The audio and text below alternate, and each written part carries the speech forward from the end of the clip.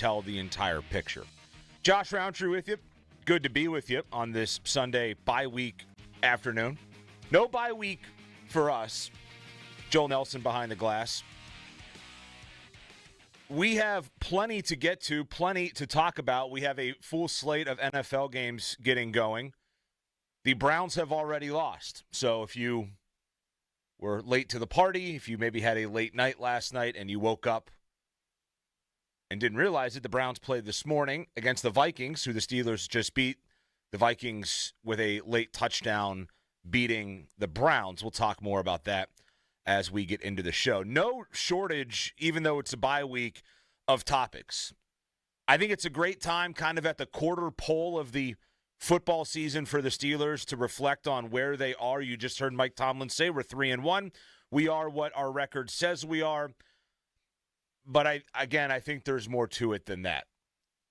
I'm not overly pessimistic with this, I think, but there are some very clear numbers, some very clear, not even analytics, just stats that would lead you to believe that the 3-1 start could be somewhat of a mirage.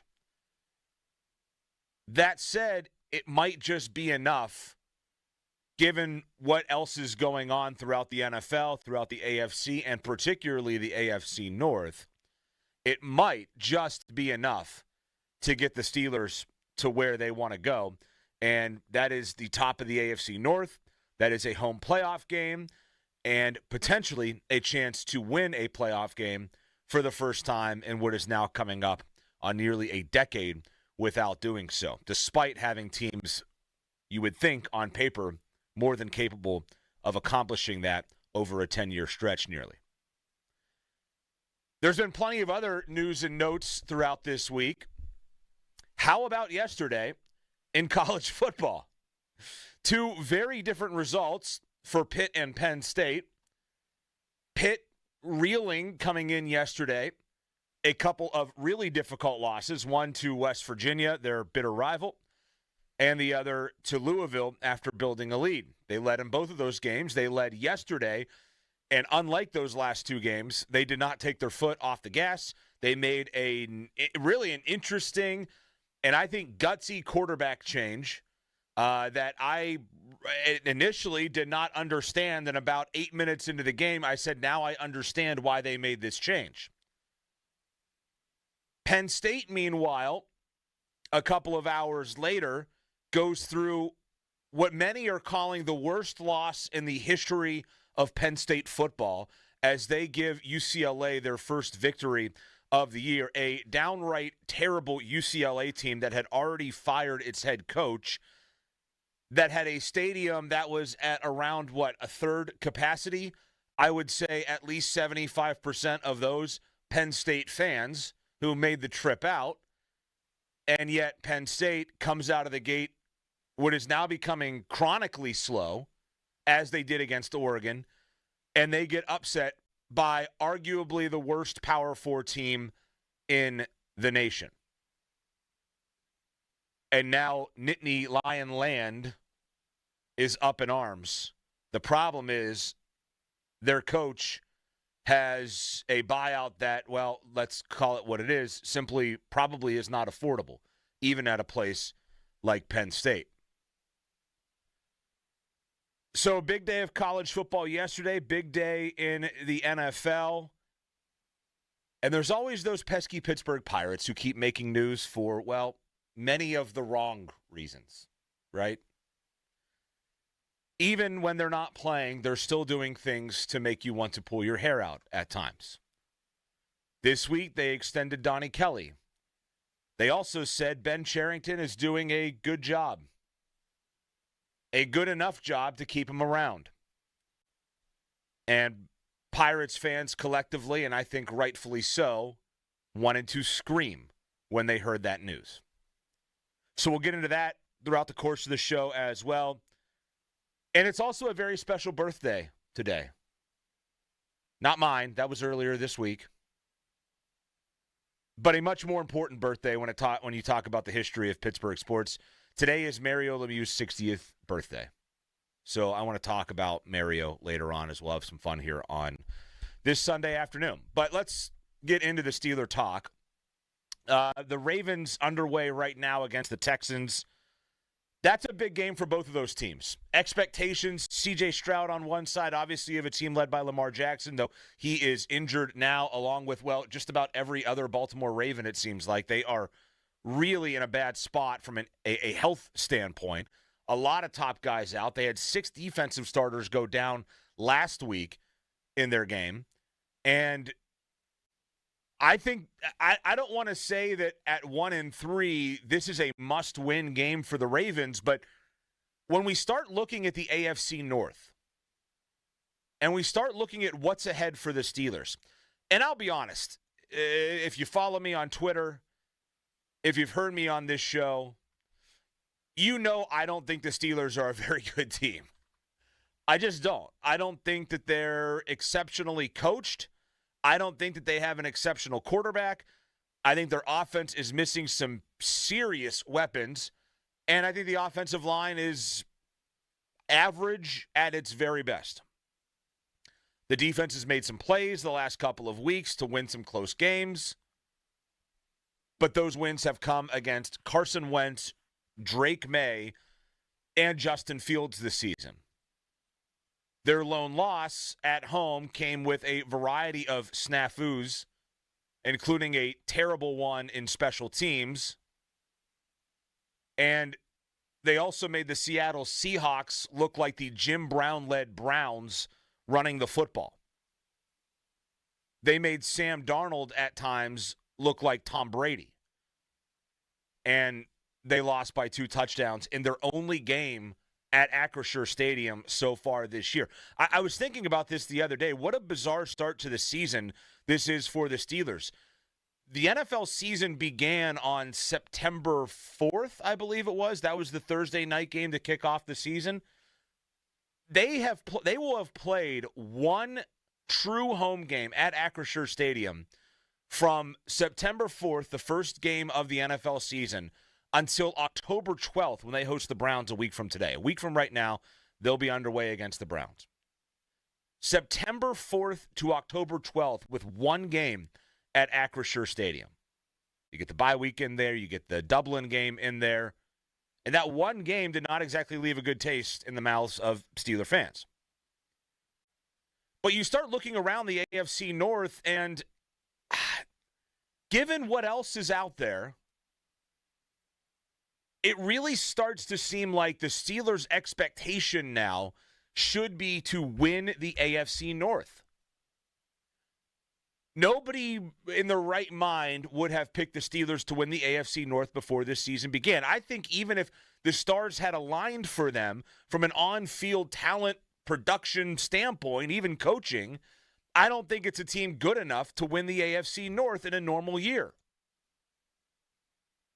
The Ravens have a much better roster.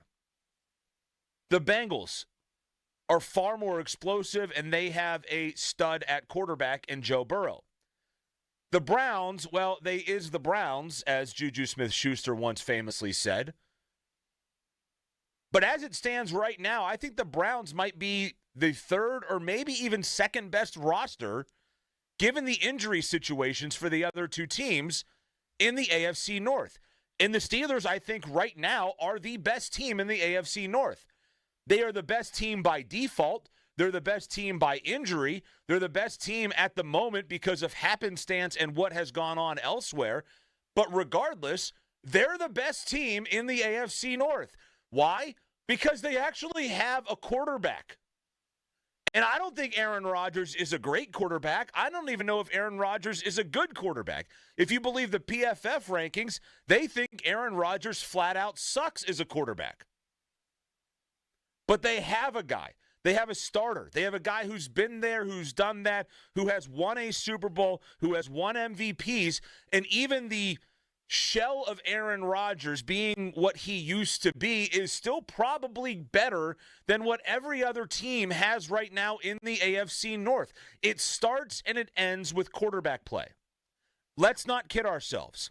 The Steelers have not been close to winning even a playoff game over the last 5 years, 6 years now, because they haven't had good enough quarterback play. That started at the end of Ben Roethlisberger's time. That was Mitch Trubisky. That was Kenny Pickett. That was Mason Rudolph. That was Russell Wilson. That was Justin Fields. It very well might still be Aaron Rodgers, because I don't know if this team is actually good enough to win a playoff game, but they're certainly good enough by default to win the AFC North. Baltimore's without Lamar Jackson right now. They're sitting at 1-3. Their defense, it's like a triage center on that defensive side of the football, the blue medical tent.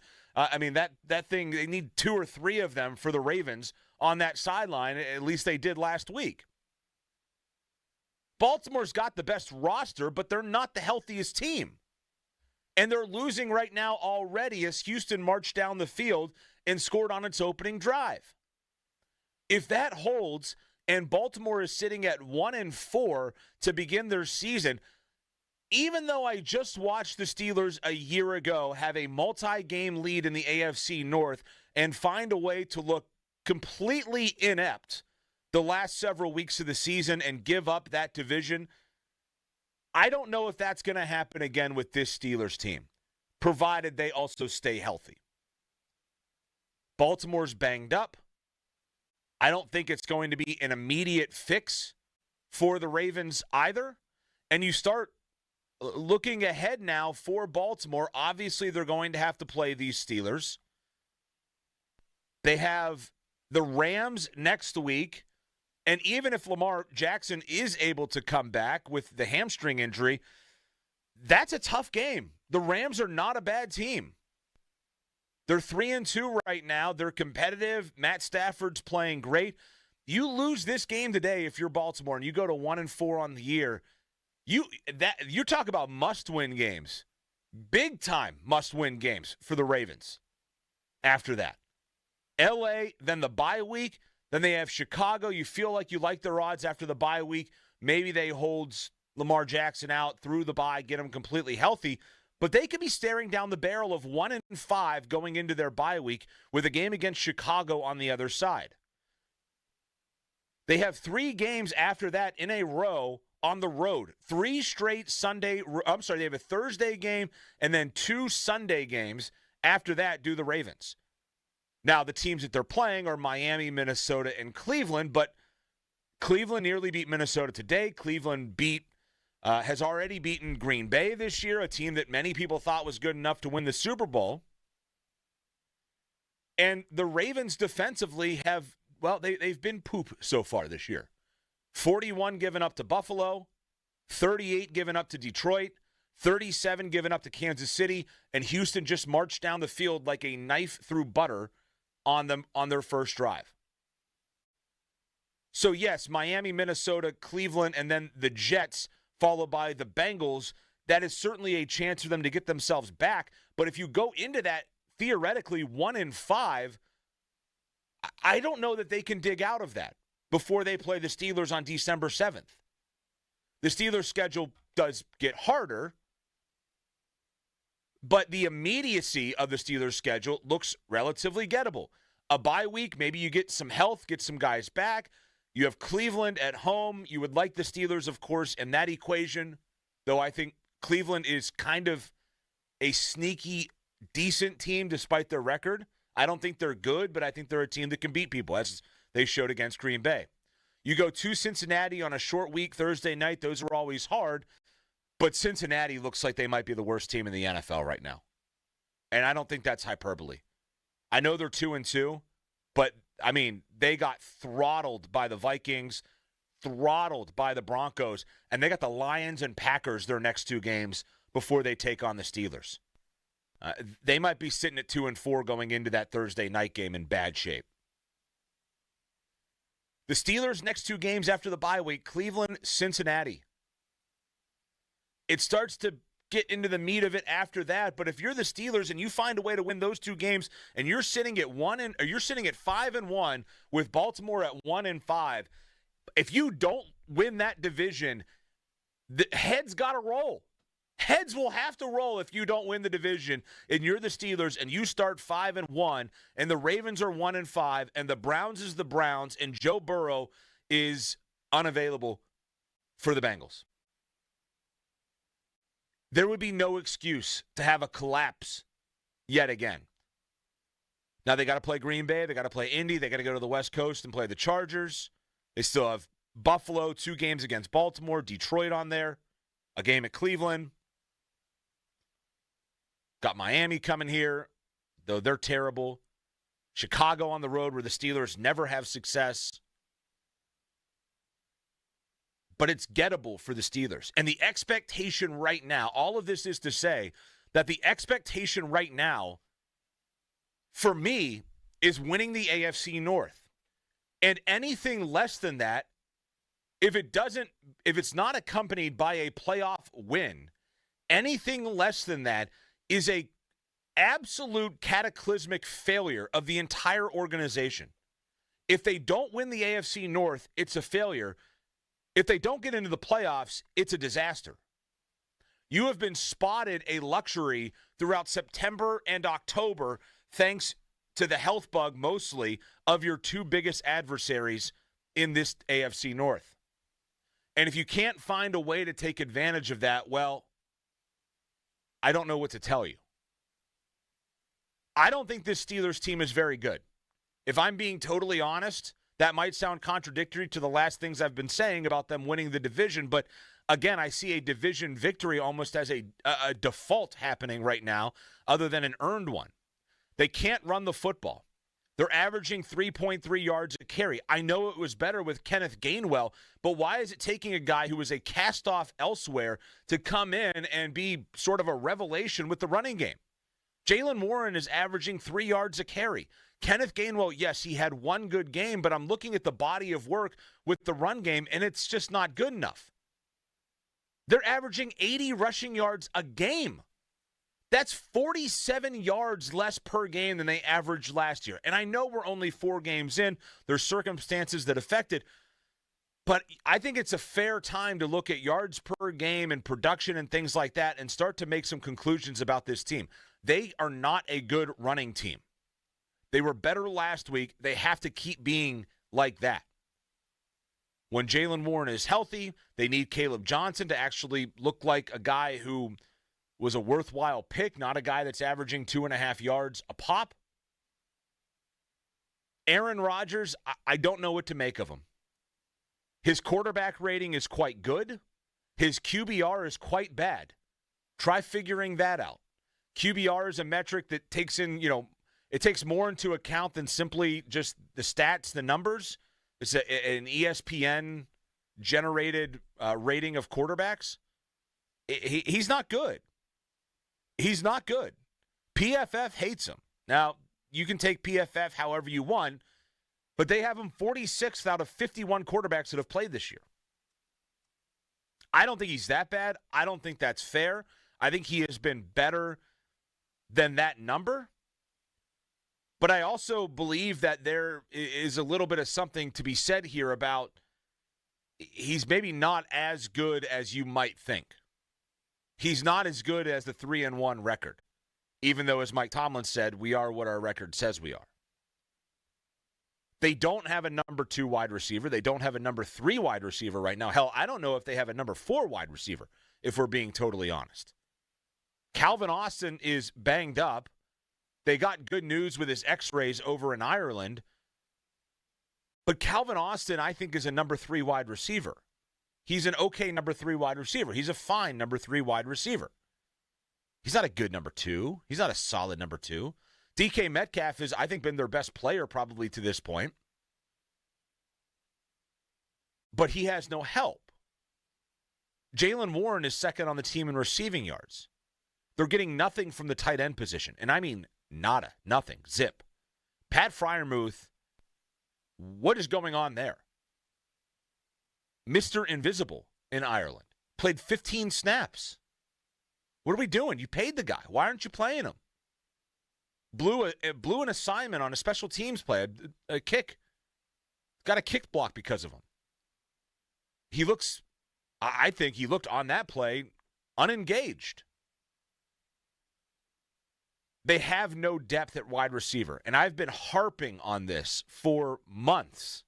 Going back, I mean, honestly, since the beginning of last season, before the beginning of last season, where's their depth wide receiver? Well, they tried to get Brandon Ayuk.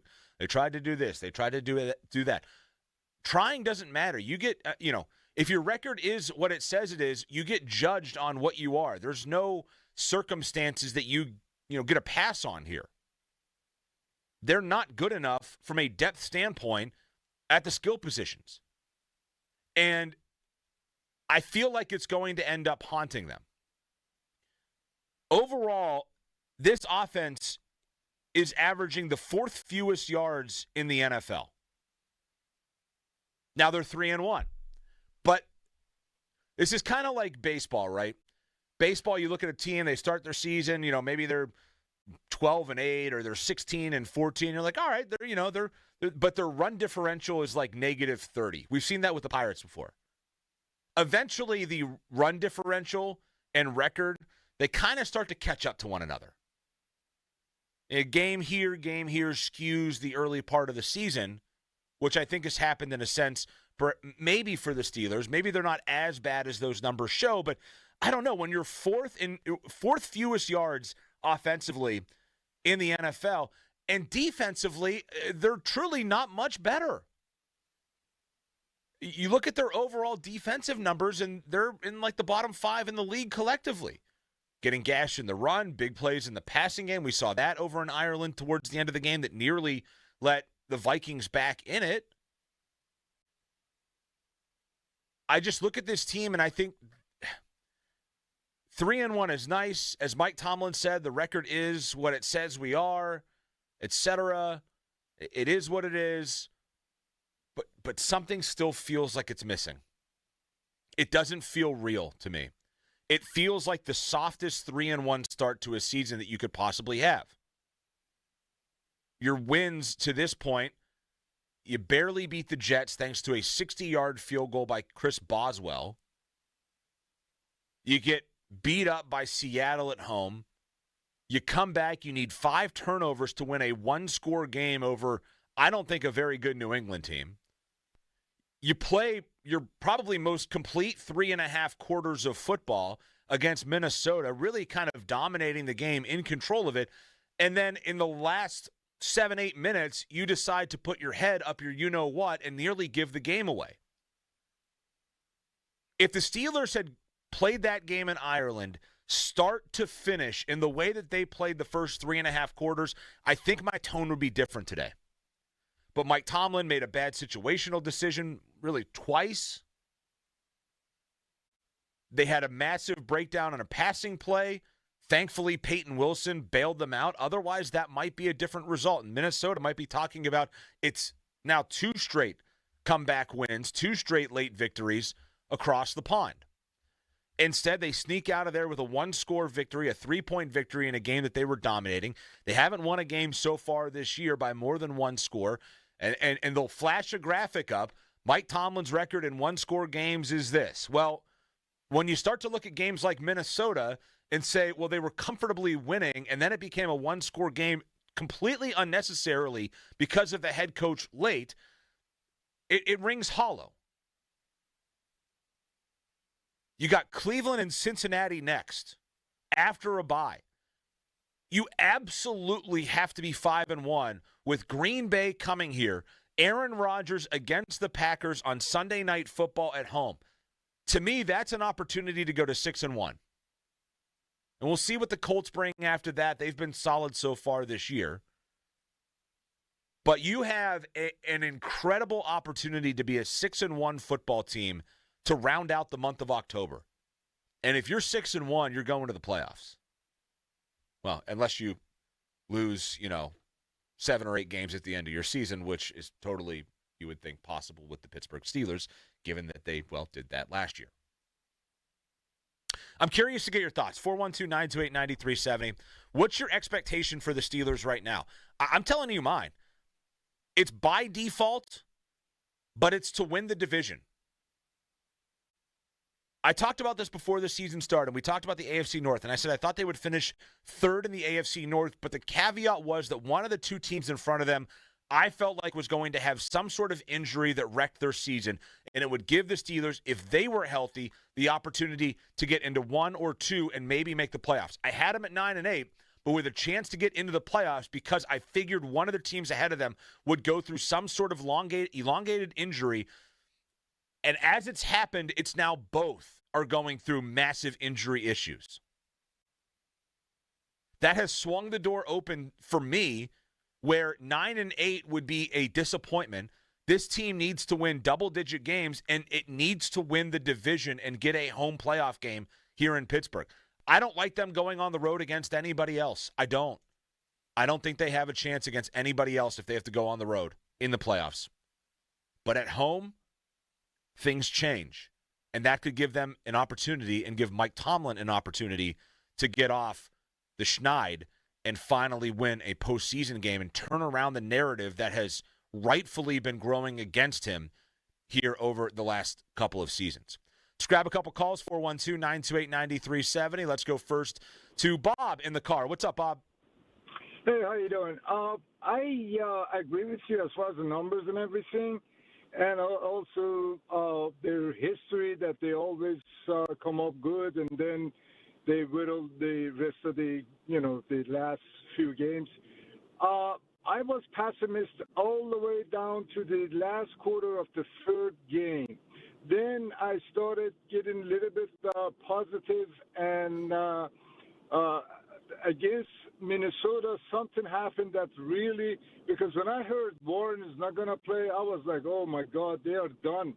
Yeah. And then we find out that actually we do have a experienced running back that actually can manage to be a first running back, start running back. And the one thing that really changed my mind about this team was the fact that they actually can run the ball. And I saw a smile on an offensive line when they were against Minnesota and they were pounding the ball. And without Warren, we know how explosive he is as a backup. And, of course, like a third down receiver or something. This team can really manage the games with a smart quarterback, with experienced quarterback, and really good, solid running game and a good defense. Defense, yeah. As far as the numbers, no. But as far as their splash play and getting turnovers, absolutely, because they're showing it. And we do have players. And remember one thing, 10 guys, they were not with the Steelers last year, so they do not know nothing about Steelers going, and then so they don't know that. They haven't been with this team for the first time, and they are kind of gelled together, and they made an optimist out of me. I think with the good running game and the fact that they have Metcalf and Austin, you don't like him as a second quarterback. I mean, the running back, but the receiver. I'm sorry, but he's a smart guy. I think he messed up his shoulder when he put that last when Metcalf was going for a touchdown, and he did that very, very important block.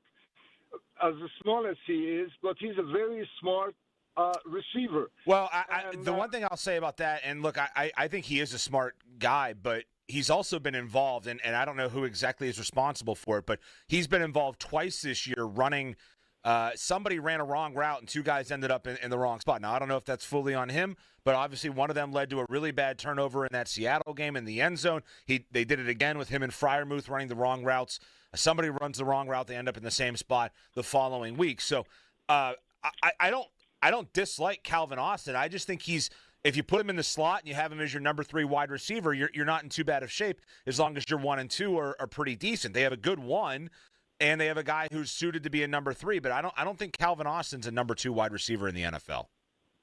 Last thing, look, they did not play well, and they're 3-1, and they are gelling together. And I tell you, this team has a good future in this season. I really think that they are going, because they did not play well, and they're 3-1. Yeah, Bob, thanks for the call. Appreciate the optimism. I would say this. I think there's two ways of looking at it. They haven't played well, and they're 3-1, or are they 3-1 despite the fact that they're not capable of playing that well? that's the I guess the glass half empty look at it is they're just not that good of a football team, but they're 3-1. Now you could look at it and say they haven't reached their potential, but they've still managed to be 3-1. There's probably a little bit of truth to both of that, where I think that there is a team in there that is more capable of beating and contending with decent teams. They really haven't faced, I think, a truly good team yet. I mean, they haven't played the Bills. They haven't played the Lions yet on their schedule. Even a team like Green Bay that has had some, disappointing performances a couple of times, and a tie against the Cowboys, a loss to the Browns their last 2 weeks. I still think that would be a step forward if they win the next two and they play really well at home against Green Bay and they win that game against Green Bay and they're sitting there at 6-1. That's when I become a true believer of them. That's when I start thinking, okay, this is maybe for real. But I don't know. Not playing well, but winning 3 of their first 4 games against average to below average football teams, it doesn't exude confidence in me. Like I don't stand here overly optimistic because they're 3-1 against really 4 average teams at best. Let's go to Jim in the car next. What's up, Jim? Hey, man, what's going on? What's up? So I try to be an optimist. Obviously, to me it's difficult with the Tomlin and the way they play. But let's say they win the next 2 games. They're sitting at 5-1, which I'm still not confident they're going to win the next 2 games. But let's say they're 5-1. I still don't see a path to 11+ wins. I still see them maxing out at 10-7. What do you think about that? Do you agree? Do you think there's a route to that? I mean, when I look at the schedule,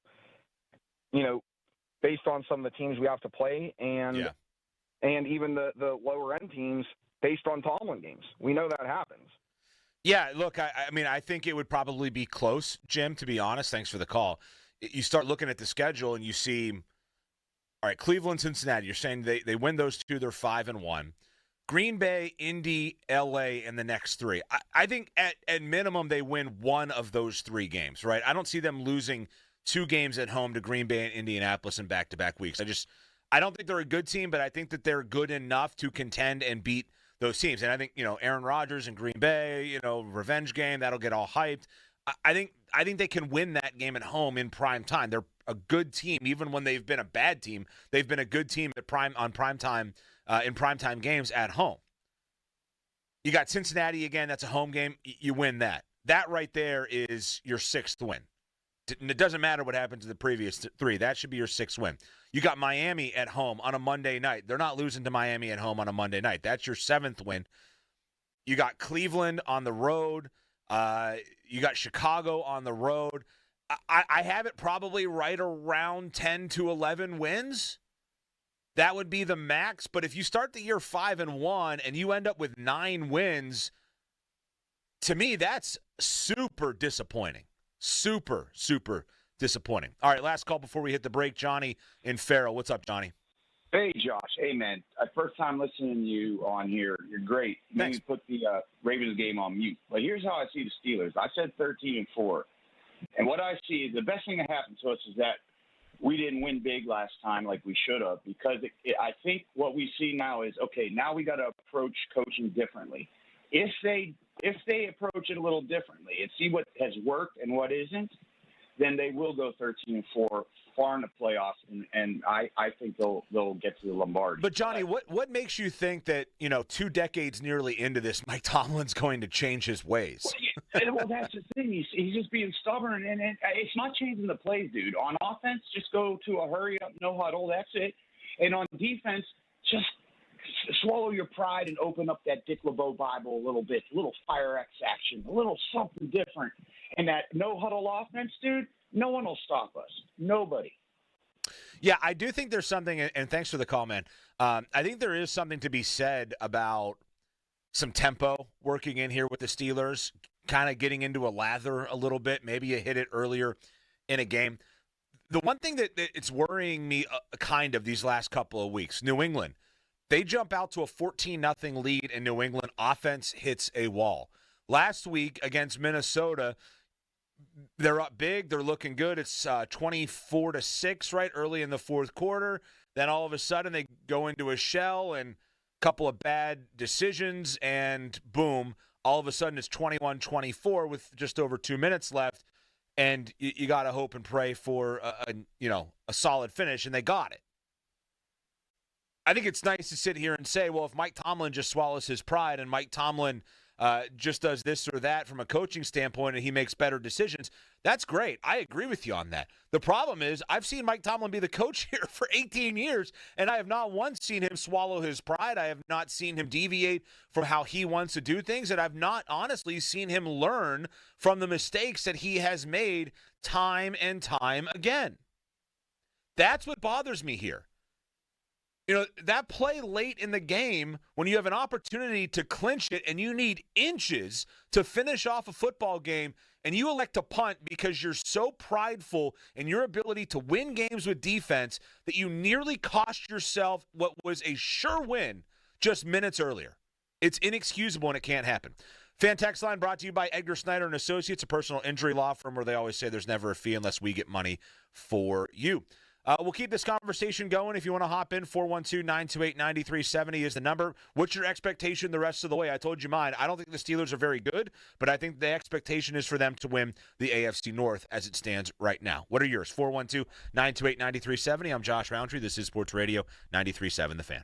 Sports Radio 93.7 The Fan. Get the latest on Pittsburgh sports from anywhere with the Odyssey app. Listen to shows and Pirate Games live. Check out our exclusive interviews and content anytime. Download the Odyssey app now and never miss a minute. Sports Radio 93.7 The Fan. Now, fan headlines powered by Bowser Genesis of Monroeville. 6 games happening right now in the 1 o'clock NFL slate. The Cowboys and Jets are knotted at 3. Giants with a 7-3 lead over the Saints at the end of the first quarter. Colts lead the Raiders 7-3. Dolphins up 10-0 on the Panthers. Eagles and Broncos tied at 3. And a Xavier Hutchinson touchdown has the Texans up on the Ravens 10-3. For more, get it at 937thefan.com. Fan headlines are powered by Bowser Genesis of Monroeville.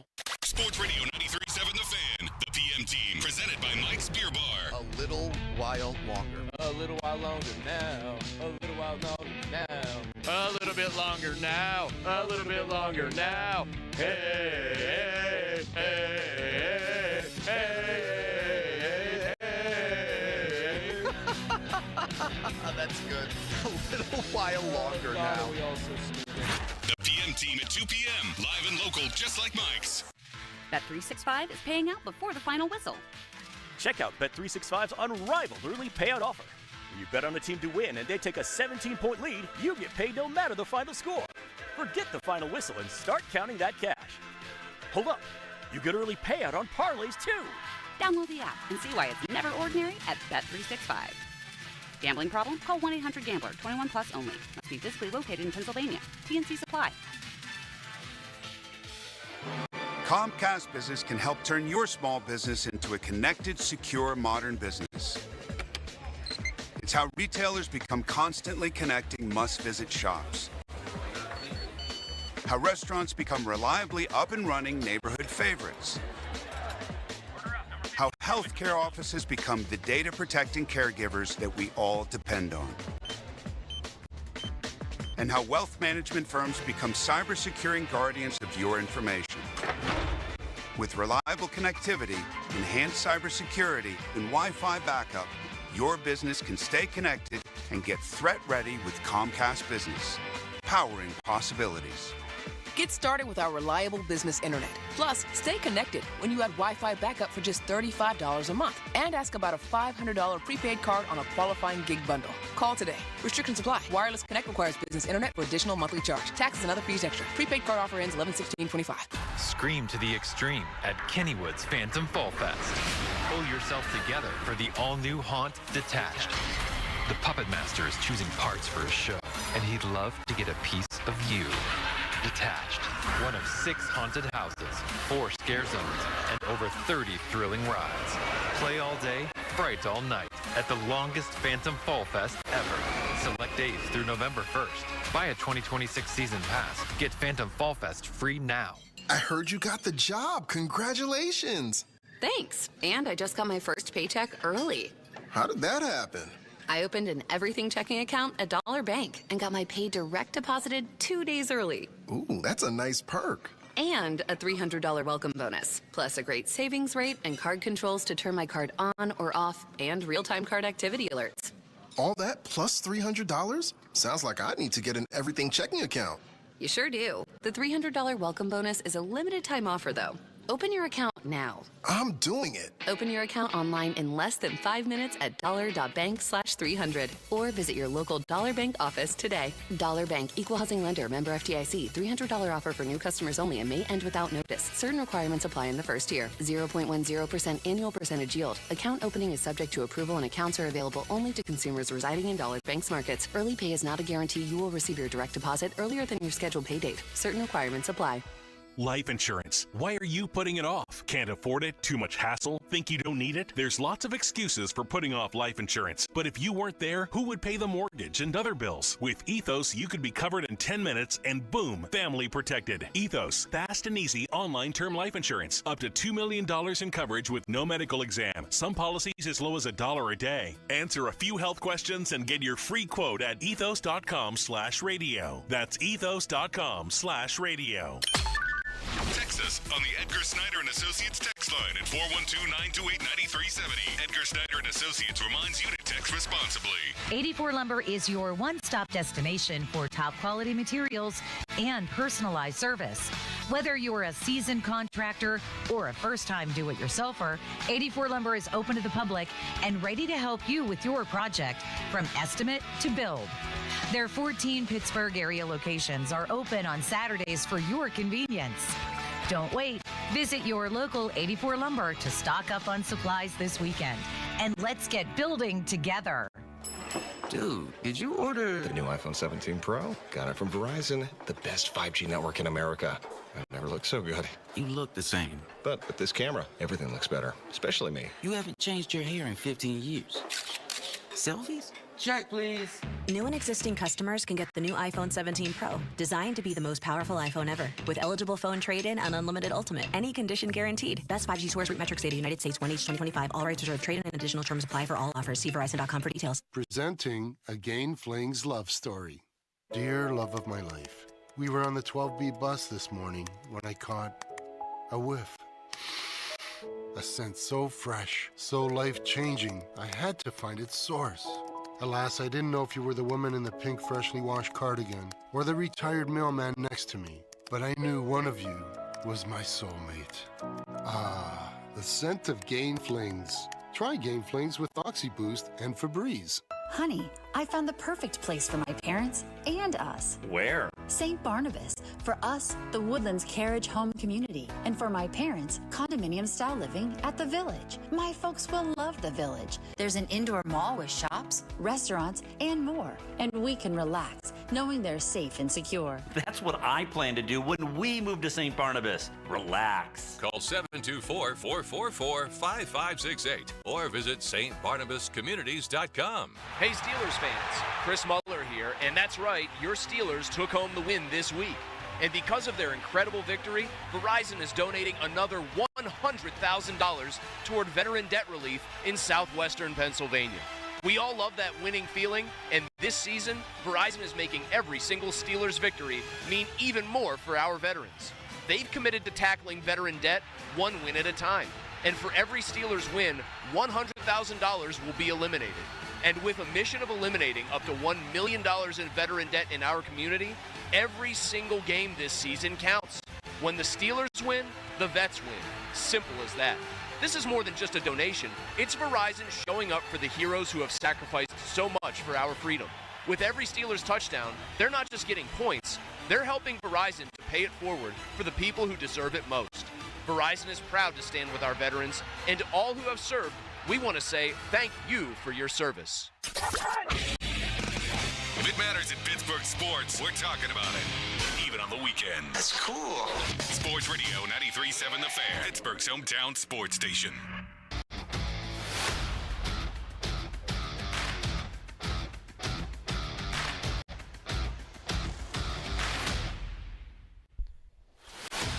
Fan Twitter brought to you by South Hills Kia in Peters Township. Visit them at southhillskia.net.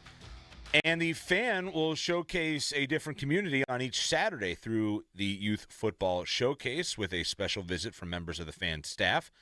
Do you want 93.7 The Fan to come to your game? Well, email youthsports@937thefan.com with your group name, your group's main contact information, and potential dates. Details at 937thefan.com. Brought to you by Steel City Shredding, Saloni's Italian Bread, Pellman Electric, and Keystone Custom Apparel. All right, let's grab a couple of calls. I threw this out there, 412-928-9370. What is your expectation for this Steelers season as they now sit at 3-1 at the bye? Baltimore super banged up, Lamar Jackson hurt, not playing today, and Joe Burrow hurt, not playing for, well, a while. My expectation is winning the AFC North, and anything short of that I think becomes a disappointment given the advantage that they have been spotted through what should be their first 6 games of the year, a lot of those coming against teams that, well, aren't very good. Let's go to Alan in Oakmont first. What's up, Alan? Yeah, I'm here. What's happening, man? What's up? What you got?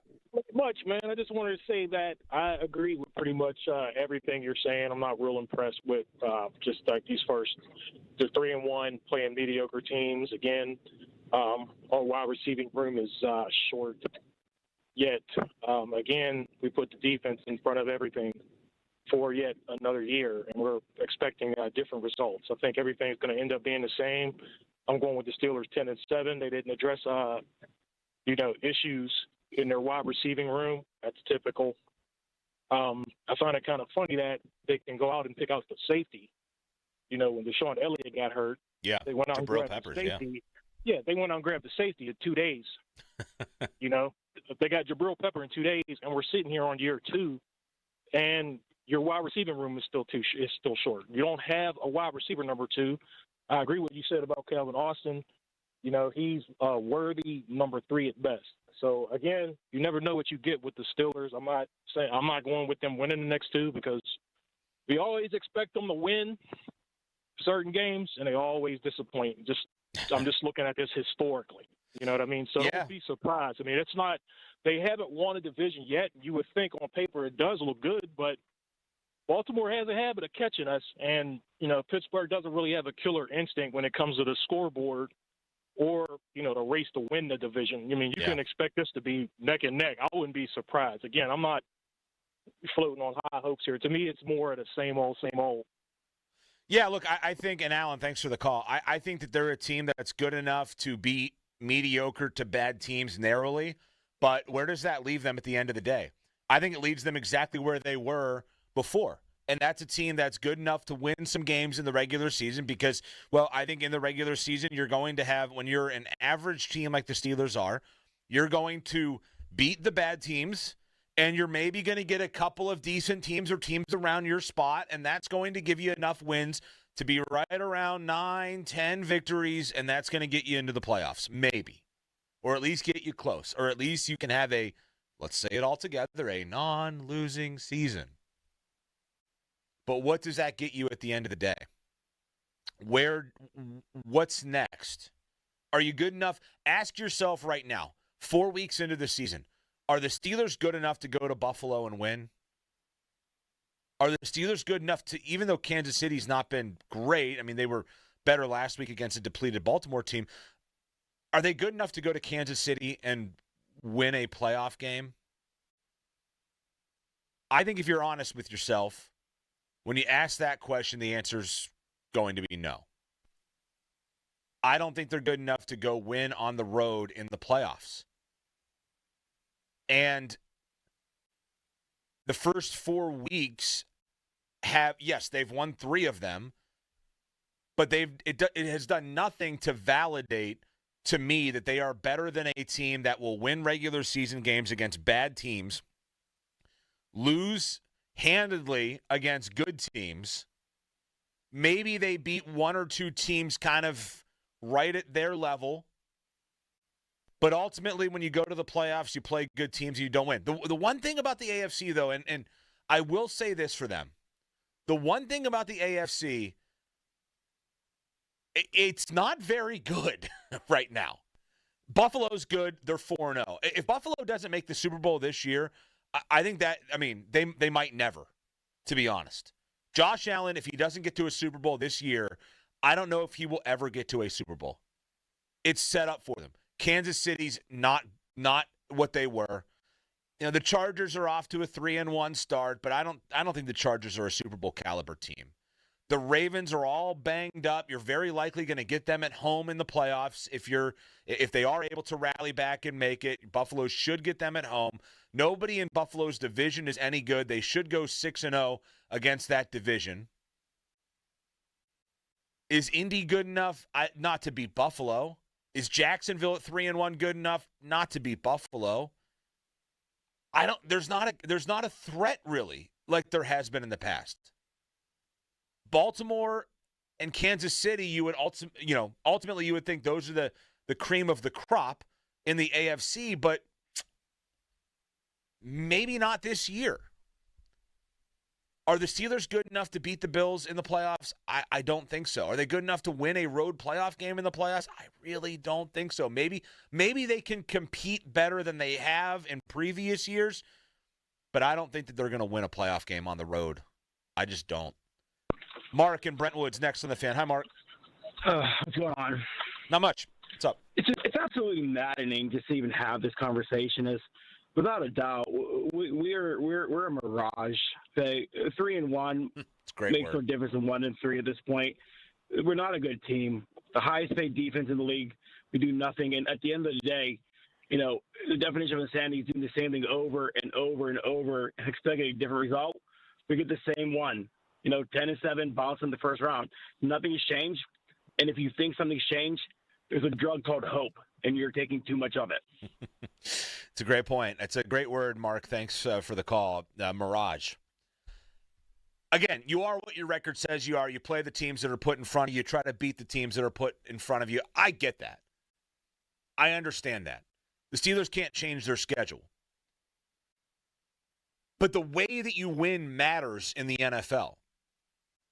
It's not just about, hey, we squeaked out this victory.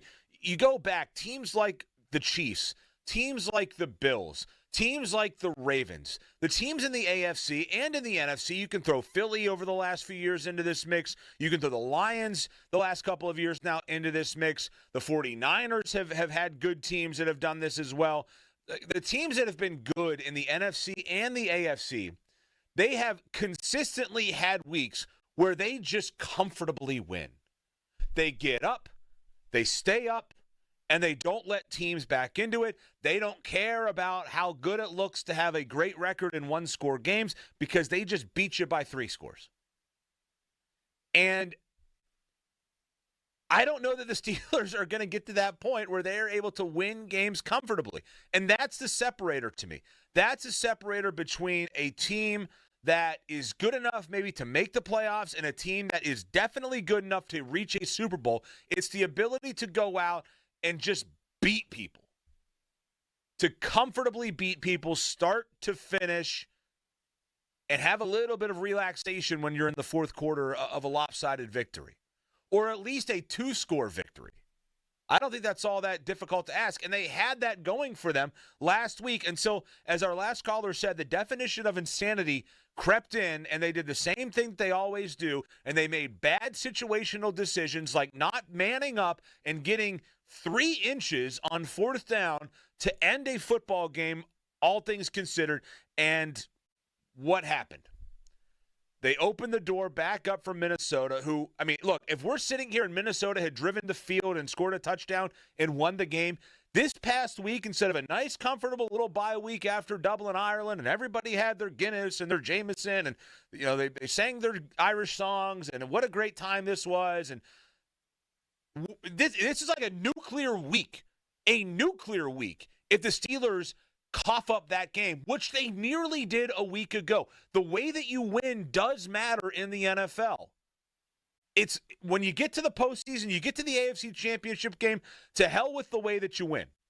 That's the point in time where you can talk about, we got out of here with a victory and we're going to a Super Bowl. It doesn't matter if it was pretty or not. In week 4, it matters a little bit more. It does. Let's go to Matt in Greensburg next on the Fan. What's up, Matt? Hey, I agree with some of what you're saying, but the Bills were losing to the Saints at home with 8 minutes left last week. You're right, and they won, and they won by double digits. And that's fine because the Saints are terrible and they missed the field goal and so on. But I mean, they beat a good Minnesota team and have 2 road wins. Like, I mean, anytime you can win on the road.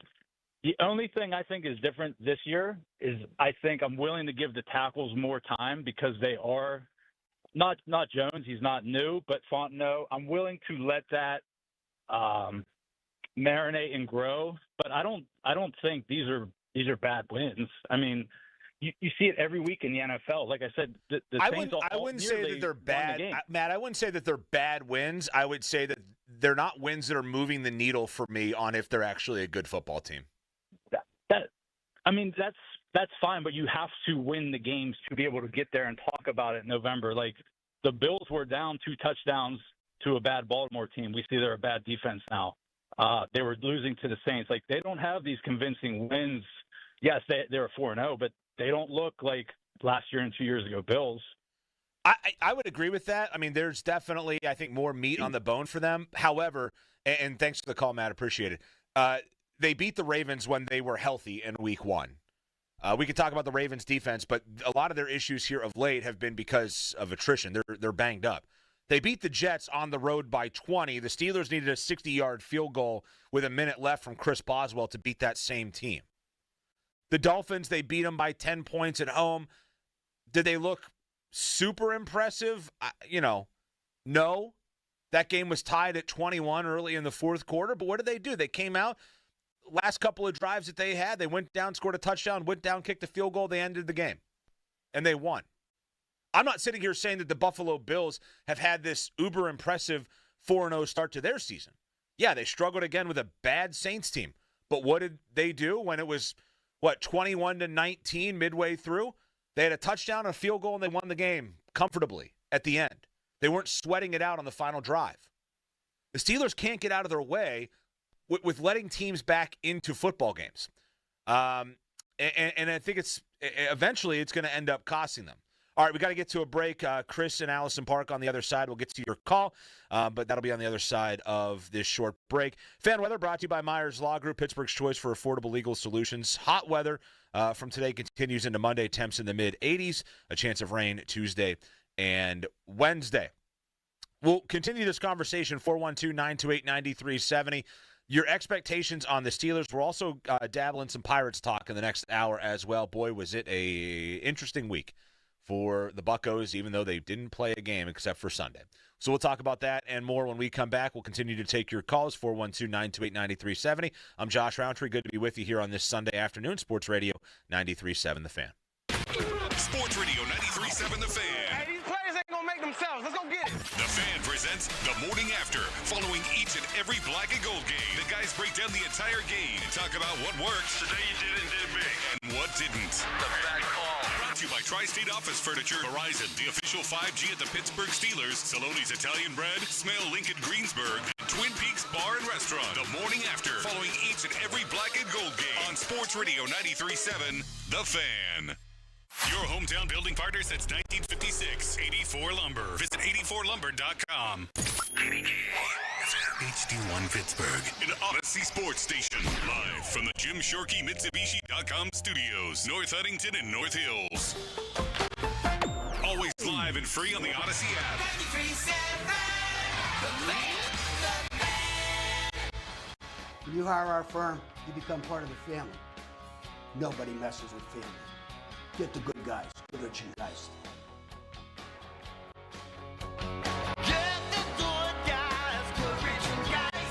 At Buccos Roofing, we're on top of it. Whether it's siding, roofing, windows, gutters, or insurance claims, you can count on Buccos for quality customer service. Find us online and get a free quote today. It's Pittsburgh's #1 roofing company. Buccos Roofing. Folds of Honor has been meeting Sacrifice with Hope since 2019 in Western Pennsylvania. It's their honor to empower people through education and the opportunities it creates. 41% of Folds of Honor scholarships are awarded to minorities, making recipient families as diverse as the country we call home. Folds of Honor has earned the Gold Star Platinum Seal as well as a 4 out of 4 stars ranking on Charity Navigator. You can become a Folds of Honor wingman today at westernpa.foldsofonor.org. Please donate today. Spitzer Toyota of Monroeville is a proud supporter of Folds of Honor. BetMGM has an unreal deal for pro football fans this season. Turn $10 into $150 in bonus bets if you win your first bet. Download the BetMGM app and sign up using the bonus code PIT150. Then place a $10 bet on pro football. You'll get $150 in bonus bets if you win. The possibilities don't end there. When you join BetMGM, you get access to a variety of parlay selection features like same-game parlays, live betting options, and more. Download the BetMGM app today and get $150 in bonus bets if you win your first bet with bonus code PIT150. Make this pro football season one for the history books. Make it legendary. BetMGM and GameSense remind you to play responsibly. BetMGM.com for T's and C's. 21 plus to wager. Pennsylvania only. New customer offer. Subject to eligibility requirements. Rewards are non-withdrawable bonus bets that expire in 7 days. If you or someone you know has a gambling problem, help is available. Call 1-800-GAMBLER. Hi, this is Bill Hillgrove. Life moves fast, but planning ahead doesn't have to be complicated. Exactly, Bill. That's why NSS Life offers affordable life insurance and reliable annuities you can count on. It's the peace of mind you've been looking for. Because you're not just planning for tomorrow, you're building a future that lasts a lifetime. NSS Life. Secure today, confident tomorrow. NSS Life. Family matters. Hey, who's that girl helping you with your draft picks? Oh, that's my Clearview expert, Jen. What do you always say, Jen? Diversify your lineup, just like your investment portfolio. Yes! She's a genius! Financial advice is closer than you think. Clearview, clearly different. Do Crohn's disease or ulcerative colitis symptoms keep coming back? Tremfya, guselkumab, may help, with rapid remission achieved at 12 weeks and lasting clinical remission at 1 year. Some even saw visible improvement of their intestinal lining at 12 weeks and 1 year. Tremfya is a prescription medicine used to treat adults with moderately to severely active Crohn's disease and adults with moderately to severely active ulcerative colitis. Serious allergic reactions and increased risk of infections and liver problems may occur. Before treatment, your doctor should check you for infections and tuberculosis.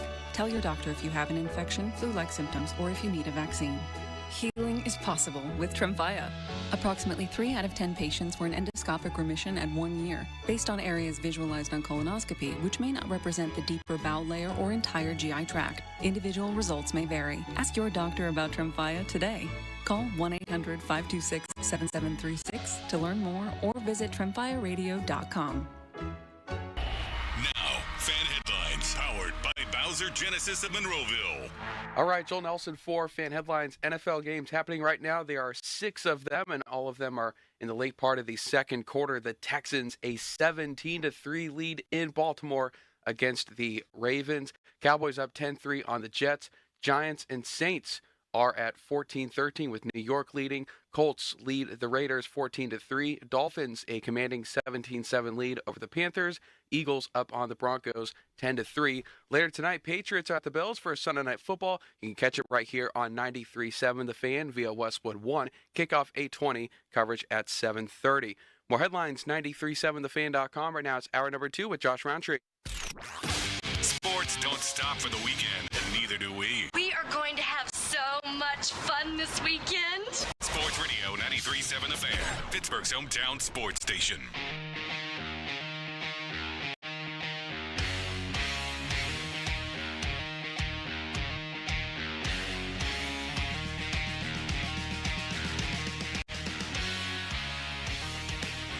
Fan text line brought to you by Edgar Snyder and Associates, a personal injury law firm where they always say there's never a fee unless we get money for you. 412-928-9370. That's the number where you can reach us. And I threw this out there, your expectations for the Steelers now that, well, things have kind of broken their way in the AFC North. And they continue to break their way through nearly a half of football in Baltimore, with Houston beating the Ravens 17-3. Not often you see the Ravens down 2 touchdowns at home, but no Lamar Jackson, that will happen. So 412-928-9370. I think the Steelers, especially if Baltimore loses today, given what the Steelers have ahead of them, 2 very winnable games to get themselves to 5-1. I think you got to win the division now if you're the Steelers, or it's a massive, massive disappointment. Chris in Allison Park has been waiting patiently. What's up, Chris? Hey, how's it going? Thanks for taking my call. I'm going to start by saying I don't disagree that this isn't a great team or maybe even a good team, but conversely, we have a lot of new players in a lot of key positions. I'm surprised that they're 3-1. I think it's reasonable to think this is the worst they're going to be, these 3-4 games, and they're only going to get maybe only incrementally better, but definitely better with times and reps. I mean, reps and game time played, et cetera. So do I think they're going to go in and beat Buffalo on the road in the playoffs? I don't. I don't think anybody did. That said, Buffalo has been building that team for years. There's not a lot of teams that you could point to and say, oh, they brought in all these – they traded players, they brought in free agents at key positions, and then immediately just clicked and went on and nice run and dominated the league, right? So I got to give Tomlin credit. I'm not the biggest Tomlin fan, but 3-1, I would have expected to be 1-3 at this point, to be honest. I think it's a fair point, Chris, and thanks for the call. I think with Tomlin, if they had played Minnesota and they had won that game relatively comfortably without the miscues by Tomlin down the stretch, I think we are sitting here maybe having a different conversation. And I think we're talking about at the quarter pole point, Mike Tomlin being in discussion for Coach of the Year, given all the new pieces they had, all the changes they made, another new quarterback in, new wide receiver, not really any depth at wide receiver, an offensive line that's certainly questionable, a defense that's been sort of patched together with various new parts and pieces. I wouldn't disagree with that necessarily. And I would say overall a job well done by Mike Tomlin. But I will stand by this point. The way that you win football games matters to me. The decisions that you make, even in wins that are incorrect, they reverberate and they matter. And if you don't learn from them, then you might as well have lost, to be honest, because you're eventually going to lose making those same decisions. And the problem is that we keep seeing these same decisions that are clearly wrong, that everybody knows are wrong. And yes, sometimes they come back and they bite the Steelers in the you-know-what, and it's terrible. And sometimes they, like Minnesota, they find a way to win. I threw out on social media the other day, a criticism of Mike Tomlin, and I got flooded with people saying they won the game. What does it matter? For 8 years now, we've been talking about the Steelers winning regular season games and losing in the playoffs. Why do we think that is? Is it because they are narrowly beating average to bad teams in the regular season, and once the games really, really matter most, they are not equipped from both a personnel, a talent, an execution, and a coaching standpoint to win those games? I don't think it's as easy as every week you go in hoping to narrowly come out with a skin of your teeth kind of victory. That's great. It's great to win. And if you're playing a really good team, if they play Baltimore, and Baltimore's healthy, I have no problem with them going in to that game. Hey, let's grind it out. This is a really good team. If they play Buffalo, let's grind it out. Let's win this game. Let's get out of here with a victory. That's fine. And yes, ultimately winning football is what matters most. But the way that you go about it, it matters still. Greg Olsen had a great comment, I thought, after that 4th and inches play when they punted. And he said, you know what, this might work out, but that doesn't mean that it's the right decision. And I can't agree with that more. I would have loved afterwards if Mike Tomlin said, listen, that was not the right decision. My guys bailed me out. I would respect that wholeheartedly. I would respect the you-know-what out of that. If he said, look, we should have lined up and gone for it. Inches to gain to finish off a football game and win somewhat convincingly and fly a long flight home happily. And instead, it gets convoluted. It gets messy, unnecessarily so, and they nearly cough up what looked to be a somewhat insurmountable lead because of bad coaching decisions. And Greg Olsen said it on the broadcast. He said it's not the right decision. It might work out for them, and it did work out for them, but it's not the right decision to have made. And I think it's okay to come out of a game and say, listen, we got to learn from wins the same way that we learn from losses if we want to get to where we want to go. And a huge part of the problem, a huge issue I have with this team over the last 8 years, a big part of it has been that they so narrowly win games, they get laser focused on, we got to do everything we can to just get out of this game with a win. And it sounds stupid to say this, but it's almost like a loser's mentality from the start. It's almost like they're going into every game saying, we're not good enough to throttle this team. Let's just squeak it out. Let's find a way to win a close one, to win a nail-biter, to grit this one and grind this one out so that we can walk out of here with a victory. It's a massive problem that I've had with this team for far too long, in that they have been good enough at times to go out and just lay the wood on a team and beat them.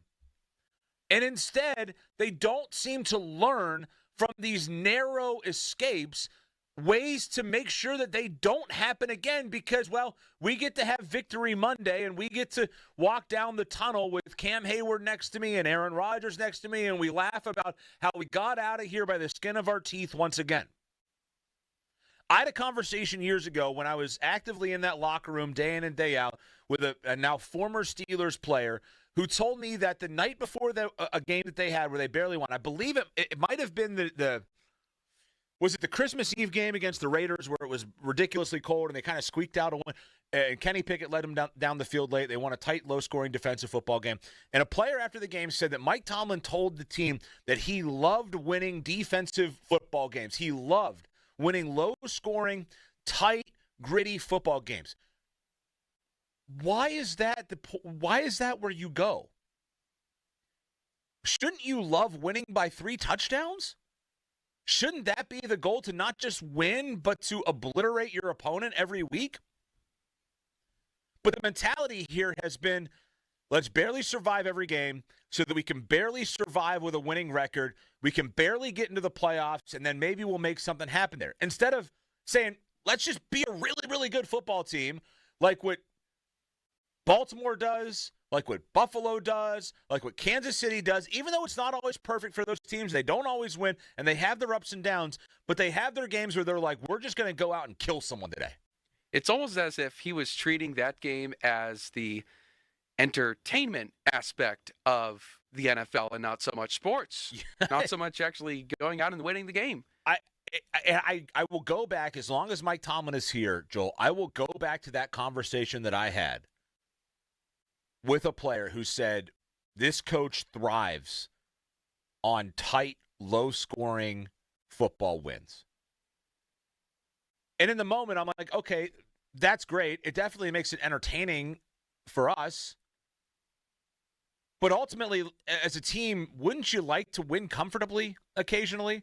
It doesn't always have to be that way. And that's what frustrates me. It's how can we always get by narrowly? How can we always find a way to look like we're geniuses at the end of a game because we came away with a tight, low-scoring victory? By the way, the Ravens are getting their asses collectively kicked right now in Baltimore by the Houston Texans.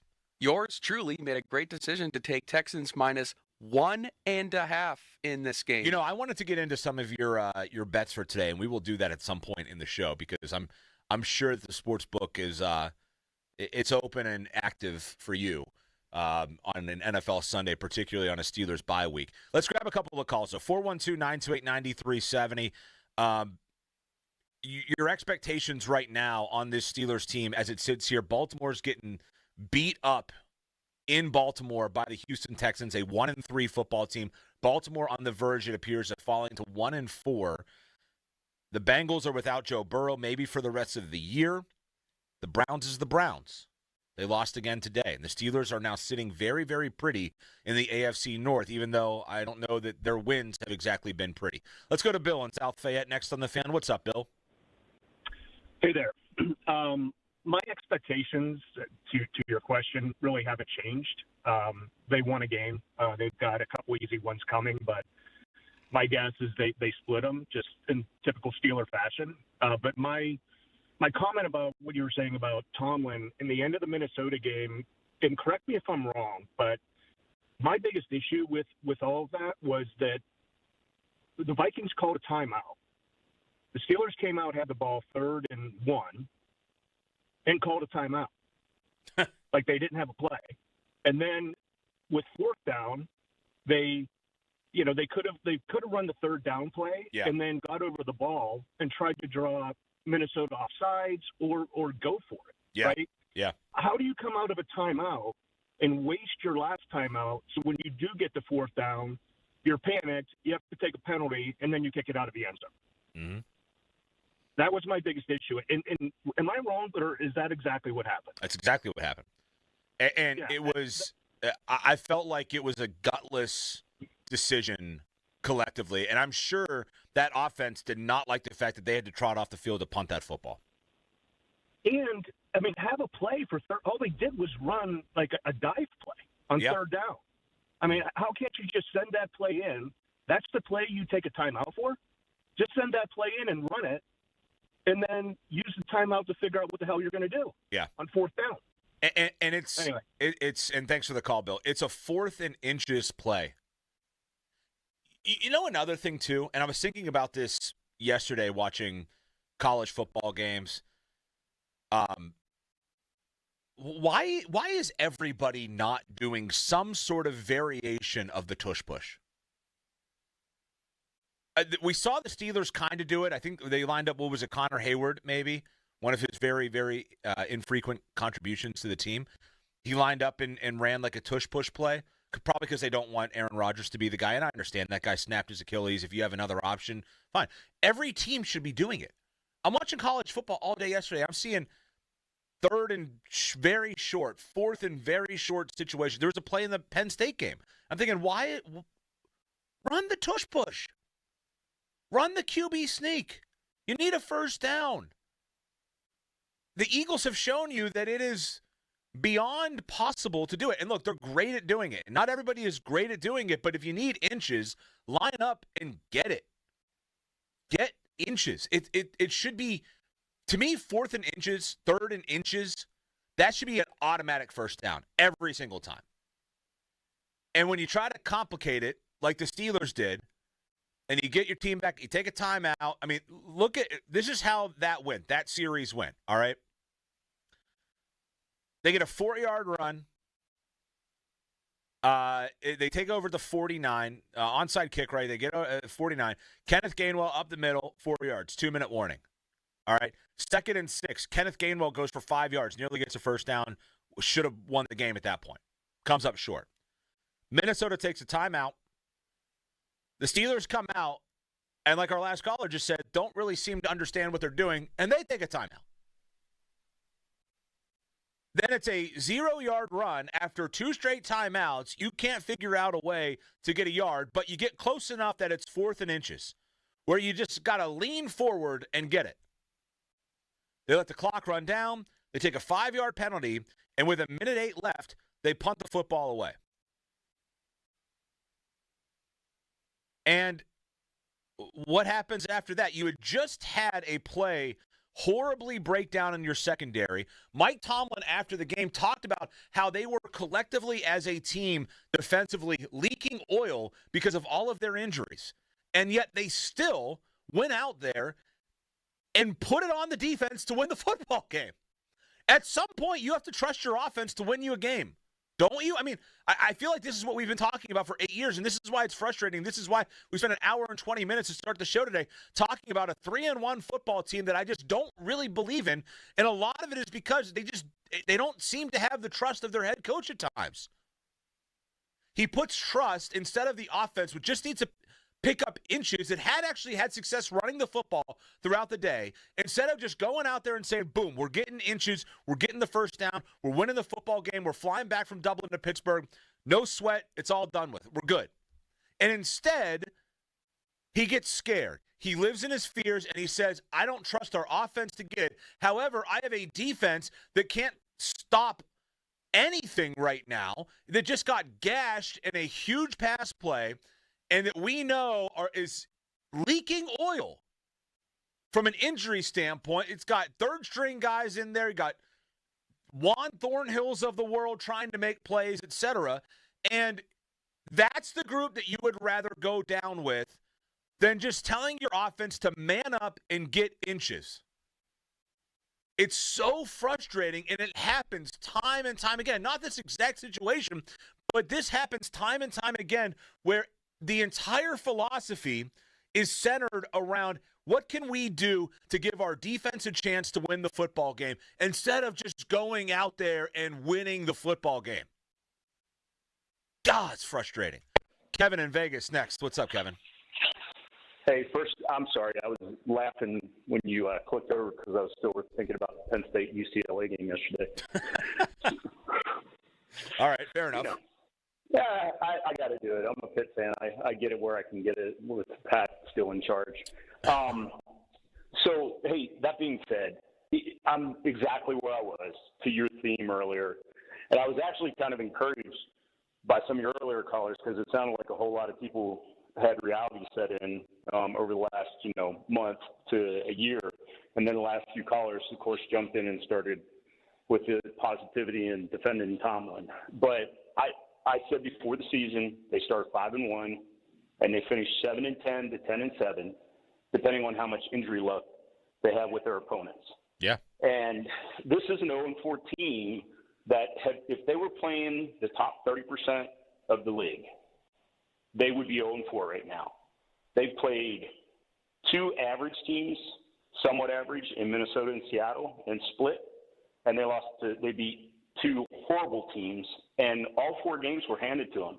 If Carson threw the ball today, last week like he did today, not missing wide open receivers or underthrowing his receiver by 30 yards, resulting in getting tackled at the one and an entire extra minute coming off the clock almost for Minnesota. Yeah.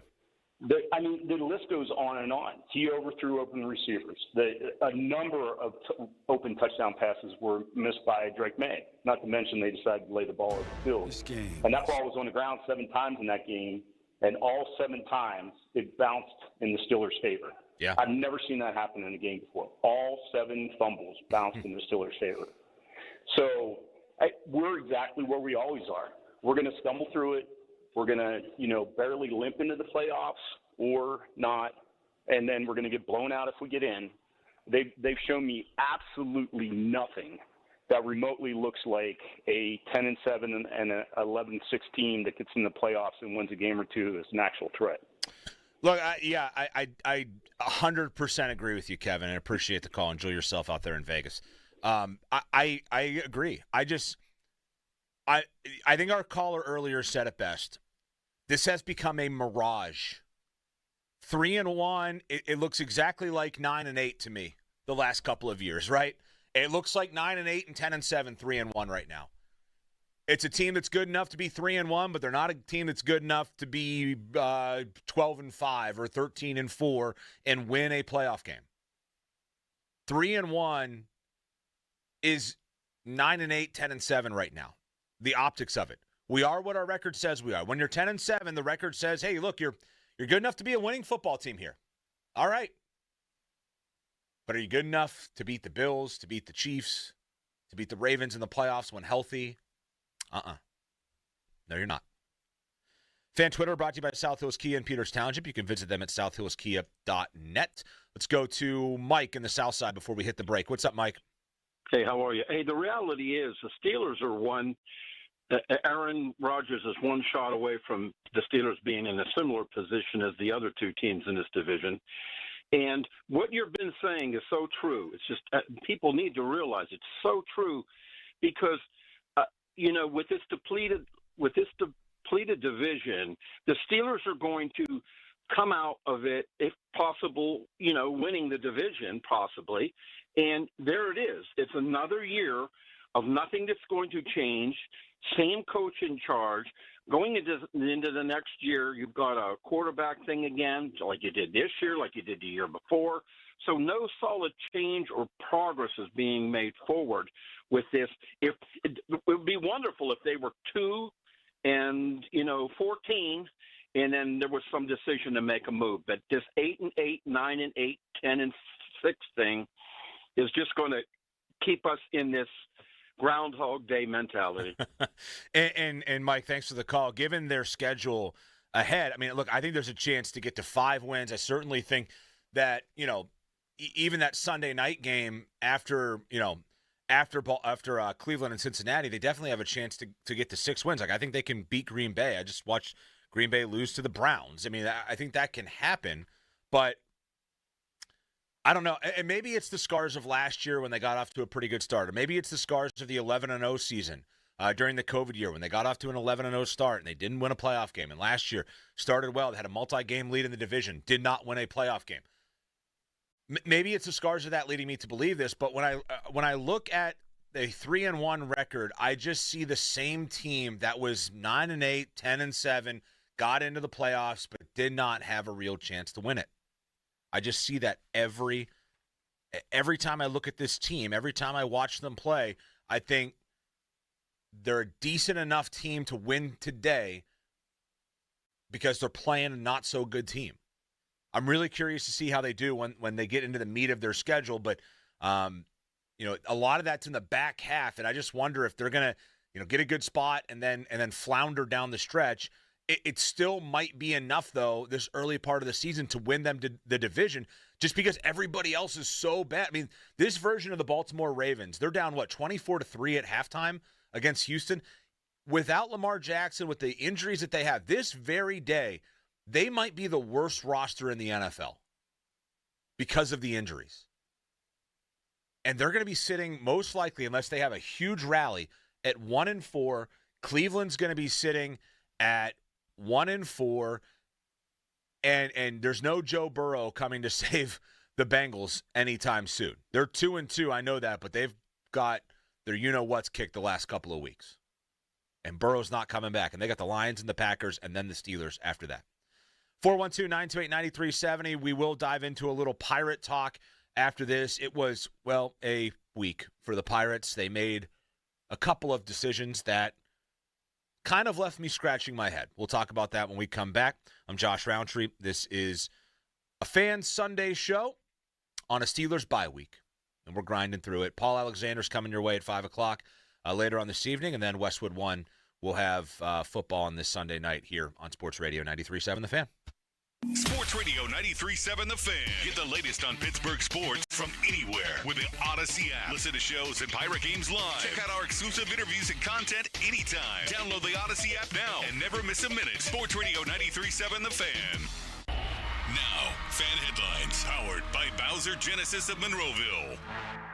Scores of the 1 o'clock games right now. Colts at the half, 20-3 over the Las Vegas Raiders. A lot of these games either in the late part of the second quarter or at the half. Giants lead the Saints 14-13. Cowboys up 17-3 on the Jets. Eagles a 10-3 lead over the Broncos. Dolphins up 17-10 on the Carolina Panthers. Texans rolling through the Ravens in Baltimore right now, 24-3. Later tonight, the Bills are hosting the New England Patriots for Sunday Night Football. Catch it right here on The Fan via Westwood One with coverage at 7:30, kickoff at 8:20. Major League Baseball, a couple games today. Blue Jays take on the Yankees at 4 o'clock. Tigers against the Mariners at 8. Toronto and Detroit with 1-0 leads in their series. For more, go to 937thefan.com. Fan headlines are powered by Bowser Genesis of Monroeville. Injured? This is attorney Ed Shenderovich of Shenderovich and Fishman.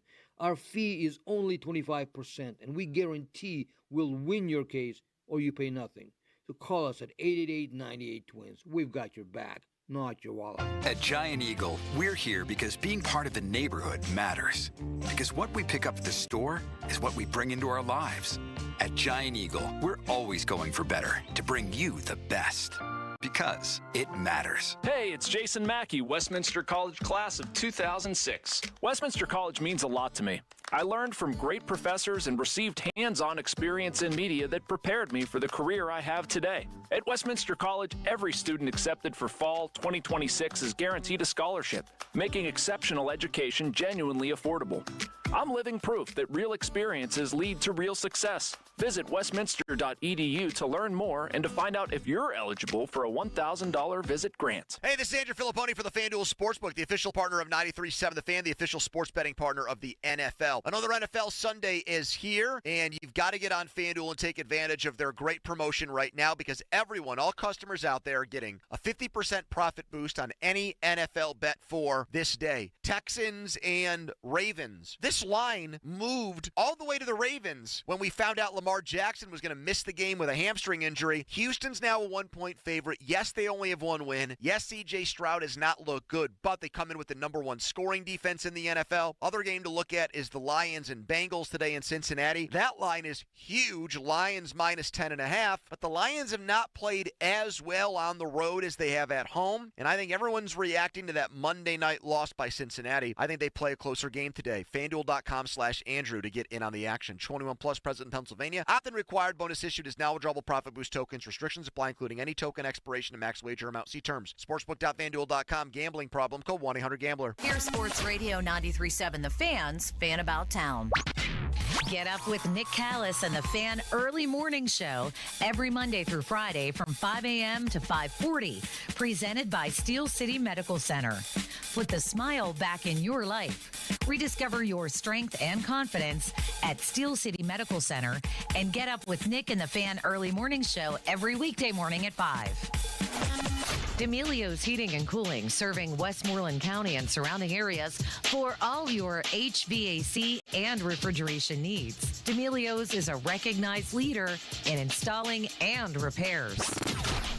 Black and Gold Football is brought to you by Schley Deck and Fence Company, composed of skilled professionals who take pride in their work, ensuring that every project is completed to the highest standards. Schley Deck and Fence, SchleyDeckCompany.com. For more information, visit 937thefan.com. Hey everyone, Bob Pompiani here. Let me tell you about the great work that Pittsburgh Garage does. I needed a new garage makeover. The floor was covered with salt and cracks, living there for 37 years, so I called Pittsburgh Garage. Boy, in just a couple of days, the transformation was amazing. The floor coating beautiful, easy to maintain. Cabinets are on their way to make everything organized. I work with Elijah and Josh, both very professional. All of their team members are full-time. Go to PittsburghGarage.com and you'll find over 400 five-star reviews. They've got long-lasting products designed to be functional, heavy-duty, and look great. For your free estimate, go to PittsburghGarage.com. Actual price will depend on product and subscription plan. Featured products are compounded drug products, which the FDA does not approve or verify for safety, effectiveness, or quality. Prescription products require an online consultation with a healthcare provider who will determine if appropriate. See website for details, restrictions, and important safety information. Want a boost in and out of the bedroom? Hims has you covered. Introducing a new 2-in-1 approach to level up your game. Tadalafil for better bedroom performance and zinc for testosterone support. Put it all together and you've got what you need to turn things all the way up. Getting started is simple. Just go to hims.com/joy to start your free online visit. Through Hims, you can access ED treatments including pills, chews, and more. 100% online. No office visits, no pharmacy lines. Just fill out a simple intake form and a licensed medical provider will determine if treatment's right for you. If prescribed, it ships free and discreetly to your door. Find affordable treatment options at up to 95% less than brand names at hims.com/joy. That's hims.com/joy, HIMS.com/JOY. SchultzFord.com, SchultzFord.com, SchultzFord.com, SchultzFord.com. I'm John Morgan of Morgan & Morgan. Last year, more clients hired Morgan & Morgan than ever before. We now have more offices, more staff, and more lawyers than any other injury firm in the world. Protecting America, fighting for you. Visit forthepeople.com for an office near you.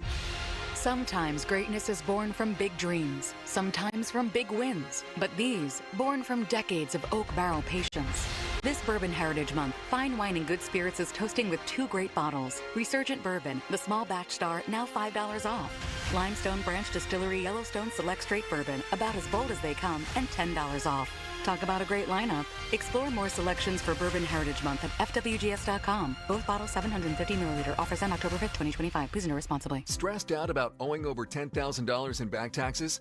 The IRS isn't slowing down. And neither is Tax Hardship Center. Last year alone, the IRS wiped out over $163 million in tax debt for thousands of hardworking people who qualified. If paying back the IRS threatens your finances, you may be eligible for hardship programs that could let you settle for a lot less. Everyday Americans are finding relief right now by calling Tax Hardship Center to see if they qualify. You've been thinking about fixing this. The time to act isn't tomorrow. It's today. Call Tax Hardship Center for a free consultation and see every option for lowering your IRS debt. Call 800-480-4605. With increased IRS collections, now is the best time to see what tax relief programs you may qualify for.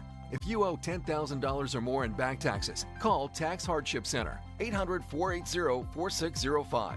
800-480-4605.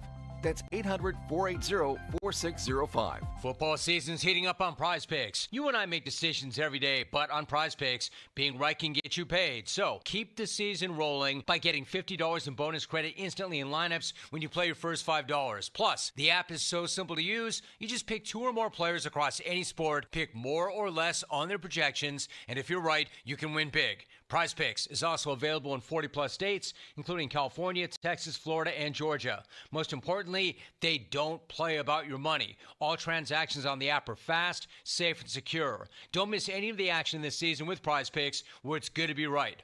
Download the Prize Picks app today and use the code PRIMETIME and get $50 in bonus credit instantly in lineups when you play $5. That's code PRIMETIME on Prize Picks to get $50 in bonus credit instantly in lineups when you play $5. Win or lose, you'll get $50 bonus credit in lineups just for playing. It's guaranteed. Prize Picks, it's good to be right. Must be present in certain states. Visit prizepicks.com for restrictions and details. Allegheny County is looking for poll workers to work the upcoming election. Poll workers earn $150 to $175 per day, plus paid training. For more information and to apply, visit AlleghenyVotes.com. That's AlleghenyVotes.com.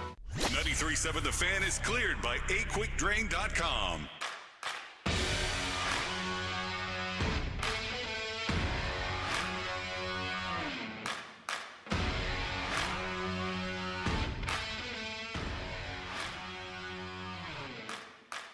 Fan Twitter brought to you by Southwest Kia and Peters Township. Visit them at southwestkia.net. If you're in the camp of myself, feeling like, yeah, the Steelers are 3-1, that's cool, but who have they beaten? The Jets not exactly doing, if you're on the outside of that thought, you any favors. Jets are down to the Cowboys 23-3 at half. Rich Cimini, who covers the Jets for ESPN, tweeted, I've covered the Gase Jets. I've covered the Kotite Jets. That was as bad of a half as I've ever seen. My God, the Jets are bad on defense. It honestly, he said, frankly, it looks like they gave up. So I'm not taking too much from the Steelers out of a 60-yard field goal being what it took to beat that Jets team in Week 1. Week 2, they lost at home to the Seahawks by 2 touchdowns. I don't know, are the Seahawks anything to write home about? I know they're 3-1, but they beat the Steelers, they beat the Saints, who stink, and they beat the Cardinals, who also stink. The Cardinals perpetually stink. I don't understand. The Cardinals, Joel, is the Texans now with an interception. They're just absolutely rolling the Ravens. Are the Cardinals the most, I'm trying to think of a good way of saying this. Are they the team that you just are easily able to forget about in the NFL? Like, are they like the most nondescript sort of who cares football team in the NFL, where there's just really nothing that you're like, oh yeah, there's the yeah, we got to pay attention to the Cardinals. It's either them or Carolina, probably. Yeah, Carolina's maybe a good the picture. Jags, but there's a lot of intrigue with their young coaching staff and Travis Hunter. But yeah, I think that's the trio, and I would now put Tennessee into that mix as well. I would say so. Tennessee's got to be into that mix. I know they got the first-round pick quarterback and et cetera, but Yeah, that's probably the quartet of teams where if you put them in a division, nobody would care. Like no one's watching that division. No one cares about that division. Two of those teams are in the division, in the same division. Yeah, the Seahawks are 3-1. The Steelers lost to that team, so I don't think you take anything positive away from that. The Patriots now sit at 2-2, and they play the Bills tonight. I don't think they're going to be 3-2 after that. They have wins over the Panthers and the Dolphins. Speaking of irrelevant teams, there's the Panthers. They lost to the Raiders. They lost to the Steelers. I don't think that's a very good football team either. And then you have the Vikings, who needed some last-minute heroics to beat the Browns today overseas. They beat a Joe Burrow-less Bengals team. They lost by multiple touchdowns to the Falcons, and they narrowly beat the Bears. The teams the Steelers have beat, none of them have beaten good teams.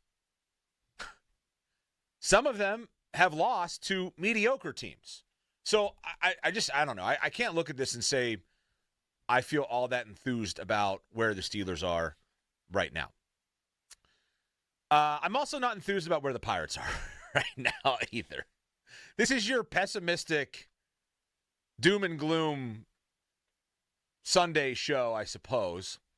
But the Pirates this week, every time I talk about them, I'll preface this by saying I was at a party last night, okay? And a couple of guys at the party standing next to me talking about the Pirates. And it's the same conversation that many people have about the Pirates.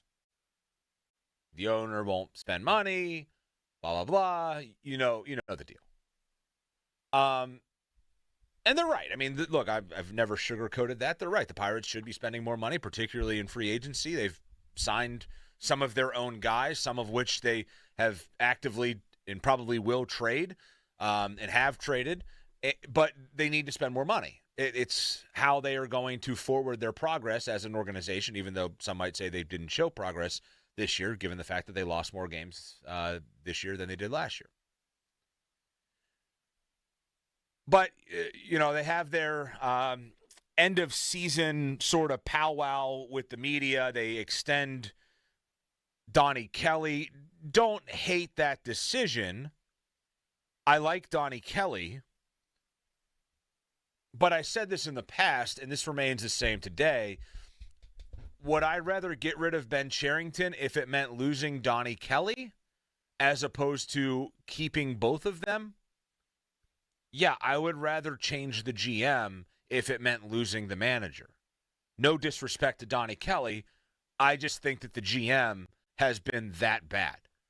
And it's really on one side of the picture here. I think from a pitching standpoint, they were fantastic this year. 7th in the league in ERA.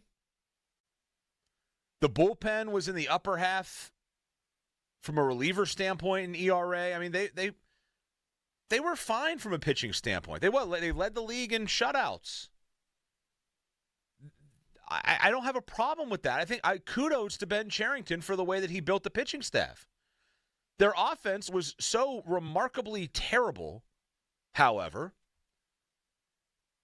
that it completely and totally overshadowed all the good progress that was made within that pitching staff. So what do? They decide to, after 6 years, not making the playoffs and then losing more games this year than they did last year, they decide to bring the GM back. Why? I don't know. I don't really think they know. Outside of the fact that they don't want to pay somebody to not work for them, I don't really know what other reason there could be to keep Ben Cherington around.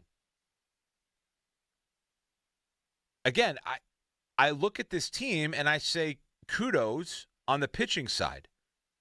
But how are you that good at pitching, which is such a crucial part of team success and wins and losses? How are you so good on one end, 7th in baseball in ERA, and you lose 5 more games than you did a year ago? That doesn't make sense unless you're the Pirates. And then, well, it does start to make sense because they have been chronically inept at identifying and developing hitters. They don't have hitters. It's not that they are lacking in certain positions. It's not like they have voids to fill. They can't hit. It is a collective failure of the team. They have changed hitting coaches now. They fired their manager who was a hitting coach. Still, they can't hit. So what do? For a team that was 7th in baseball in ERA, but could not hit, they keep the GM who is responsible for acquiring the talent that hits, that is responsible for hiring the coaching staff and the analytics people and the scouting people that help the team hit. They keep him around. And the guy that was responsible, and Oscar Marin, the pitching coach, he gets booted to the curb? Are you kidding me? I feel like Mugatu in Zoolander. I feel like I'm taking crazy pills sometimes with this organization. What are you thinking? Firing the pitch? If you want to fire the pitching coach, fine. But you got to fire everybody if you're firing the pitching coach. You can't fire the guy that was responsible for the group that was actually good. I mean, what are we doing here? It doesn't make any sense. Can you imagine a business where you have one employee who brings in 90% of your net worth to the business and the other guy can only bring in 10% and he's terrible and he's goofing off at work and he's not showing up, and you decide to fire the guy that brings in 90%, keep the guy that is not doing his job well enough? What sense does that make? I don't get it. Now, there have been, reports come out after the fact that in end of the year meetings, rather, players were not exactly thrilled with working with Oscar Marin. Okay. You want to fire Oscar Marin, fire Oscar Marin. I don't think he maybe deserves that because the team is 7th in ERA in all of baseball. But you want to fire Oscar Marin off, fire Oscar Marin. Hold people accountable. Sure. If it's not working with the players, great. Hitting coach still around? Sounds like it. General manager who scouts and develops and acquires talent still around? Sounds like it. The manager. Look, I don't have a problem with Donnie Kelly, but it's not like they were world beaters once he took over. They extended him. What are we doing here? Does this make sense to anybody? Look, maybe the players didn't like Oscar Marin. That's fine. If it was that bad of a situation internally, okay. But do the players like Ben Cherington and the direction the organization is going? It sure doesn't sound like it. If you read Noah Heil's his great article that he wrote that dropped the day after the season ended, the players were outwardly, now many of them were behind anonymity, but outwardly saying that the organization is a joke. So you're going to take what the players say in your year-end meetings and take to heart one aspect of it and make decisions, even though the decisions that are being made will impact a group that was actually good, and you're not changing the other side of it? Why?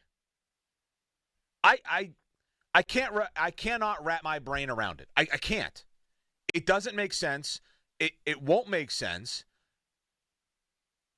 And if you want to come in and get another pitching coach, fine. But how do you sit back and say, there's accountability here, but not accountability where it's really needed? You're not serious at that point. There's a lot of avenues that we can get into But if you're watching the playoffs, the MLB playoffs this week, you'll see the Cubs and the Reds, 2 teams from the Pirates division. You'll see the Brewers as well. 3 teams from the NL Central that made the playoffs. The Reds stripped down their organization. They totally rebuilt. They started it 2 years after the Pirates started theirs. What did the Reds do? They won, 83 games this year? Just 7 more than the Pirates won a year ago, and they made the playoffs.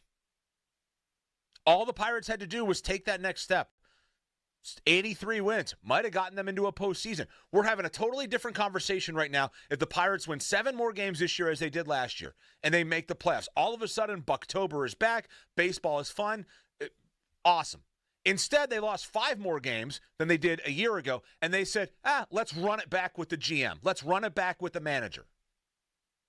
We're going to fire the pitching coach, the one guy that actually was mostly responsible for us even getting to 71 wins in the first place. We're going to get rid of him. The Reds started their rebuild 2 years after the Pirates. Is Cincinnati a different economic market than Pittsburgh? No, it's not. It is not. But yet they are willing to make the sacrifices necessary to get their team to that point where they are contending for and making now the playoffs. Chicago, the Cubs, different economic market. I recognize that. Chicago was in the playoffs when the Pirates started their rebuild. Chicago made the playoffs, stripped their organization down, completely rebuilt, and are now back into the playoffs in the same amount of time that it has taken the Pirates to not even fully rebuild their organization. That doesn't make sense. The Reds are in. The Reds were in. The Cubs are in. And yet, here we are talking about how the Pirates are not. And that leads us to the Brewers. The Milwaukee Brewers. What is different economically about Milwaukee than Pittsburgh? The answer, all things taken into account, is nothing. The Pirates had a chance to hire the guy, the GM, Matt Arnold, who is now the GM of the Brewers. What did they do? They chose Ben Cherington over Matt Arnold. Matt Arnold last year was MLB Executive of the Year, and the Milwaukee Brewers are one of baseball's best teams. And the Pirates just lost 5 more games this year than they did a year ago. And the solution is let's stand pat with what we have. I don't understand. You can have meetings, you can have, they threw Travis Williams in front of the media. Travis Williams said we have the resources to win here. We're going to make, our goal is to make the playoffs next year. Nothing against Travis Williams. I just don't believe a word that he says in that regard. You cannot make decisions and then say something that is clearly anti those decisions. You can't say we're doing everything we can essentially to make the playoffs when you're not. You're not a playoff team. You haven't been a playoff team, and it's clear that your general manager and his entire staff are incredibly incapable of both scouting and developing, and I think more importantly, developing major league hitters. You go back just a couple of years ago. You don't have to go back very far. The, Henry Davis, Andy Rodriguez, that whole group, Nick Gonzalez, that group was coming up through the system. And I'll never forget, I forget who it was. Busteroni, one of the big talking heads, said the Pirates in 2024, when this group gets here, they will be a team that contends. And by 2025, they will be a team that should be capable of winning a World Series. That was the experts in the industry, the people that are paid very handsomely to assess talent and project the future of baseball organizations. who know what they're talking about. They said this team has acquired these guys. We believe that these guys have the core, the nucleus to go out and to win a World Series potentially in 2025. And then they added Paul friggin' Skeens on top of that. The best pitcher in baseball, a generational talent, a future, I would believe, numerous times over Cy Young winner, a guy who was Rookie of the Year in his first season. They added that guy on top of a group that was already looked at by baseball experts as a team capable of winning a World Series or at least competing for one in 2025. And instead, they won 71 games with that group because they did not develop the talent correctly. And who is being held accountable for this? Of the entirety of the organization, the biggest failure was not being able to develop hitters to the point of major league talent. And who is the guy taking the fall for this? Well, if it isn't the pitching coach.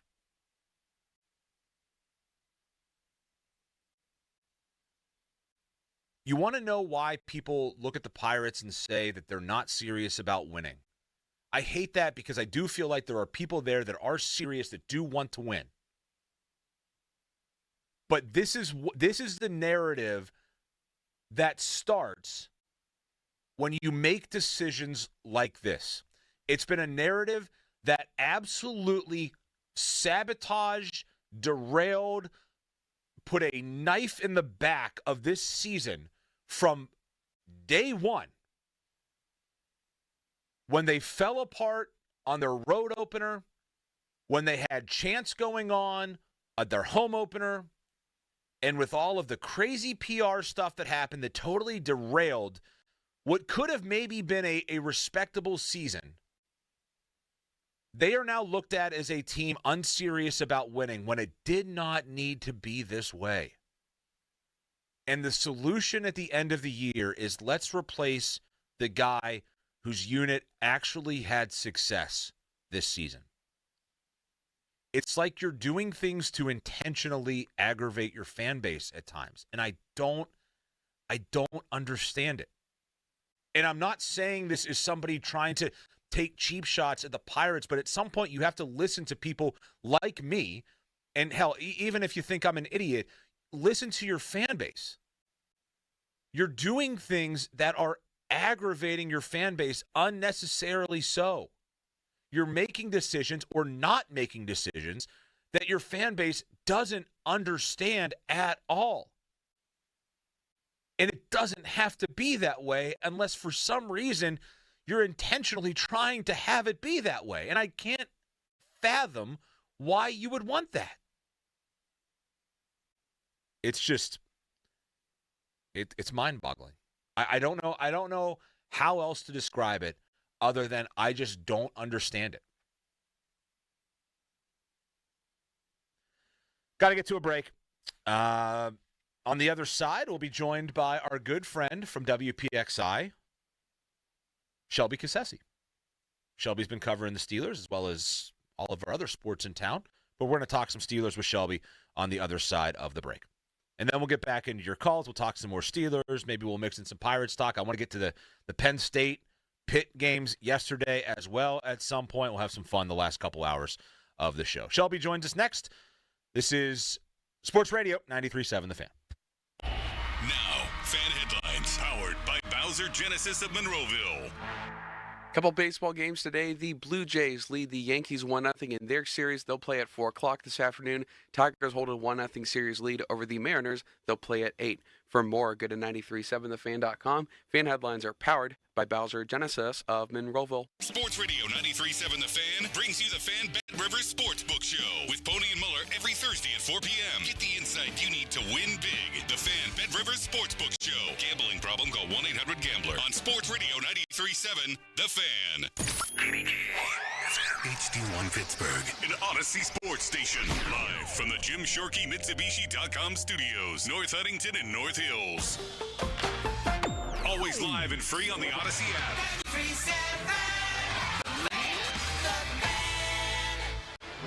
Comcast Business can help turn your small business into a connected, secure, modern business. It's how retailers become constantly connecting must-visit shops. How restaurants become reliably up and running neighborhood favorites. How healthcare offices become the data-protecting caregivers that we all depend on. And how wealth management firms become cyber-securing guardians of your information. With reliable connectivity, enhanced cybersecurity, and Wi-Fi backup, your business can stay connected and get threat-ready with Comcast Business, powering possibilities. Get started with our reliable business internet. Plus, stay connected when you add Wi-Fi backup for just $35 a month. And ask about a $500 prepaid card on a qualifying gig bundle. Call today. Restrictions apply. Wireless Connect requires business internet for additional monthly charge. Taxes and other fees extra. Prepaid card offer ends 11/16/25. Got plumbing problems? Call the pros who've been going down the drain since 1969. A Quick Drain Service. Serving the entire tri-state area, they offer expert plumbing, sewer and drain cleaning, plus DOT certified gas, water, and sewer line installation. Senior and military discounts available. And get a lifetime guarantee on all sewer and water lines. Need help now? They're available 24/7 at aquickdrain.com. PA license 074216. A Quick Drain Service. Fast, reliable, done right. I heard you got the job. Congratulations. Thanks. And I just got my first paycheck early. How did that happen? I opened an everything checking account at Dollar Bank and got my pay direct deposited 2 days early. Ooh, that's a nice perk. And a $300 welcome bonus, plus a great savings rate and card controls to turn my card on or off, and real-time card activity alerts. All that plus $300? Sounds like I need to get an everything checking account. You sure do. The $300 welcome bonus is a limited time offer, though.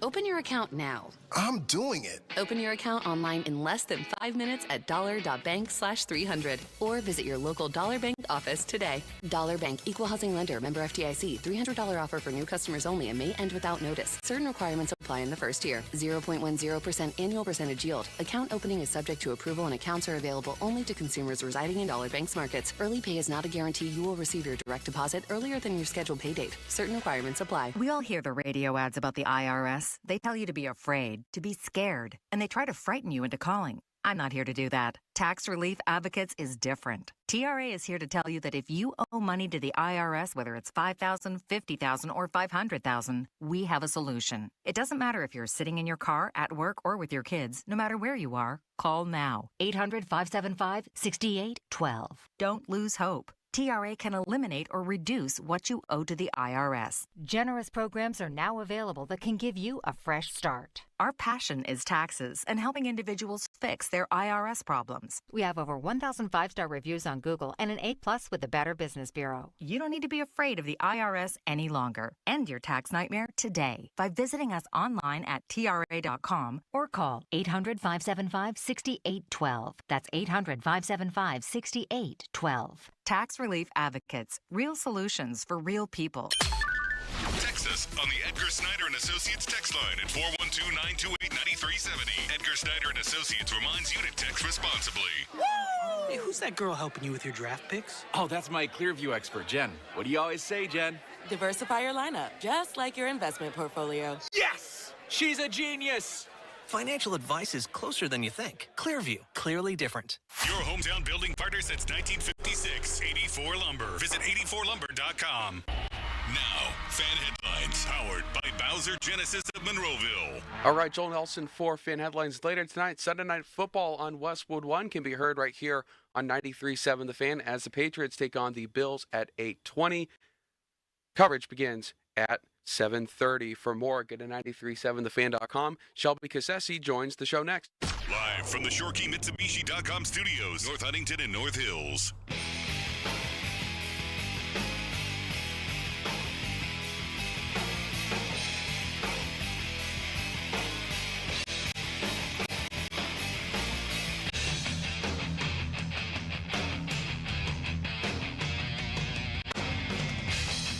Sports Radio 93.7 The Fan. Fan weather brought to you by Myers Law Group, Pittsburgh's choice for affordable legal solutions. Hot weather from today continues into Monday. Temps in the mid-80s. Chance of rain Tuesday and Wednesday. And the fan text line is brought to you by Edgar Snyder and Associates, a personal injury law firm where they always say there's never a fee unless we get money for you. We now head out to the fan hotline, and we are joined by our pal from WPXI, Shelby Cassesi. Hello, Horace. How are you? Hello, Horace. I'm doing well. How are you? If you don't know the reference, Shelby and I used to be a tandem here at Odyssey when she worked here. And we were a fantasy football tandem that did quite well. Back-to-back championships, going for a third. Is you like that horse this year? Though it's been a little bit of a rocky start. We're maybe has it? Yeah, we're coming together. We're like the Steelers. It's taking time for everybody to gel. A bunch of new faces, but we've had some success here early. So we'll see what happens. But. Fingers crossed for you, Horace. It's hard after 3 straight championships. It can be difficult, but I have faith. It certainly is. Do you guys at PXI now? Do you do a fantasy football league there? What's your fantasy schedule look like this year?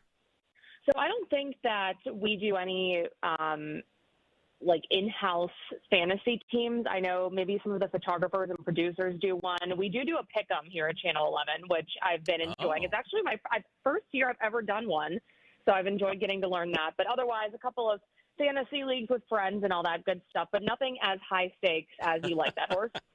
Now, the pick-em, is that like a week-by-week, you pick one game and then it's like a Survivor pick-em, or do you just pick all of the games? Yeah, like a Survivor pick-em. Yeah, so you get 2 strikes. I already have 1 strike because I picked the Chargers to win over the Giants. Silly me, I guess, because that didn't pan out. But, down to my last strike, unfortunately. But I picked the Colts this week, and they're doing well so far against the Raiders. So still in it. Fingers crossed. Yeah, 32-3. There's a bunch of blowout games in the 1 o'clock window going on, including in Baltimore where the Texans are beating up on the Ravens. And, Shelby, that kind of leads me to my first real question for you here. Given we've talked about this really the first hour and a half of the show today, we talked about how the division is essentially falling into place for the Steelers right now. Is that the expectation, do you think? Like, should the expectation be for them now to win the division and take control of all the bad fortune that's happened to everybody around them? I think so. I mean, it's funny how much things can change over the course of the month in the NFL. And, of course, things can always change moving forward. But looking at the division now, it feels like the team who stays the healthiest is going to be the one that comes out on top here. And right now that is the Steelers, and they're in good position on top of it with a 3-1 record. And just taking a look at the rest of the division, Josh, I mean, you can pretty much count the Bengals out. They're not going to recover with 3 months without Joe Burrow and not investing into their defense in the offseason. Cleveland's now 1-4 after losing this morning. They don't have the consistency to make a true push. And when you look at Baltimore now, that they're also going to be starting out 1-4 unless there's a miracle here in Baltimore today. They're in a really tough position because you have Lamar Jackson with a hamstring injury. One of those injuries that can just really nag a guy over the course of the year. And when you have a running quarterback like Lamar Jackson, even more so. So do you push him to come back a little bit sooner than you normally would because you're already hitting the panic button in Baltimore, or do you let him rest to get fully healthy for maybe a later season push? That's going to be a decision they have to make in their facility. But when you look at the Steelers and the position they're in right now, I mean, it's theirs for the taking, and we'll know a lot more about their divisional chances here, 2 weeks from right now after they have the home game against Cleveland a week from today, and then a couple of nights later, the dreaded Thursday night road divisional game that Mike Tomlin just can't get a handle on. But we'll know a lot more about their divisional chances. But as we're sitting here right now in week 5, they should have the best opportunity to win this. It's theirs for the taking. And they also have just a couple of games of ground where as long as they take care of their own business, even if they stumble a couple of times, they should be in good position. Yeah, that Thursday night at Cincinnati, I mean, if you can't win that, my God, I mean, they are just a dumpster fire right now. But they have lost to some bad teams on the road on Thursday nights before. I'm coming into today, I'm looking at a lot of the, team stats. The Steelers, they're 3-1. They're bottom 5 in yardage in the NFL offensively, and they're bottom 5 in the league and defensively, defensive yards allowed. Where do you think this team is? Are they more like a 3-1 football team, or are they more like a team that the stats will tell you is not a very good outfit? Like, where are they closer to, do you think, right now? I think they're in their general Steelers position that they are year in and year out, where they sneak out a couple of games because, the defense gets a timely turnover, or, they go back and forth and they pull a couple of games from the jaws of defeat. They are doing the typical Steelers thing, I think, Josh. But the difference is maybe with this team is that I think they're in a little bit better position to improve on what we've seen so far. So, Mike Tomlin will tell you your record tells you who you are. And, yeah, that's a 3-1 team, but they're winning it in ways that we are so accustomed to seeing the Steelers win games. The difference has been just in the back end of these seasons, can they make the push necessary? Can they win the games that they don't often win, these, random West Coast games that they struggle with? Can they win the Thursday night divisional game on the road? Yeah. Can they pick up a couple of more wins here and there that they haven't in years past? And can they do so while continuing to improve rather than see the trend line go back down, which we definitely saw last year, but we've seen a couple of years past where they just sort of fizzle out toward the end of the year. They struggle with injury or they just barely make it in. Can we see the difference with this year's team where they're a bit more dominant toward the end of the year? I think that's going to be the big question. Yeah, I think the key for them is avoiding the dreaded Tomlin game, right? The one where they just totally bottom out against a really bad team on the road or something like that. That really can't happen for them here this year. I'm curious to get your thoughts on one player who later on I'm going to do an MVP and LVP of this season. And I think the guy that has, to me, been maybe most disappointing has been Pat Freiermuth. Yeah. 15 snaps this last week. Not a factor whatsoever. He had the gaff, too, on the special teams block that, they blocked a field goal and it was on him. What's going on there, Shelby? And why is Pat Freiermuth becoming less and less a part of their offense? And is that maybe going to be an issue for them going forward with a guy that they've given some money to here? Yeah, it sure is a head scratcher, especially when you consider how much Arthur Smith utilizes his tight ends. And he's playing a lot of the snaps, but he's not getting involved as much. And, I think Arthur Smith has, tried to bring in a couple of tight ends over his 2 years here that suit him. Obviously, Jonnu Smith is a guy he's played with in the past. So you have someone who Arthur Smith is more familiar with. He has a good relationship with him. He has utilized Jonnu Smith in previous stops the way we are seeing him utilized now, which, kind of getting him involved in the run game a little bit more, that type of thing. And then you have Darnell Washington, who is a very unique skill set in and of himself with his physical size. Mm-hmm. You utilize him in the blocking game a bit more, and then you can utilize him in – as Arthur Smith so eloquently put, throwing to Shaq in the post. And so I'm wondering if Pat Freiermuth's skill set is just kind of being phased out a little bit, because you can get certain things with Jonnu Smith, you can get different things with Darnell Washington, and maybe just there's less and less space for what Pat Freiermuth can do. I think one thing that we've seen a lot of from him in the last couple of years, he's tried to take a big step up in the leadership role. Just at the end of last year when they had that awful end to the year, they just a big thud in the playoffs after ending the year on a 5-game losing streak.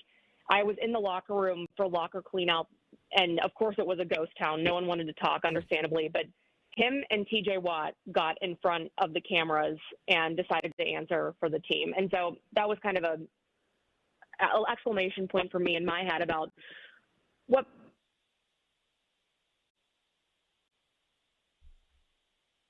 wants that. He wants to step up in that way. And I just think, Josh, he's being a bit less utilized because Arthur Smith has 2 other tight ends that are more predicated to what his offense does. Shelby, I think we're kind of losing you a little bit there, but maybe we can get that fixed. Sorry, do you hear me? Yeah, I got you now. You're all good. Right. You're good now. No, but I think it's a point well taken. I mean, it's a guy that I think is rightfully so well liked among the fan base. I think he's at times been a productive player, but you just can't oddly phase out a guy that you just gave a boatload. I mean, he's a $13 million cap hit this year, and you just can't. You can't phase out a guy of your offense, particularly when, you don't have a lot of receiver help. And I'm curious to get your thoughts on that side as well. We know Calvin Austin got a little banged up over there, went to the hospital in Ireland, x-rays apparently negative, but can't imagine that he's going to be, fully healthy after going to the hospital 2 weeks later. Where are they going to get depth receiver help? Because you start going down the line, if you take Calvin Austin out of the equation, Ben Skowronek, one catch for 22 yards, Roman Wilson, one catch for 7 yards. Outside of DK Metcalf, that's all they have if Calvin Austin is out from a production standpoint from receivers. 2 catches for 29 yards outside of Metcalf and now an injured Calvin Austin. What needs to happen to improve that? And I'm guessing that's a big part of their bye week as well, is trying to figure that out. Yeah, and I think those who were calling not just this past offseason, but off seasons before that and getting more receiver help, you're seeing with this particular situation just how kind of delicate the receiver room is in terms of who steps up, because there isn't a clear-cut answer. If the thought was if DK Metcalf goes down, catastrophic. You don't know what the Steelers' offense is going to look like without him. But even a guy like Calvin Austin going down, a speed guy, a guy who can take off the top of the defense, who adds such an element of the game, who adds such a unique element to the Steelers' offense. And then on top of that, a guy who, Aaron Rodgers has really taken a liking to and has really started to look for in games. Now what? And a guy they talked about left and right in the offseason as a way to say, hey, we're fine. We don't need to add any more receiver depth here, is Roman Wilson. And just looking at his numbers now, he's had 2 targets in 4 games, 1 catch for 7 yards. And so that's one of my more curious points about the Steelers offense, is that name was brought up so many times. And it wasn't a sense of reporters asking, hey, what about Roman Wilson? It was reporters asking, are you concerned about your receiver depth? And them mentioning Roman Wilson by name as a guy they expected to step up in a big way this year. And he just hasn't been a part of their offense either. So you might really see a committee situation where you see a little Roman Wilson, you see a little Ben Skowronek. Maybe this is that opportunity for Pat Freiermuth to be more involved in the passing game, because they just need more pass catchers in general. And so I think you'll maybe try to see them fill in that role of Calvin Austin by committee, because honestly, that's really the only choice they have. There is not, it's hard to say that there's a clear-cut number 2 on this team to begin with. I think Calvin Austin filled that role nicely, but there is really a drop-off from Calvin Austin and beyond him. So it'll be a committee approach, I'm assuming, but certainly when you talk about the depth in the receiver room for the Steelers, you're already seeing the consequences of not adding more there. Yeah, absolutely. And as somebody who their bold prediction for the Steelers season was that Roman Wilson would have a 1,000-yard season and emerge as the number 2 option, I'm not exactly feeling great about that prediction right now. There is a ways to go, but doesn't look good on that front. Last thing you would feel that way. You would feel that way about the way Omar Khan and Mike Tomlin talked about him in the offseason. I mean, like I said, no one was bringing Roman Wilson up. They were the ones bringing him up, and how impressive he looked and how they're looking for him to take another step. And so, I thought at the very least he would be more involved. We don't know, we wouldn't know what his productivity would look like, but I thought at the very least he'd be more involved. Yeah, I agree with you. Given the inactiveness that they had going and getting another wide receiver when they had ample opportunities to go do that, it didn't. I assumed that Roman Wilson, it was like, all right, this is the guy. Like, he's going to step in and perform well very early, because they're so unbelievably confident in him, and it hasn't happened. It hasn't shown at all at any point so far this year. Last thing for you, Shelby. We had a caller earlier who said, they're 3-1, but it's a team that has so many new pieces, and they're still gelling. And I actually think that it is a really good point. I'm hard on them because they haven't really beaten anybody good, I think, to this point. But I do think it's worth noting that they've had some injury issues of their own. There's a bunch of new pieces on this team. What's kind of been the mindset around that within that locker room when it comes to the meshing, the gelling? I know gelling is a big word they like to use. What's been the mindset there on the ups and downs that's come with that here through the first quarter of the season? I think that's exactly the way they're viewing it. I think, when they lost that game against Seattle, and any loss causes a little bit of panic on the outside, right? But I think they chalk that up to a gelling process. I think each week we've kind of seen certain portions of the game take steps forward.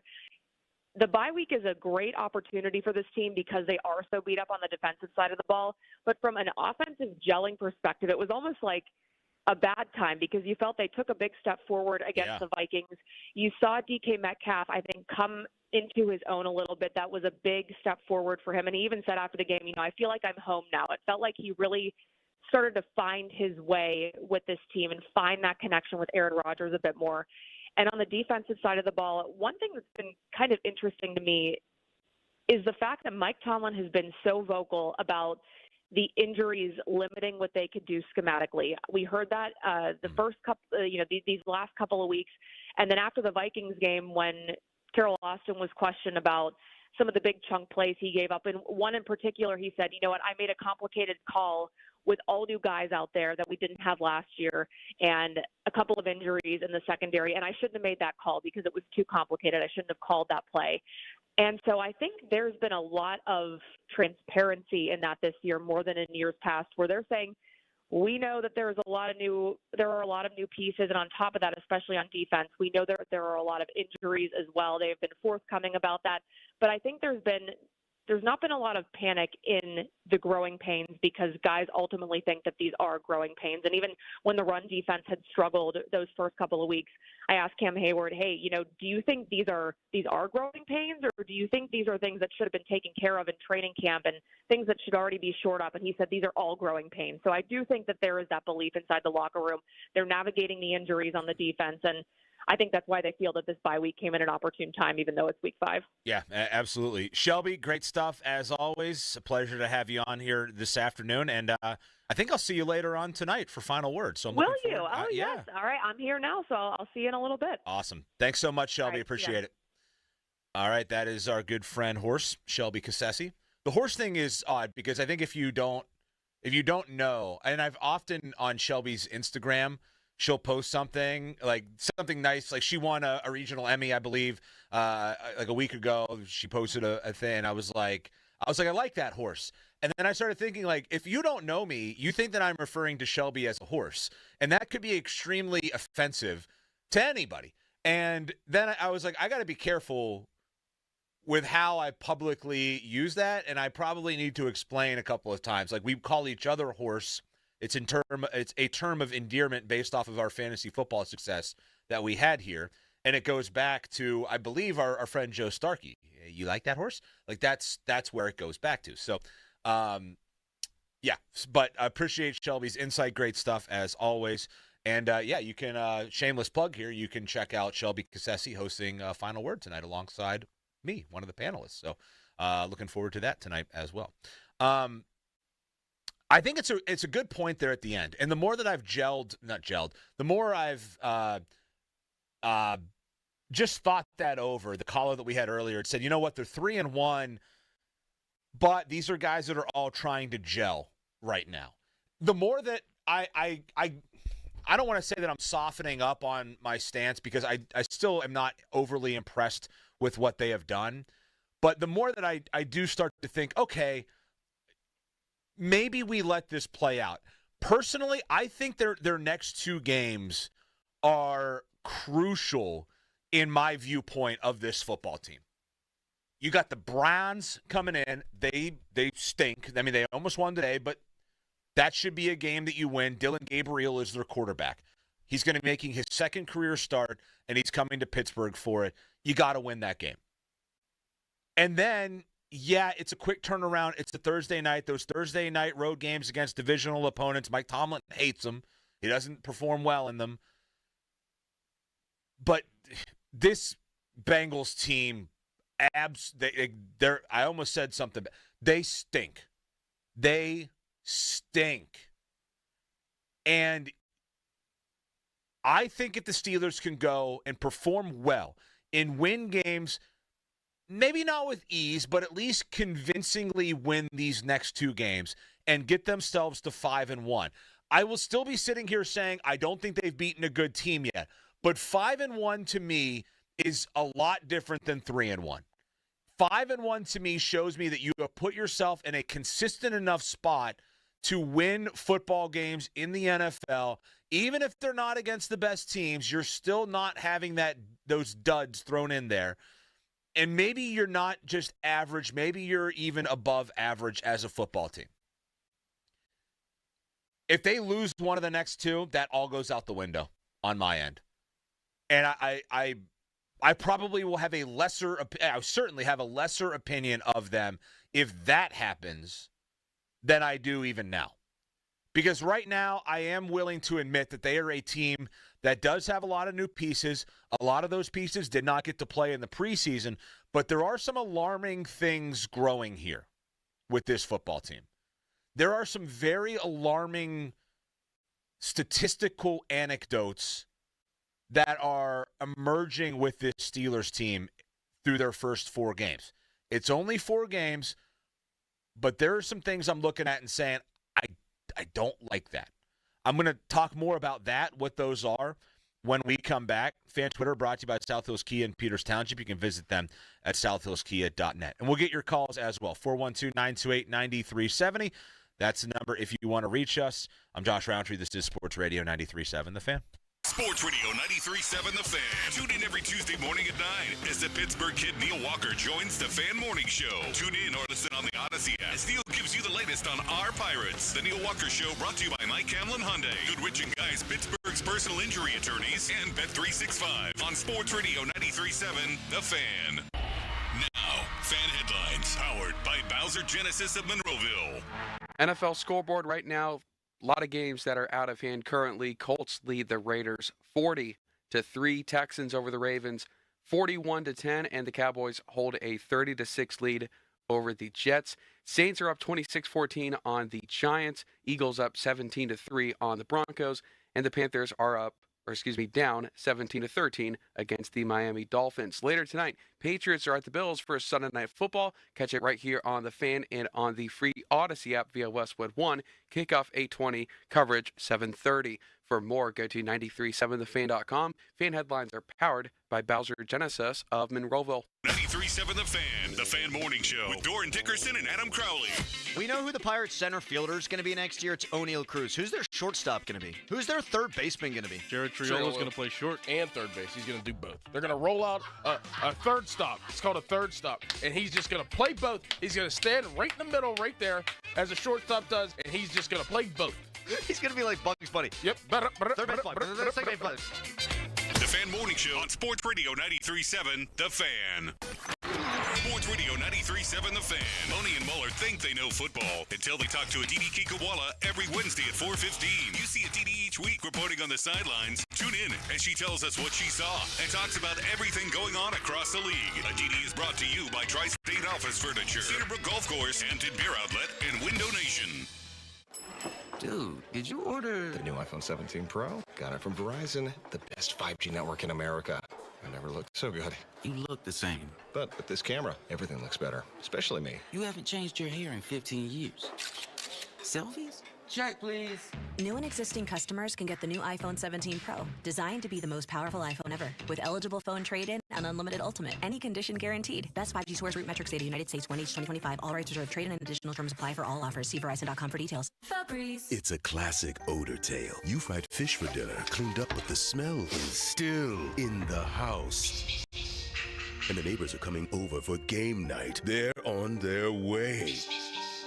And then you spray Febreze Air Mist. Febreze Air starts working instantly to fight even your toughest odors, so you go from fish to fresh like that. Now, all you have to worry about is Pam cheating at charades. Breathe happy, Febreze, la la la la. Hey, it's Charlie Batch for BetParks online casino and sportsbook app, where there's always another way to win. BetParks has your favorite classic casino games right on your phone. Play live dealer blackjack, craps, and roulette while watching black and gold football. New users get up to $1,000 casino bonus back if you're down in the first 24 hours. BetParks.com for details. Charlie Batch reminding you, whether your team scores or not, there's always another way to win on the BetParks online casino and sportsbook app. Must be 21 and in Pennsylvania, New Jersey, or Michigan. Gambling problem? Call 1-800-GAMBLER. Shopping for replacement windows? Metropolitan Window Company elevates your shopping experience. John, Maggie, and Justin Schmutzer here from Metropolitan Window Company, Pittsburgh's locally owned and family-operated window and door company for over 47 years. When you choose Metropolitan Window Company, you'll experience personalized knowledge, expertise, and professionalism from our first visit to your home until our craftsmen complete your installation. We're the window company that people want in their homes, and our exclusive Infinity by Marvin 100% fiberglass windows are the windows people love. They're built for life. They are the strongest, longest-lasting windows you can buy. And we have a great selection of colors and finishes. Experience Metropolitan Window Company. Stop by our showrooms, visit us at metropolitanwindows.com, or give us a call at 412-655-8411. PA 1565. Hey, it's Chris Muller. And if you're like me, you like knowing what to expect, especially when it comes to your phone bill. Well, Verizon's got some big news for your peace of mind. For the first time ever, they're locking in low prices for 3 years. That's right, 3 years guaranteed with my plan.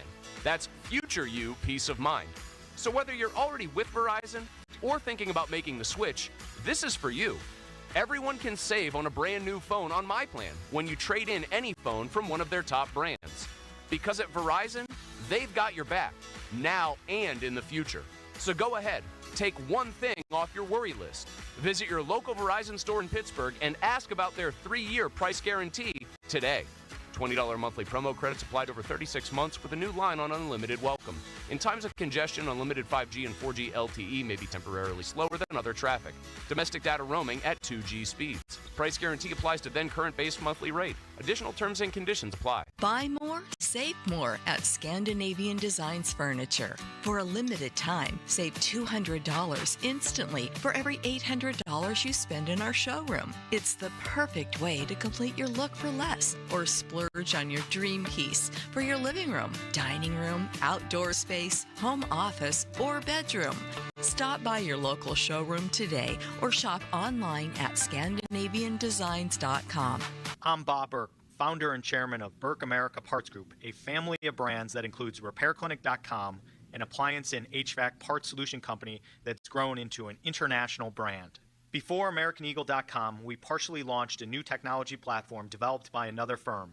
American Eagle helped take our technology to a whole new level with digital marketing, software development, and business insights into our key markets, appliances, HVAC, and outdoor power equipment, and did so both on time and on budget. AmericanEagle.com has the resources, experience, and talent needed to produce solutions.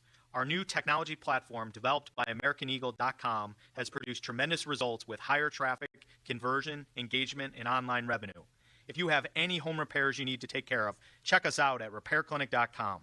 If you need a world-class website or technology project, then I would highly recommend AmericanEagle.com. Call AmericanEagle.com at 773-NETWORK. That's AmericanEagle.com, 773-NETWORK. Wine isn't just for dinner parties, you know? It's just as fun to bring it to football tailgates, too. This September, Fine Wine and Good Spirits is supplying your MVPs of the season with wines like Cooper & Thief's Bold Bourbon Barrel-Aged Red Blend for $3 off. Or save $1.50 on the fruity Stella Rosa L'Original Black. Whether you're living up game day at the stadium or from your living room, your tailgate just got an upgrade. Both bottles 750 milliliter. Offers end October 5th, 2025. Please enter responsibly. As a detective, I've solved many mysteries, but this one has me stumped. Why does NJM Insurance remain silent in a world full of catchy jingles? What are they up to? It's suspicious. Yet their policyholders all agree. NJM is amazing. When things go wrong, they do what's right. But is the world ready for an ad break that's jingle-free? Tune in to Baffling Mysteries, where the story of the missing jingle unfolds. This fictional podcast is brought to you by NJM. No jingles or mascots, just great insurance. Insurance underwritten by NJM Insurance Company and its subsidiaries. What if you had the smartest Wi-Fi? If you did, it'd be Xfinity, of course. And it'd come with their best state-of-the-art equipment. It would boost speeds to the devices that needed them most, prioritizing your most important connections, whether you were streaming, gaming, or gaming while pretending to work. And it would let you stream 4. That's right, 4 games on one screen. It would even power your mobile connection so you could bring faster, secure Wi-Fi speeds with you where you use it most. It would be proactive and fix problems before you knew you had them. Impressive, right? And it would have security features that protect you from threats at home and online. Kinda like a force field for your life. If you had the smartest Wi-Fi, well, everything would work together seamlessly to keep you connected, no matter what. Xfinity. Imagine that. Restrictions apply. Hey everyone, Bob Pompiani here. Let me tell you about the great work that Pittsburgh Garage does. I needed a new garage makeover. The floor was covered with salt and cracks. Living there for 37 years, so I called Pittsburgh Garage. Boy, in just a couple of days, the transformation was amazing. The floor coating beautiful, easy to maintain. Cabinets are on their way to make everything organized. I work with Elijah and Josh, both very professional. All of their team members are full-time. Go to PittsburghGarage.com and you'll find over 400 5-star reviews. They've got long-lasting products designed to be functional, heavy-duty, and look great. For your free estimate, go to PittsburghGarage.com. Allegheny County is looking for poll workers to work the upcoming election. Poll workers earn $150 to $175 per day, plus paid training. For more information and to apply, visit AlleghenyVotes.com. That's AlleghenyVotes.com. Do Crohn's disease or ulcerative colitis symptoms keep coming back? Tremfya, guselkumab, may help, with rapid remission achieved at 12 weeks and lasting clinical remission at 1 year. Some even saw visible improvement of their intestinal lining at 12 weeks and 1 year. Tremfya is a prescription medicine used to treat adults with moderately to severely active Crohn's disease and adults with moderately to severely active ulcerative colitis. Serious allergic reactions and increased risk of infections and liver problems may occur. Before treatment, your doctor should check you for infections and tuberculosis. Tell your doctor if you have an infection, flu-like symptoms, or if you need a vaccine. Healing is possible with Tremfya. Approximately 3 out of 10 patients were in endoscopic remission at 1 year, based on areas visualized on colonoscopy, which may not represent the deeper bowel layer or entire GI tract. Individual results may vary. Ask your doctor about Tremfya today. Call 1-800-526-7736 to learn more or visit TremfyaRadio.com. SchultzFord.com, SchultzFord.com, SchultzFord.com, SchultzFord.com. 93.7 The Fan is cleared by AQuickDrain.com.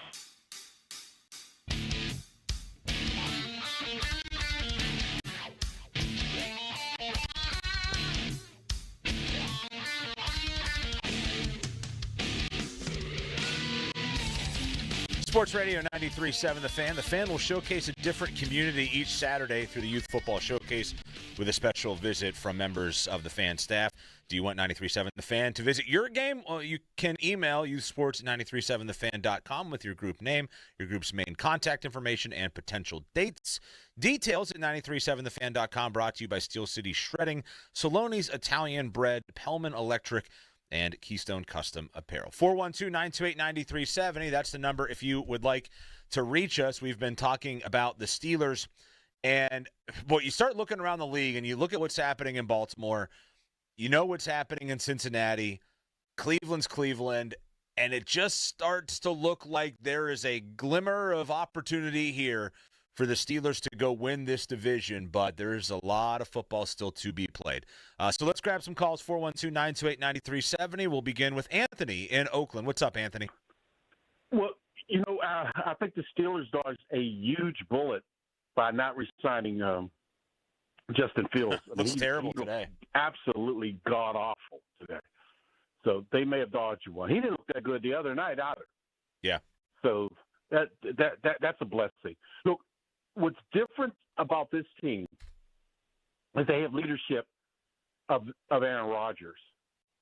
He'll have them calm down. He'll have them not thinking ahead because he smells, look, the division we can win, and that's a home game in a playoff. And he hasn't been a playoff in many years.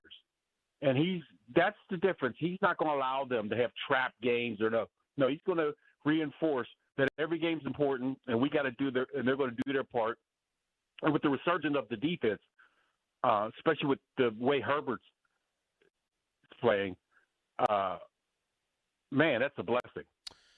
I guess my question would be, Anthony, like, why is Mike Tomlin's leadership not giving that same message to the team? Like, why? I mean, every game should be important, but we, constantly talk about the bad Tomlin losses. I mean, the guy's been here nearly 2 decades. Shouldn't that leadership already be there and that focus already be there based on who their head coach is and what he's done in the league? I don't just see it as Tomlin bad losses. I've been following this team since the 60s. I saw some Chuck Noll bad losses, too. Yeah. I saw some Bill Cowher bad losses. Some teams you should have taken, especially at home playoff games where they lost to underdogs. Yeah. So it's the NFL. It's a long season, but you got to stay focused. And, look, they had a great quarterback in Bradshaw and in Ben, and they still lost some of those games. I can remember where the year the Steelers won the Super Bowl in '79. They go to play a St. Louis Cardinal team who hadn't won a game all year and got thrashed. Yeah. So it happens. So I just think that Aaron smells that this may be the end, and he's not going to allow an opportunity to slip away. That's just my opinion, looking at how he's taking control of the offense, how he is not susceptible to Tomlin losses. He only sees that I may be the new Tom Brady of 2020. That's what he sees. Yeah, I mean, time will tell. Thanks, Anthony. Appreciate the call. I think, along those lines, I do think that there is a case to be made. Like, why is it taking a 41-year-old quarterback coming in here for this team to have leadership when it's had its head coach, who is apparently the best player-friendly, player-engaging, player-beloved coach in the league? Like, why now are we looking at it and saying, boy, this team was void of leadership in that department? I mean, doesn't T.J. Watt play for this team? Doesn't Cam Hayward play for this team? And I get offense and defense are two different things, and I do think that they have lacked offensive leadership the last couple of seasons, really since Ben Roethlisberger left. I'm not totally convinced that Aaron Rodgers being here will let them escape the Tomlin loss, if you will. And in fact, I think given his age, given the inconsistency with his play, I think there's a possibility that could very well still happen here. I don't think Aaron Rodgers is immune to taking a bad loss. The one interesting point that you made very early is maybe the Steelers dodged a bullet with Justin Fields. Justin Fields is about to be 0-5 with losses to the Steelers, a game in which I thought he actually played very well. He ran for 2 touchdowns. He threw for another. He today, though, has not played well. Against Buffalo, 3 for 11 for 27 yards, 5 carries, 49 yards, sacked a couple of times. Against Miami, the numbers weren't terrible. 20 of 27, 226 yards, a touchdown. He ran 7 times for 81 yards and a touchdown, but they lost, and they're about to lose again. He was banged up, missed a game, but they're about to lose decisively now to a Dallas team that, I don't know, I don't think Dallas is a good team, but 30-6 score midway through the fourth quarter. Justin Fields, 24 of 35 pass attempts. He's been sacked 5 times, has lost 49 yards on sacks in this game, has 216 passing yards, and he's only run for 26 yards and has not scored. Not a good week to have Justin Fields starting in fantasy. Believe me, I know. Dak Prescott, meanwhile, pretty good week. He's thrown for 3 touchdowns, 210 yards. He's run for nearly 30 yards. George Pickens has got a touchdown. By the way, George Pickens now with more touchdowns this season already through 5 games than he had all of last year with the Steelers. I'm not saying the Steelers made a mistake getting rid of George Pickens, because I just did not think that they were ever going to have success with Pickens here. I thought he was more detrimental than he was a boost to them at times, and at times being a lot of times. But boy, oh boy, the more that we look at this thing with George Pickens, the more it looks like the Steelers let a very talented player who is very capable walk out the door. And beyond that, it's not that they let him walk, because I think that was fine. It's that they did not replace him.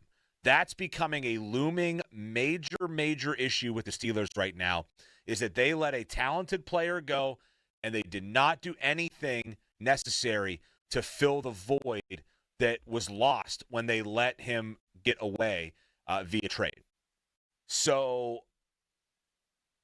I don't want to pronounce them a loser in that deal, but they definitely lost on the production end and the talent end of things, without a doubt. Without a doubt, they lost on that end of that equation. there are some numbers. I talked about this before we went to the break. There are some numbers right now with the Steelers that are a little bit discouraging. This offense has averaged the 4th fewest yards per game in the NFL. Oddly enough, Philadelphia has been worse in that regard. Entering today's action, they're not exactly thriving offensively at home today against the Broncos, but they're winning. It's 17-10 midway through the fourth quarter. Jalen Hurts has thrown for 238 yards, 2 touchdowns. They're not running the ball. Saquon Barkley, 5 carries, 30 yards, 10 carries as a team for 45 yards. Not really a lot of time with the football, and they're not exactly thriving when they have it, and that's a good team, obviously, in Philadelphia that is on the verge of going to 5-0 unless the Broncos can rally here. I saw this come in, too. Saquon Barkley, the Eagles ran 26 offensive plays in a row, and Saquon Barkley got the ball 1 time. 1 carry in 26 plays. 5 touches for Saquon Barkley from a running standpoint, and 2 receptions, one of which 47 yards and a touchdown. I don't know what Philadelphia is doing. Why their best player is Saquon Barkley. Why are they not giving their best player the ball? But I guess at the end of the day, they are winning, and they're 4-0, and they do have more impressive victories right now than the Steelers. I mean, look at the Eagles' schedule. The Cowboys, the Cowboys have been laughed at a lot, but they're pummeling the Jets today. The Chiefs, they beat 20-17. I think that's a solid enough win, Super Bowl rematch. The Rams, who I think are a good team, they beat them. The Bucs, they beat them. I think the Bucs are a good team too. And now they're about to potentially beat the Broncos, who a lot of people felt like was kind of a dark horse, no pun intended, in the AFC. I mean, they're going to start their season with 5 relatively difficult games and probably be 5-0 going into matchups with the Giants, the Vikings, and then the Giants again after that. I mean, this is a team that if they hold on today, they could be 8-0, and they're not really doing much offensively. They've been terrible. The Steelers have been slightly less terrible from an offensive standpoint, but still pretty bad. 4th worst in yards per game in the NFL. They're not running the ball particularly well. They're averaging 80 rushing yards per game. That's 47 less than they were averaging all of last year. They're second to last right now in yards per game in the NFL. I mean, this is supposed to be a run-oriented, tough, physical, multiple tight ends. We're going to smash-mouth football our way to victory outfit, and yet they are the second worst team when it comes to running the football. That's the incredible, misguided misnomer with the Pittsburgh Steelers here, is that they have been this running football team under Mike Tomlin. They're not. Just because you say that you want to run the football and just because you line up and run it doesn't mean that you're a running football team. They have not been successful at the thing that they claim to be. The offensive line, you look at their 2 tackles. Again, you take PFF however you want to take it, but Troy Fautanu and Broderick Jones are 52nd and 53rd rated tackles by PFF in the NFL through 4 weeks. That's not good. 52nd, 53rd, that's not good. I don't think I need to tell you that, but that's not good. They've given up 9 sacks in 4 games. They've given up a lot of pressures. Their interior offensive lineman, Isaac Seumalo doesn't have a bad grade by PFF, but boy, I thought he was terrible at times against Minnesota. I thought he gave up some free rushers where, I mean, he was looking like a revolving door a couple of times. You start breaking down this Steelers team, and you start looking at each individual unit. Has quarterback play been that good? No. I mean, it's been, I guess, good enough, but if you look at PFF, they hate Aaron Rodgers. 46 in the NFL, according to PFF. That's the grade that they have. 46. That's where they rank him. He's 9th in passer rating, which is good, but his QBR is in like the 40s. So the analytics side of things seem to not like Aaron Rodgers. The statistical side of things seem that like they do like Aaron Rodgers. And I come back to last year when he was with the Jets, And it was a very similar type of thing. People were like, this guy's cooked. This guy is washed. The analytics say that he's not very good. The grades say that he's not very good. And then you look and he throws for 26 touchdowns and 7 interceptions, and you're like, what's the issue? There seems to be a chasm here between the Aaron Rodgers numbers and the Aaron Rodgers analysis, the reviews. Like the review, it's like a movie that it's like a movie that does great at the box office, but critics hate it. Like it's not going to win. It's not going to win the Academy Awards, anything at the Academy Awards, but people went and they showed up and they bought tickets. It's kind of what you're getting with Aaron Rodgers right now. You're getting a guy who, from a numbers standpoint, you're like, all right, that's not too bad. Like he's QB rating, passer rating looks pretty good, but then you're like, oh, the QBR is terrible. The PFF grade's terrible. It's hard to figure in a sense, but I do think that there is something in that. And the guy maybe has had his moments where he has racked up some yards, some numbers, but maybe they haven't been fully translatable into the winning equation of it all, even though the team is 3-1. From a running back standpoint, I mean, Jaylen Warren's been banged up. Kenneth Gainwell looked good last week, but it's a team that's not running the football very well. And we could talk about offensive line with that, but I think you lump maybe all of that together. From a wide receiver standpoint, they haven't been good. DK Metcalf, if you want to talk about the negative of PFF, let's talk about the positive of PFF. PFF says that DK Metcalf has been the 5th best receiver in all of football. That's looking like a pretty good deal. The problem is, and I think the long-term problem, is that there is nobody else besides DK Metcalf on this team that can catch a football and make moves in the open field and be explosive. Calvin Austin, kind of, but he's banged up. Roman Wilson's been, he's been a phantom. Where is the guy? Where's Pat Freiermuth? 15 snaps last week. These guys that you thought were going to play roles, these guys that you invested in, guys that you gave money to, in the case of Freiermuth, they're not playing a big role. And I think we're at the point now, and Joel, I'm curious maybe to get your thoughts. You are a Penn State guy, so I know, Freiermuth, Penn State guy, get your thoughts. Is there a case to be made here that they should try to move Pat Freiermuth for wide receiver help? That if you get an offer to go get a really solid number 2 wide receiver, and part of the return has to be Pat Freiermuth, and you have Jonnu Smith, and you have Connor Hayward, and you have Darnell Washington, and they're all healthy, and maybe Calvin Austin's going to be out for a bit, is there a case to be made for trading Pat Freiermuth in the next couple of weeks?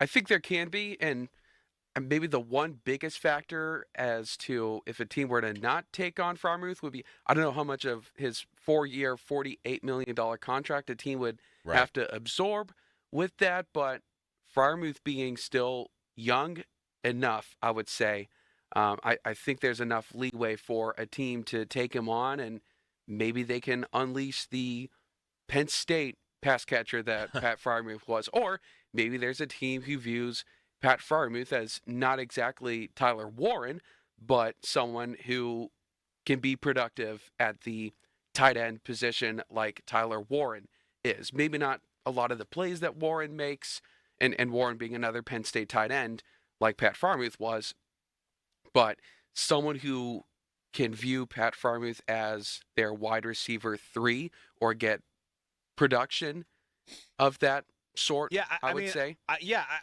agree with you. I mean, I think, in the case of Freiermuth, it's not like this has been the guy.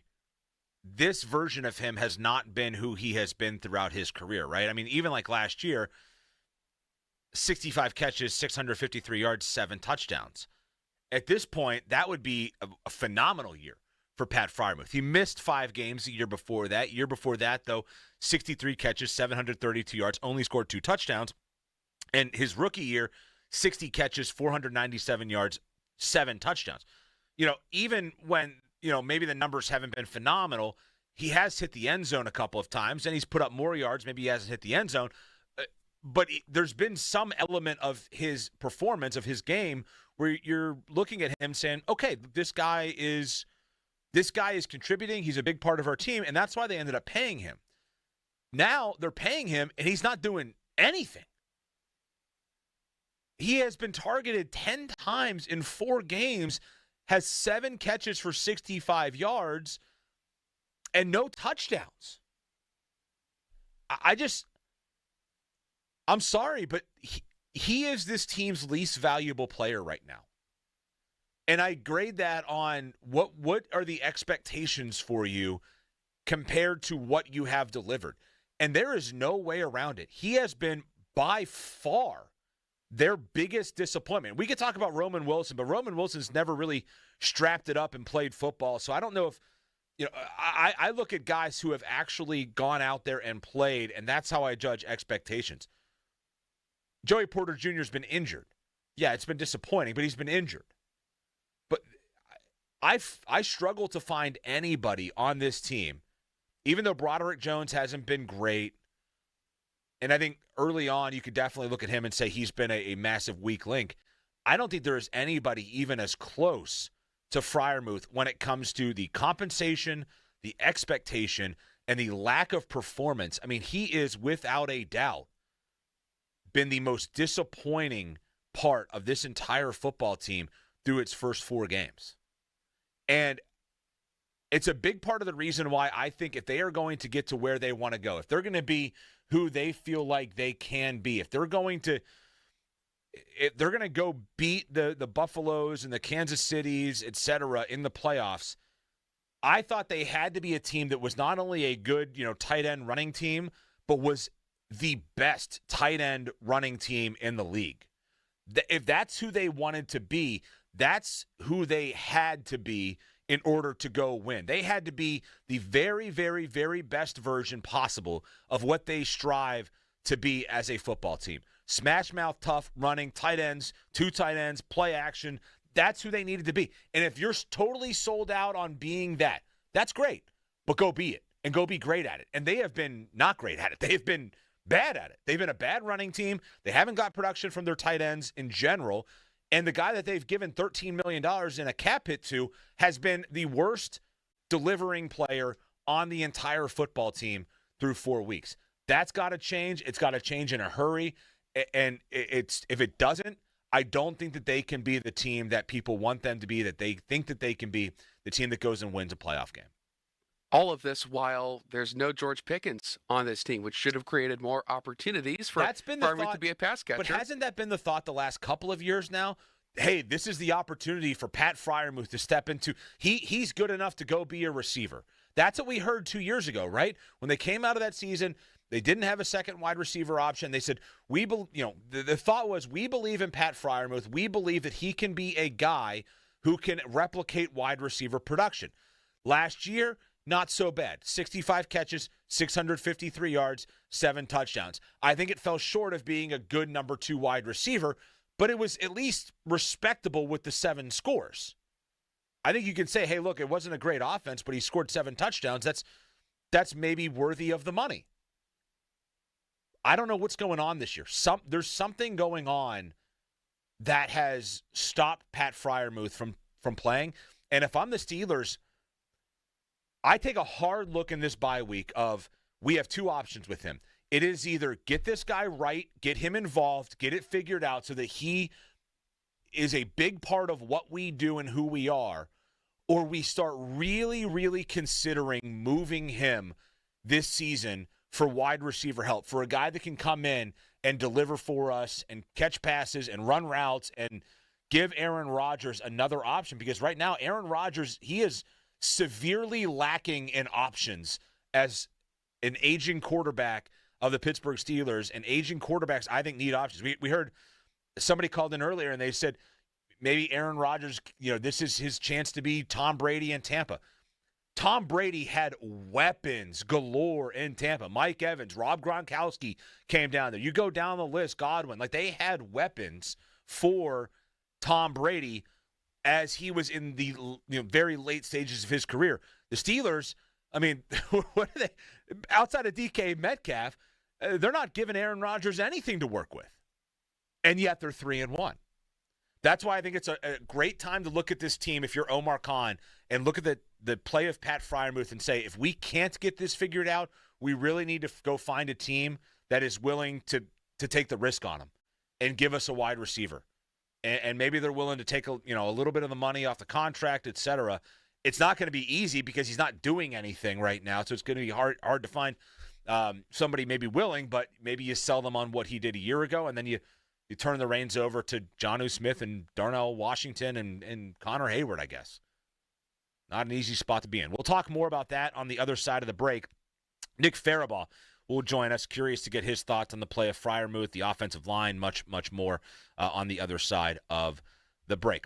Fan weather brought to you by Myers Law Group, Pittsburgh's choice for affordable legal solutions. Hot weather from today continues into Monday with temps in the mid-80s, a chance of rain Tuesday and Wednesday. I'm Josh Roundtree. This is Sports Radio 93.7 The Fan. Now, fan headlines powered by Bowser Genesis of Monroeville. Tonight, the Patriots are at the Buffalo Bills. You can catch it right here on 93.7 The Fan via Westwood One. Kickoff 8:20, coverage at 7:30. You can also catch it on the free Odyssey app. Headlines powered by Bowser Genesis of Monroeville. For more, go to 937thefan.com. Sports Radio 93.7 The Fan. Boney and Muller like to get the party started early. Join them every Friday for the PM Tailgate Party. A first look at all things football for the upcoming weekend. Tailgate. The PM Team Friday Tailgate Party is brought to you by Mike's Beer Bar, Saloni's Italian Bread, Smale Lincoln Greensburg, and Verizon, the official 5G provider of the Pittsburgh Steelers. The PM Team's Friday Tailgate Party is on. Sports Radio 93.7 The Fan. HD1 Pittsburgh, an Odyssey Sports Station. Live from the Jim Shorkey Mitsubishi.com studios, North Huntington and North Hills. Always live and free on the Odyssey app. 93.7 The Fan. No one does happy hour like Twin Peaks. From tequila cocktails and an extensive bourbon lineup to top shelf spirits served over ice balls. Plus local craft beers and handcrafted whiskey cocktails. Twin Peaks Streak menu is second to none. And don't forget about those legendary 29-degree drafts. Why wait for the weekend? They're serving scratch food and pouring quality cocktails every night after dark. Come experience the best late night in the league at your local Twin Peaks. Eats, drinks, scenic views. Here's Sports Radio 93.7 The Fan's Fan About Town. Get up with Nick Callis and the Fan Early Morning Show every Monday through Friday from 5 a.m. to 5:40. Presented by Steel City Medical Center. Put the smile back in your life. Rediscover your strength and confidence at Steel City Medical Center and get up with Nick and the Fan Early Morning Show every weekday morning at 5. D'Amelio's Heating and Cooling, serving Westmoreland County and surrounding areas for all your HVAC and refrigeration needs. D'Amelio's is a recognized leader in installing and repairs. Black and Gold Football is brought to you by Schley Deck and Fence Company, composed of skilled professionals who take pride in their work, ensuring that every project is completed to the highest standards. Schley Deck and Fence, SchleyDeckCompany.com. For more information, visit 937thefan.com. 84 Lumber is proud to partner with Anderson Windows and Doors to present an all-new interactive showroom, now open in Mount Lebanon. The showroom features an extensive selection of windows, doors, and accessories from Anderson. The space is designed for personalized consultations, so homeowners, builders, and contractors can work directly with 84 Lumber experts to find the perfect Anderson products for their projects. Visit the showroom at 1675 Washington Road, Monday through Friday from 9 a.m. to 6 p.m. or Saturday from 9 a.m. to 3 p.m. I'm Joe George from the local injury law firm of LGKG. I grew up here and I live here, and I fight for my clients here. If you're injured in an accident, let's fight together. The Western PA way. Call me directly at 724-658-8535. That's 724-658-8535. I am a father. I am a mentor. I am a wife. I am an artist. I am a husband. I am a friend. I am a sports fan. I am your neighbor. I am a member of your church. I am. I am. I am. I am a police officer. Support your local law enforcement officials. Sponsored by the Pennsylvania Fraternal Order of Police. Visit partnersinpublicsafety.com.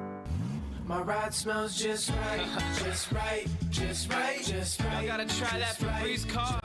Just right, just right, just right. La la la la la. With up to 40 days of consistency. Oh no, Febreze car clips right on your bed. You know my car's my happy place. Keep that smile on my face. When it smells just right, just right, just right. Yeah, breathe happy Febreze. La la la la la. Text us on the Edgar Snyder and Associates text line at 412-928-9370. Edgar Snyder and Associates reminds you to text responsibly. Your hometown building partner since 1956, 84 Lumber. Visit 84lumber.com. Now, Fan Headlines, powered by Bowser Genesis of Monroeville. All right, Joel Nelson for Fan Headlines tonight. NFL on Westwood One has Sunday Night Football, and it's right here on 93.7 The Fan. Kickoff is 8:20 between the Patriots and the Bills. Coverage begins at 7:30. You can also catch that game on the free Odyssey app. More headlines, 937thefan.com. Nick Farabaugh joins the show next. Live from the ShoreKeyMitsubishi.com studios, North Huntington and North Hills.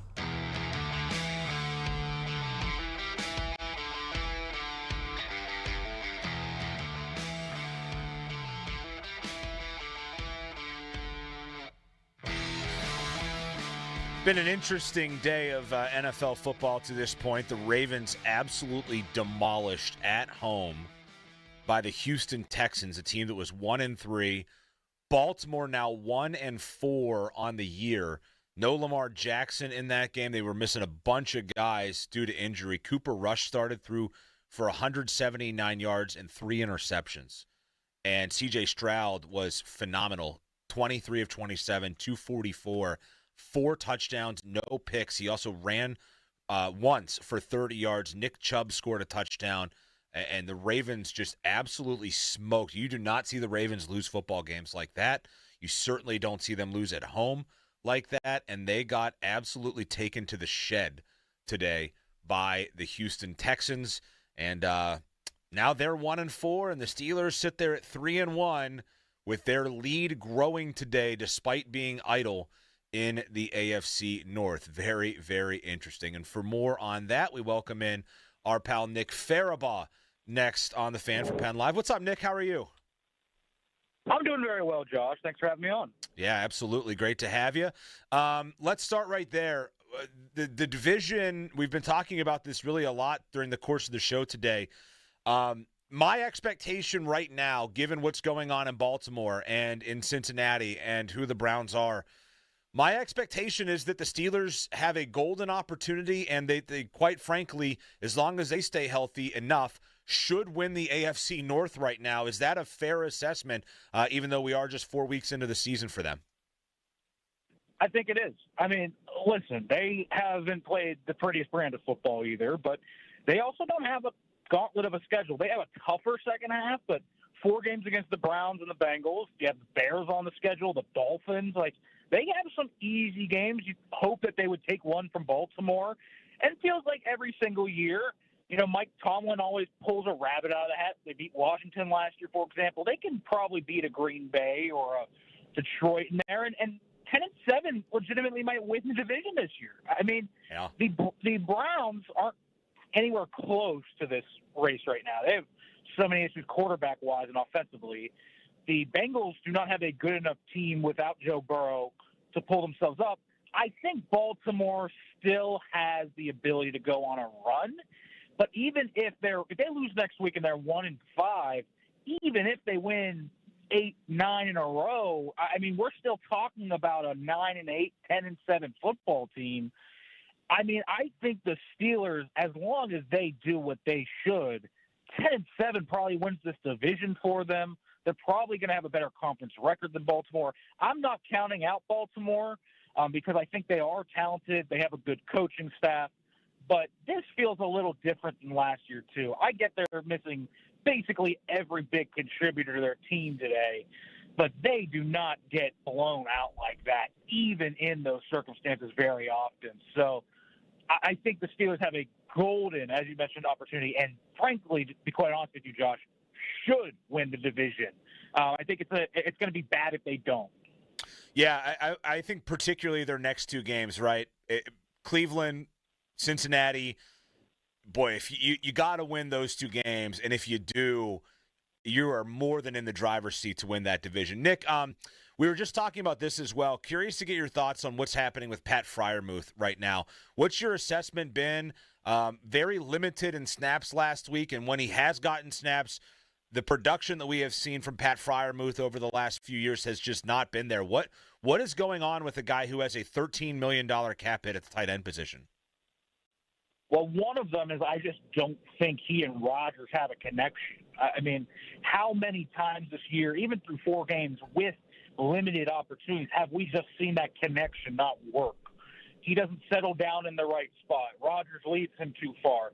Rodgers drops a dime and it just goes off his hands. It feels like there's not a natural connection between those two. So that's first of all, because Freiermuth to me is a chain mover, intermediate type of receiver.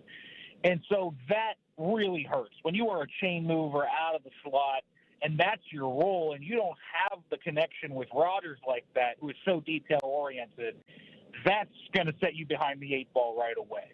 The other thing that I think is happening is the Steelers are kind of finding out they can't run the football with Muth and Jonnu on the field at the same time. And with how yak-heavy they are, with how quick-game heavy they are, Jonnu is much better at creating after the catch.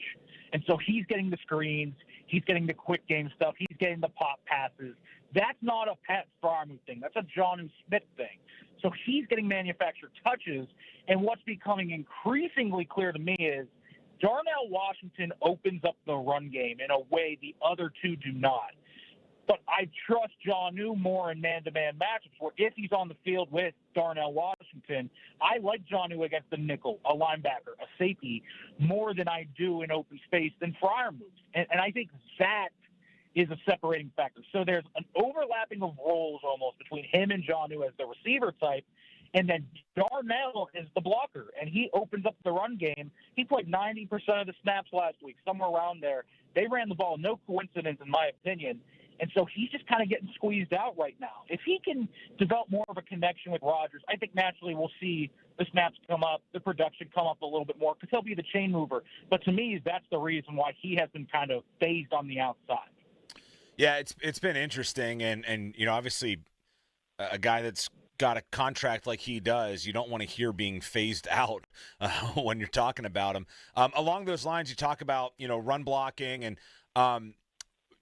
I thought the first couple of games there were some definite growing pains within that offensive line. I thought they maybe found something the other day with Kenneth Gainwell back there. What's been your overall assessment through 4 games of that offensive line, and what's the development been like for Fatano and Jones at the 2 tackle positions? For me, it's been watching a group of 5 individuals play together rather than a collective.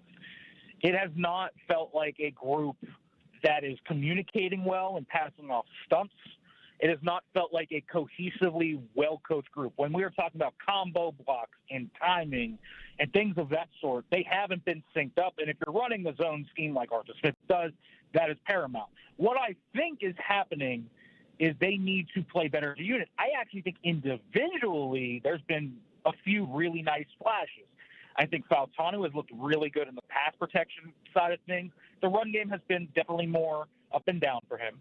I think McCormick has had his moments. I think Zach Frazier still looks very good in terms of what he does individually, although I think the low snaps, some of the snapping issues are really an issue. And then you talk about kind of passing off stunts. He's also had his fair share. I don't understand why Isaac Seumalo is kind of in that group, but he is, and so he needs to pick up the pace.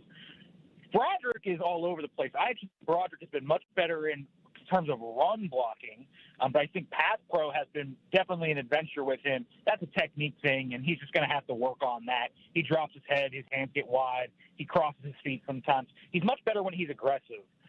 So I do think the O-line individually actually has had some moments, but they need to start playing like a collective. If they can just start passing off stunts, I think they will look so much better, because right now when they can't pass off stunts, it gets Rodgers absolutely pummeled on some of these throws. Yeah, I think we've seen too many hits and big hits to a 41-year-old quarterback through just 4 weeks of the season. Talking with Nick Farabaugh from Penn Live.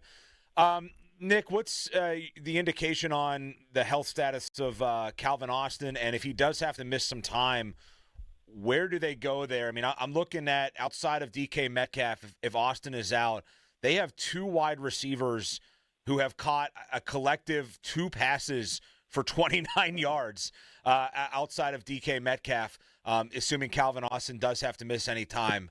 Where do they turn to? What do they do? How do they find a more wide receiver depth and help? I respect the fact that they're 3-1. I don't see a way that this team gets to where they want to go with the production they've had at the depth wide receiver positions. Right. I think that's fair. Listen, Calvin, I think, got better prognosis than maybe it appeared right away, which he wasn't in a sling on the facility on Tuesday. X-rays were negative. So that's good news. We'll see how long he's actually out. I do think the next guy up is Scotty Miller. I think that's who it is. I think he's the most natural outside kind of route runner type they have. I'm not like over the moon about that. You shouldn't be either. But that's kind of what I think is the next guy up. I think Skoranek will continue his role, and he's got a nice kind of role that works with this offense. And then Roman Wilson's kind of going to be sprinkled in there. And then, I don't know, maybe you have an Isaiah Hodgins, a Keyshawn Williams, or Max Hurleman come up. It depends. But I think the biggest thing is, even though you look outside the org, the options aren't great. I mean, I kind of did a scan around the league just to see. And I mean, you maybe have someone you can get out of New Orleans. I don't think Olave is the likeliest. Could you maybe get like Rashid Shaheed, or I guess Brandon Cooks is probably the likeliest, but I don't know how much juice he has left. You look at, Alan Lazard, obviously, I think is probably the top option just because the Rodgers connection. Curtis Samuel's kind of on the outs in Buffalo. And then the other guy, maybe in Indy, that I think is a little interesting is Alec Pierce. But Adonai Mitchell kind of losing his mind probably puts that one on freeze for a little bit. So to me, even the outside options, free agency, it's like Odell, Tyler Boyd. It's not a ton of guys that I think ring kind of, that's the solution right now. Yeah. So they're kind of in a bad spot right now. But on the roster, I mean, they have a lot of speed. I think they should lean into that. I'd like to see them lean more into Roman Wilson on kind of crossers. I think utilizing him there, because they haven't really pulled that out of the bag yet. I think he can be productive there. Nick, what's the story? What's the story? Sorry to interrupt you. What's the story on Roman Wilson? Why? I mean, we heard so much in the offseason about how much potential this guy had. They didn't make any big moves for other wide receivers. My expectation was that he was going to, be a 2/3 guy at worst for them, and he can't. I mean, he doesn't do anything. Right. He's running a lot of what I call, Josh, love for the game routes, which means just clear routes.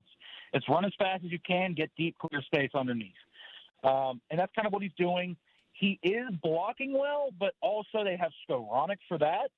The real issue with Roman is he's not a well-rounded receiver. He's not a great route runner. He's got good hands. He's tough. He's fast, but he's not technically proficient at much. And as a result, the biggest trait he has is speed. But if you look around the room, the one thing they have a lot of is speed. DK, Calvin, Scotty, and then Roman on top of that.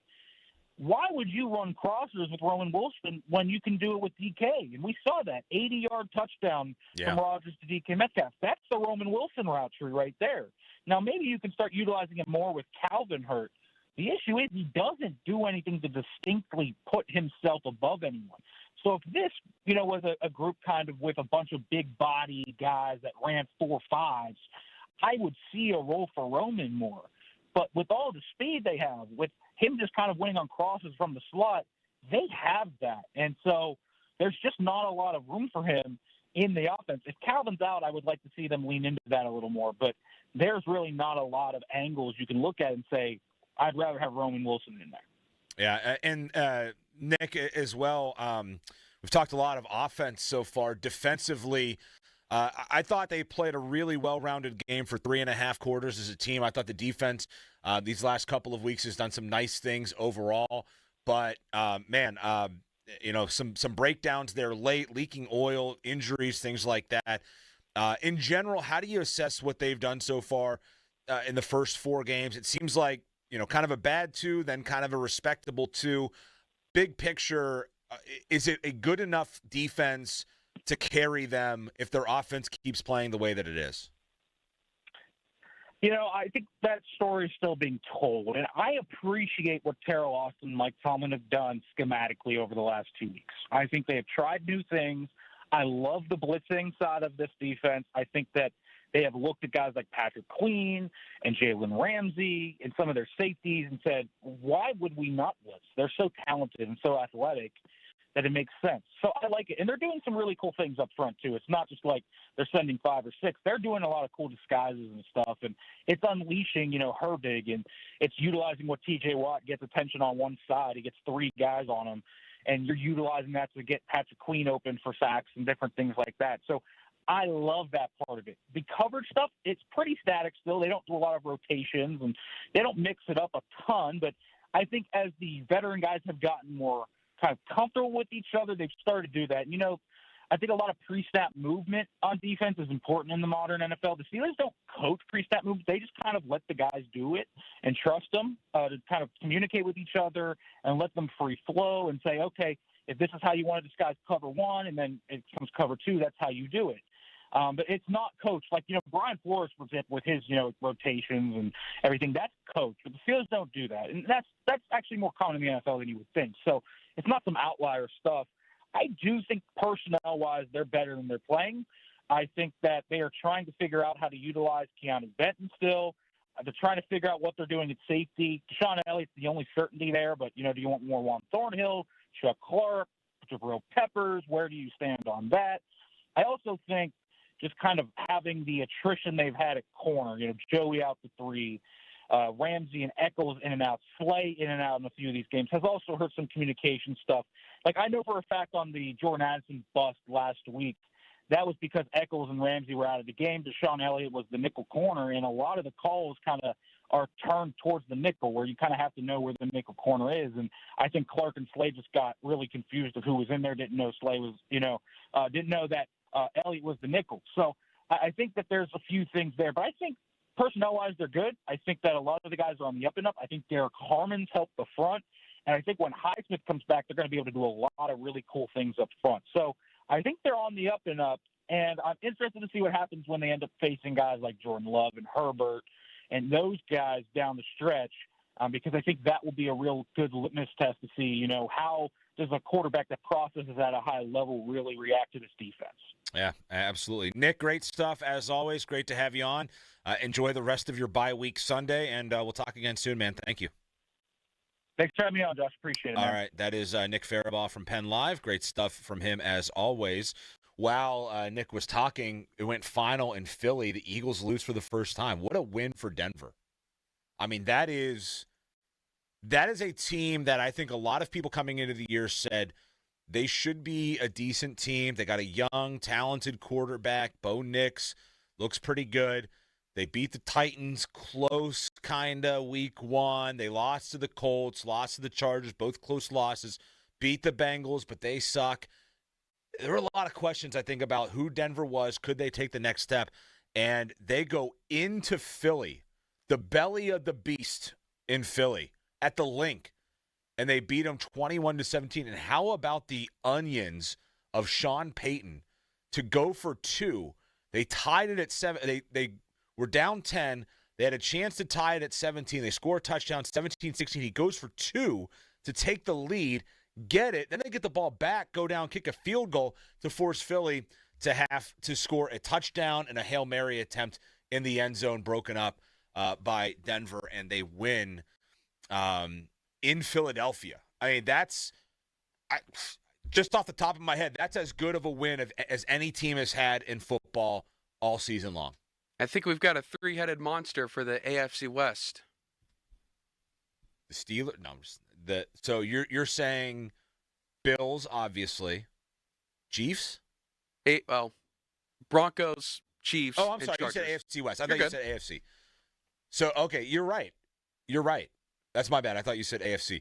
Yeah, I think the AFC West is, I mean, what a race that is going to be. All 3 of those teams should be playoff teams, right? And I think you start looking at that now and you're saying, if you're in any other division, you probably got to win the division to get in. We might be looking at just one team from the AFC North, the winner of that division. Yeah. Given how good the AFC West is, there's only so many spots. You got your division winners, you got 3 wild card spots. If 2 of those spots are going to be taken by AFC West teams, not a lot of room for error. Not a lot of room for error at all. I mean, you do start looking around. Jacksonville 3-1, Indy 4-1, the Chargers 3-1, Broncos, Chiefs. You figure probably all 3 of those teams are making the playoffs unless there's some sort of injury. And it might come down, if you're second in the AFC North, to you against the Jaguars, who are 3-1. Maybe the Patriots at 2-2. Maybe the Texans, given the win that they had today at Baltimore, pulling themselves out of some early depths. They're now 2-3. Second place in the AFC North might not get it done this year for a playoff berth. You might have to win this thing. And I think it's right there for the Steelers to do just that. It's right there for them now, with Baltimore sitting at 1-4, the Browns at 1-4, the Bengals at 2-2, but they got the Lions coming up in a mere seconds here. And I don't like the Bengals' chances against the Lions. Man, is it there for the Steelers? That's been the theme of this show. I'm going to be back on in 2 weeks, and I'm very curious to see. I'll be on that Sunday after the Thursday night game. So another day with no Steeler game, I'll be back on. I'm very curious to see what our conversation is like then. If they win both of those games, I think they are more than in the driver's seat. They should be the odds-on, hands-down favorite, particularly if Baltimore's not able to pick up a win in their next game, which is not going to be easy. They play the Rams next. Man, it's there for the Steelers. All right, we'll keep the phone lines open, 412-928-9370. We'll get your thoughts on that as we begin to round out the show. I also wanted to talk about what happened yesterday in college football, particularly with Penn State, but I want to touch on the situation at quarterback with Pitt as well. 2 very different days for Pitt and Penn State. Very, very different. And I also want to say a big happy birthday to a Pittsburgh sports legend and talk a little bit about that. So we'll round out the show with I'm not going to go full hodgepodge of nothingness, because we'll keep the phone lines open. We can talk about some football as well, but we'll kind of bounce around here as we round out the show on Sports Radio 93.7 The Fan. Sports Radio 93.7 The Fan. You can catch up on the latest Pittsburgh sports news anytime. Just tell your smart device to play Sports Radio 93.7 The Fan. 93.7 The Fan from Odyssey. Pittsburgh sports, smart and able. Sports Radio 93.7 The Fan. Now, fan headlines powered by Bowser Genesis of Monroeville. 8:20 tonight is Sunday Night Football, where the Patriots are at the Buffalo Bills. You can catch it right here on 93.7 The Fan via Westwood One with coverage at 7:30. And that game also on the free Odyssey app. For more, go to 937thefan.com. Fan headlines are powered by Bowser Genesis of Monroeville. Sports Radio 93.7 The Fan. Get the latest on Pittsburgh sports from anywhere with the Odyssey app. Listen to shows and Pirate Games live. Check out our exclusive interviews and content anytime. Download the Odyssey app now and never miss a minute. Sports Radio 93.7 The Fan. 93.7 The Fan, The Fan Morning Show with Doran Dickerson and Adam Crowley. We know who the Pirates center fielder is going to be next year. It's O'Neal Cruz. Who's their shortstop going to be? Who's their third baseman going to be? Jared Triolo is going to play short and third base. He's going to do both. They're going to roll out a third stop. It's called a third stop. And he's just going to play both. He's going to stand right in the middle right there, as a shortstop does, and he's just going to play both. He's going to be like Bugs Bunny. Yep. Third base fly. Second base fly. The Fan Morning Show on Sports Radio 93.7 The Fan. When it comes to affordable term life insurance, everyone's whistling the Big Lou tune. If you're over 50, maybe a bit porky, or have type 2 diabetes, $1 million of term insurance may only cost about $200 a month. Even if you're not in perfect health, call Big Lou, because he specializes in finding big chunks of affordable term life insurance for just about everyone. Don't let diabetes or other health glitches keep you from owning $500,000 to $1 million or more of term life insurance. For affordable term life insurance, call Big Lou. Don't hesitate. Call 800-700-6898. 6898. 800-700-6898 or visit biglou.com. Call Big Lou, don't hesitate. 800-700-6898. Call Big Lou, don't hesitate. 800-700-6898. Visit biglou.com. BetMGM has an unreal deal for pro football fans this season. Turn $10 into $150 in bonus bets if you win your first bet. Download the BetMGM app and sign up using the bonus code PIT150. Then place a $10 bet on pro football. You'll get $150 in bonus bets if you win. The possibilities don't end there. When you join BetMGM, you get access to a variety of parlay selection features like same-game parlays, live betting options, and more. Download the BetMGM app today and get $150 in bonus bets if you win your first bet with bonus code PIT150. Make this pro football season one for the history books. Make it legendary. BetMGM and GameSense remind you to play responsibly. BetMGM.com for T's and C's. 21 plus to wager. Pennsylvania only. New customer offer. Subject to eligibility requirements. Rewards are non-withdrawable bonus bets that expire in 7 days. If you or someone you know has a gambling problem, help is available. Call 1-800-GAMBLER. At Giant Eagle, we're focused on quality, freshness, and all your favorites. Because meals bring us together. Because recipes keep traditions alive. Because the right ingredients make it or break it. Because being part of the neighborhood matters. Because what we pick up at the store is what we bring into our lives. At Giant Eagle, we're always going for better. To bring you the best. Because it matters. I heard you got the job. Congratulations. Thanks. And I just got my first paycheck early. How did that happen? I opened an everything checking account at Dollar Bank and got my pay direct deposited 2 days early. Ooh, that's a nice perk. And a $300 welcome bonus, plus a great savings rate and card controls to turn my card on or off, and real-time card activity alerts. All that plus $300? Sounds like I need to get an everything checking account. You sure do. The $300 welcome bonus is a limited time offer, though. Open your account now. I'm doing it. Open your account online in less than 5 minutes at dollar.bank/300 or visit your local Dollar Bank office today. Dollar Bank, equal housing lender, member FDIC. $300 offer for new customers only and may end without notice. Certain requirements apply in the first year. 0.10% annual percentage yield. Account opening is subject to approval and accounts are available only to consumers residing in Dollar Bank's markets. Early pay is not a guarantee you will receive your direct deposit earlier than your scheduled pay date. Certain requirements apply. Hey, it's Max Starks for BetParks, the only online sports book I ever recommend. Live bet while you watch. BetParks has a great offer for new users. Download the app, open an account, and get up to $50 back on your first sports bet if it doesn't win. Plus, you'll get a BetParks bonus box with 50 BetParks coins and 50 bonus spins on the BetParks Collective online slot game. Terms and conditions at BetParks.com. Must be 21 and located in Pennsylvania or New Jersey. Gambling problem? Call 1-800-GAMBLER. At Odyssey, we believe in creating a diverse and inclusive workforce. We also value the power of community and encourage local organizations to help us in referring qualified applicants to our stations. If you're a community organization interested in receiving our vacancy information, simply email equalemployment@odyssey.com. You'll be notified of all our open positions. That's equalemployment@odyssey.com. And for all our listeners, please visit odysseyinc.com/careers for a list of job openings at all Odyssey radio stations. Have you found your dream home? Gina Giampetro has the program to help you buy it now with cash in hand and a no contingency bid. Doran Dickerson of the Fan Morning Show. Gina will sit down with you. You grant a price. You grant a deadline. If the deadline passes and the home isn't sold, she will have it bought and turned into a rental. Pull out your phone, give Gina a call, 724-602-9752, or Google Gina Giampetro of Remax Select Realty and look up GinaWillSellYourHome.com.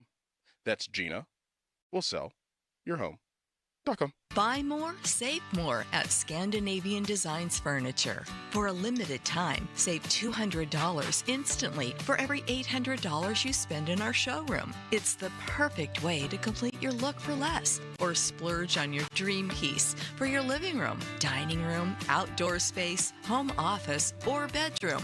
Stop by your local showroom today or shop online at ScandinavianDesigns.com. Do you, Alex, take Chris to be your lawfully wedded husband? I do. And do you, Chris, take Alex to be your lawfully wedded wife? I do.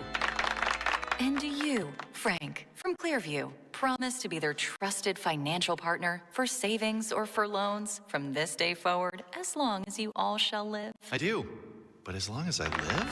Financial advice is closer than you think. Clearview, clearly different. Federally insured by NCUA. I'm Piera Palazzolo, VP of Digital Marketing for the American Management Association, a company focused on the management training skills needed to enhance the careers of business professionals. We did our research when it came to the best companies for website development and chose AmericanEagle.com. And we couldn't be happier. AmericanEagle.com worked closely with us to understand the front and back end requirements needed to launch an e-commerce website that could handle the complexities of running thousands of seminars nationwide. Our robust new website and improved SEO saw immediate increases in site traffic and web revenue. If you're in need of managerial effectiveness and success, visit our website at amanet.org. If you're in need of a website that provides an unparalleled consumer experience, I highly recommend AmericanEagle.com.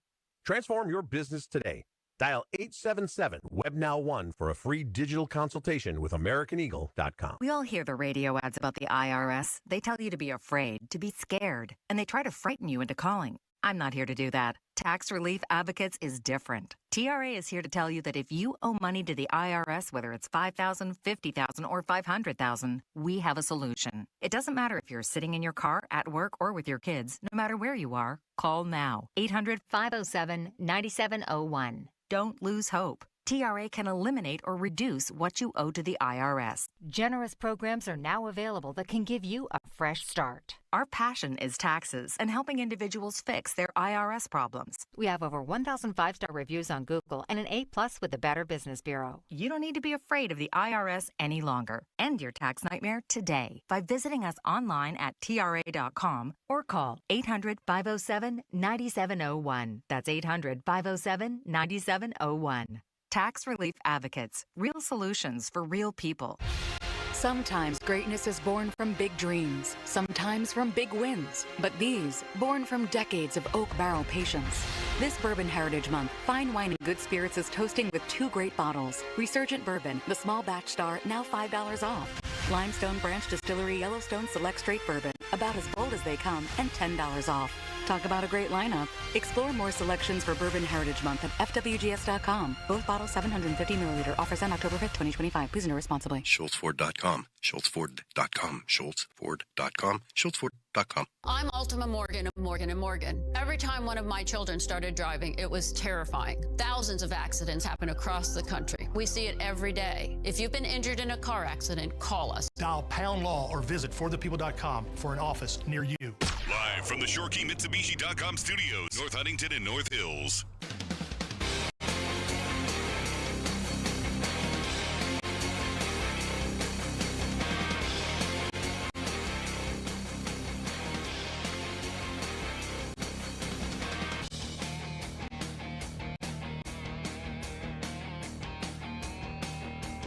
Sports Radio 93.7, the Fan text line brought to you by Edgar Snyder and Associates, personal injury law firm, where they always say there's never a fee unless we get money for you. And Fan Twitter is brought to you by South Hills Kia in Peters Township. Visit them at southhillskia.net. 412-928-9370.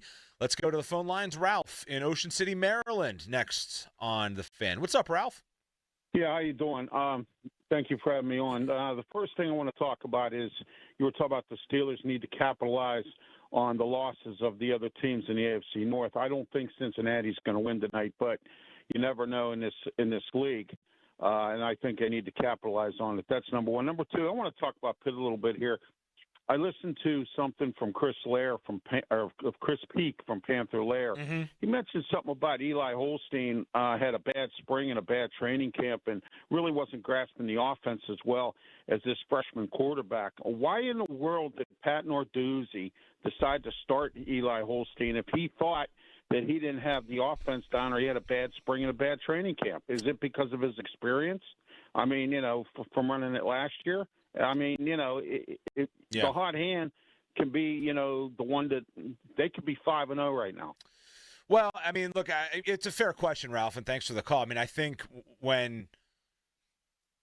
it's one thing to say the hot hand, but I mean, really Mason Heinzel was not. I mean, he was not any hand. He never played down a collegiate football.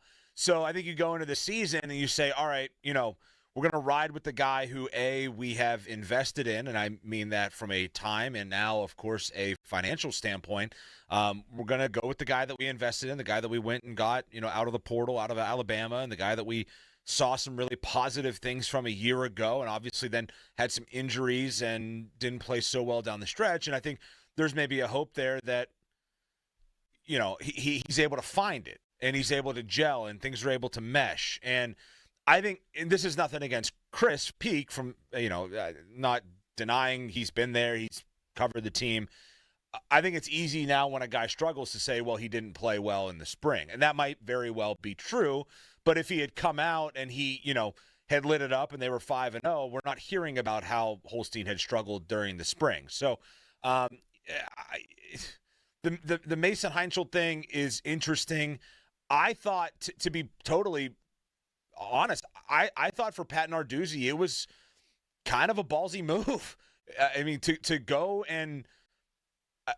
against a guy that in this climate now is the guy that you've invested in both time-wise and financially, and say, you didn't play horribly, but you certainly didn't play well last week.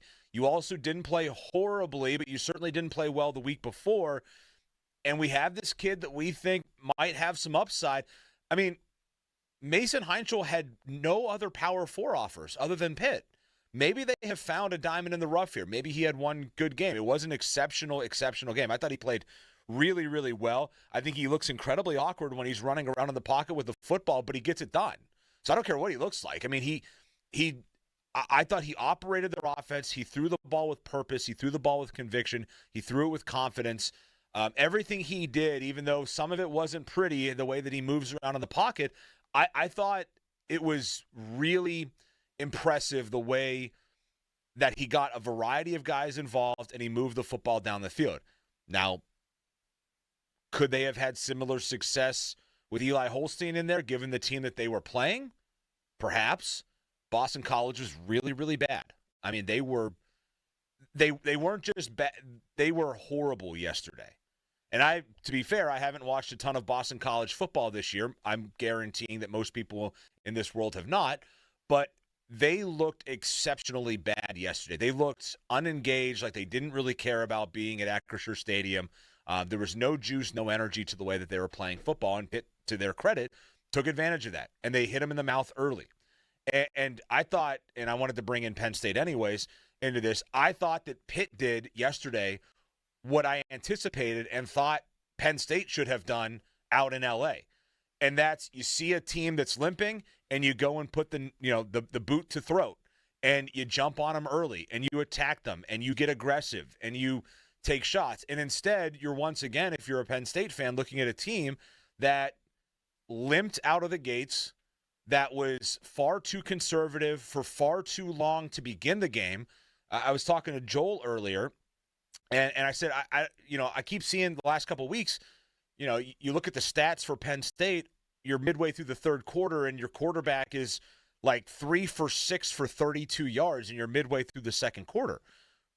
Where's the aggressiveness? Where's the attacking? Where's the energy on that side? And they were nearly able to get it in both situations against a good team in Oregon and then a really not so good team in UCLA. They were able to, they were nearly able to get back and find a way to win both of those games, but they weren't able to.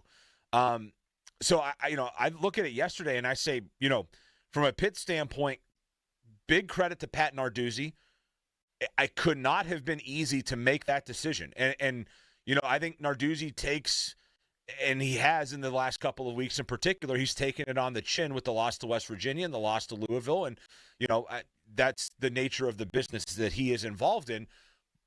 But I think to come out of both of those losses and say, we're going to do something drastic to get this right, particularly in the NIL and revenue sharing climate that we live in nowadays, that's not an easy decision to make. And it's certainly, I think, more difficult now than perhaps it used to be. And he went and made it, and it worked. So credit to him. The question for Pitt now is, can that continue? Now that there is tape out, there was no tape on this kid out. I mean, Boston College, who's not a good team, had absolutely nothing to go off of outside of, I guess, high school tape. I mean, it's not like they play preseason games. This kid had put nothing on tape before. BC had nothing to go off of, and they got cooked by him. They got cooked big time. But the road ahead for Pitt, it's going to be interesting. They got Florida State coming up on Saturday at noon, 25th ranked team in the country in Tallahassee. Then they go on the road again to Syracuse. That's a winnable game for Pitt. NC State at home, they lost to Virginia Tech. That's a winnable game for Pitt. Stanford on the road, Andrew Luck, it's a cool story going on out there, but that's not a good football team. That's a winnable game all the way out on the West Coast. The next 4 games, Pitt has a very realistic chance at winning 3 of them. A very realistic chance at winning 3 of them. We'll see how this thing works out with the new quarterback, and I think there's going to be freshman growing pains certainly attached to that at some point. But the next 4 weeks, you got a chance to make a little hay in your season after a somewhat disappointing start. The issue for Pitt is going to be what follows after that. Once you get into mid-November, they got 16th ranked Notre Dame coming in, then on the road at 13th ranked Georgia Tech, then back at home against the number 2 team in the country with Carson Beck and Miami coming in. I remember having a conversation before the Pitt season started, and people were saying, well, their schedule's so bad. They don't play anybody. This schedule is terrible. This should be a team that wins 10 games because their schedule is so – well, not really. I made it a point then to say, Florida State might end up being better than you think. And what did they do? They beat Alabama to begin their season. Notre Dame is ranked 16th in the country. I know they had a couple of losses early, but they were losses to ranked teams. Georgia Tech looks like a really solid football team down in Atlanta, and Miami is the number 2 team in the country. So all of a sudden, Pitt in their, in the end of their season from mid-October on has now 4 ranked teams that they have to play. They have to go play a game in the JMA Wireless Dome as well, and they got to take a West Coast trip, which can't be easy, as Penn State found out yesterday. It's not always easy to go out there and play those, afternoon kicks on the West Coast against an inferior football team. We'll see what happens. I think there's room there for Pitt to have a really solid month of October and beginning of November. Then they get a bye week and they get Notre Dame for what will be a crucial stretch to their season if they're going to, salvage what was a disappointing last couple of weeks, but maybe has started to turn a bit with a quarterback change and a big-time lopsided win over at Boston College yesterday. For Penn State, man, they got, a lot of questions right there with that program. James Franklin. We talk about the inability to win big games. How about now you go out after you don't win the big game against the big team with the whiteout, and you go out there and you lay a dud like that on the West Coast? That ain't good. The buyout's, $50 million? He's not going anywhere. They have to find a way to win those games. We were talking earlier, too, where do you put that for worst losses in college football in the last handful of years? Is that the worst one since App State beat Michigan? I know it's a Power 4 team. I know it's a Big Ten team, but UCLA might coming in was looked at as the worst Power 4 team in college football potentially. They were 0-4. They were doing nothing. They had fired their coach. They had made changes. They were dead in the water, and Penn State gave them life. And I just keep going back with Franklin. I think the guy is an excellent recruiter, but the questions of in-game coaching ability, and before it was the big game, right? Now you have this happen and all sorts of – there's a floodgate that opens on new questions regarding Franklin, James Franklin. And now you're looking at it. I saw Mueller tweet this out earlier. UCLA's interim coach, Tim Skipper, has the same amount of wins against top 10 teams in the Big Ten as James Franklin does. And the guy's coached 2 games? That ain't good. I want to close the show with this, a positive end of the show. 60 years ago today, Mario Lemieux was born. And this is probably a topic for another show, particularly when there's not a whole lot going on. But when you start talking about Mount Rushmores, that's always a good radio go-to when it's kind of slow. Who's on the Mount Rushmore? Mario Mario Lemieux is undoubtedly, without question, on the Mount Rushmore of Pittsburgh sports figures. There would not be a Sidney Crosby, Evgeny Malkin, Chris Letang, Marc-Andre Fleury era with 3 Stanley Cups if not for Mario Lemieux. There wouldn't be 2 cups in the early 90s without Mario Lemieux. He was my favorite player growing up, my favorite athlete growing up. That was an easy pick as somebody who grew up in this town. The night that he came back against Toronto was one of the very greatest regular season sporting moments that this town has ever seen. It was remarkable. And there's so many other moments with Mario's career. Obviously, his exploits as a player are nearly unmatched. In this town, they are not. He is the greatest player to have played here. Sidney Crosby is inching ever so close into that stratosphere. He's very, very close. But Mario, I think, still gets the nod ultimately. The new arena, in large part, Mario. The team staying here, in large part, Mario. The text that he sent before Game 7 in 2009, see you at center ice, and they go out and win the cup. I remember walking in as a kid to the Civic Arena, and you would go up and get to your seat, and you would look down. They were going through pregame skate. They were warming up. And you would look down, and there was one guy who, within a fraction of a second, you could spot Mario on the ice. He played, practiced, carried himself both on and off the ice, and still does to this day, with a different sort of aura around him than his contemporaries, and I think that anybody else has since he left hockey. 60 years ago, he was born today, and it's a guy that I think we talk about Mount Rushmore, he's certainly on there. Along with the Chief, Art Rooney, Roberto Clemente, I don't know if anybody can lay claim to being a more important athletic figure in this town's history than Mario Lemieux. Obviously, Art Rooney bringing the Steelers into existence, that's big.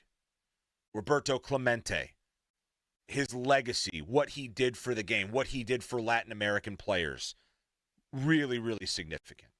But as far as people who have had a direct impact on their team in Pittsburgh, it's hard to argue that there is anybody more impactful on Pittsburgh sports than Mario Lemieux, because he's done it as a player, he's done it as an owner, he's done it in the community, various charitable initiatives. I mean, 5 Stanley Cups as a member of the Penguins franchise. It's an incredible life that he's lived, 60 years of it now. So happy birthday to Le Magnifique. I think I said that right. I do know a little bit of French, but I didn't go full French. Not yet, at least. Mario, congratulations, and a very happy birthday. 60 years strong for Mario.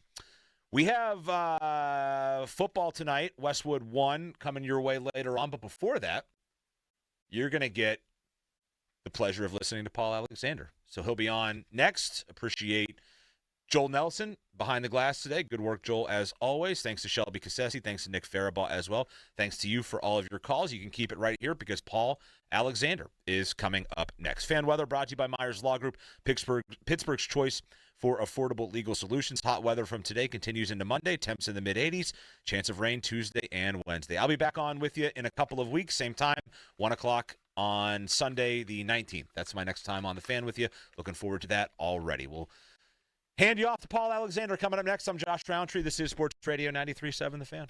Now, Fan Headlines, powered by Bowser Genesis of Monroeville. Week 5 Sunday Night Football tonight. The Patriots are at the Buffalo Bills. You can catch it right here on 93.7 The Fan. Kickoff 8:20 and coverage at 7:30 via Westwood 1. Catch the game on the free Odyssey app as well. Headlines powered by Bowser Genesis of Monroeville. For more, go to 937thefan.com. Sports Radio 93.7 The Fan gets your day started with the latest in Pittsburgh sports with the Fan Morning Show with Doran Dickerson and Adam Crowley. Weekdays 5:40 to 10. Presented by Guardian Protection on Sports Radio 93.7 The Fan. Sports Radio 93.7 The Fan. As the days get shorter and the air gets crisper, football is back across the area. And we want to encourage young players out there with our Youth Football Showcase. All season long, we're taking our hosts on the road to fields across the area. And we want to be part of your team. Go to 937thefan.com and sign up your league and let us come out and show our appreciation for all the youth players and coaches. Brought to you by Steel City Shredding, Bellman Electric, Keystone Custom Apparel, Living Treasures, and Saloni's Italian Bread. From Sports Radio 93.7 The Fan. As a detective, I've solved many mysteries, but this one has me stumped. Why does NJM Insurance remain silent in a world full of catchy jingles? What are they up to? It's suspicious. Yet their policyholders all agree. NJM is amazing. When things go wrong, they do what's right. But is the world ready for an ad break that's jingle-free? Tune in to Baffling Mysteries, where the story of the missing jingle unfolds.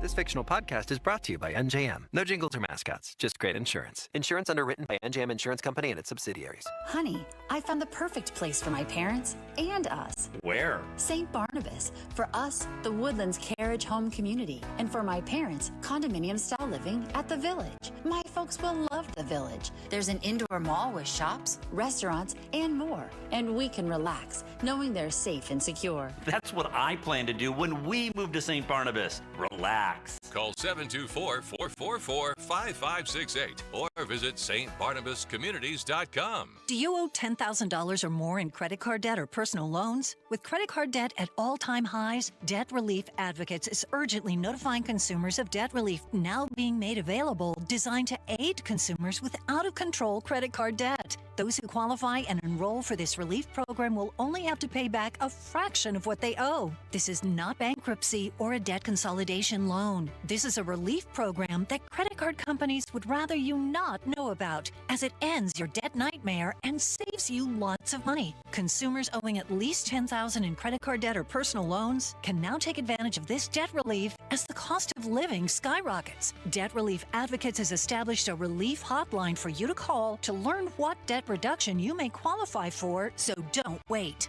For this free information, call the Relief Hotline at 800-707-6152. 800-707-6152. 800-707-6152. Hi, this is Bill Hillgrove. Life moves fast, but planning ahead doesn't have to be complicated. Exactly, Bill. That's why NSS Life offers affordable life insurance and reliable annuities you can count on. It's the peace of mind you've been looking for. Because you're not just planning for tomorrow, you're building a future that lasts a lifetime. NSS Life.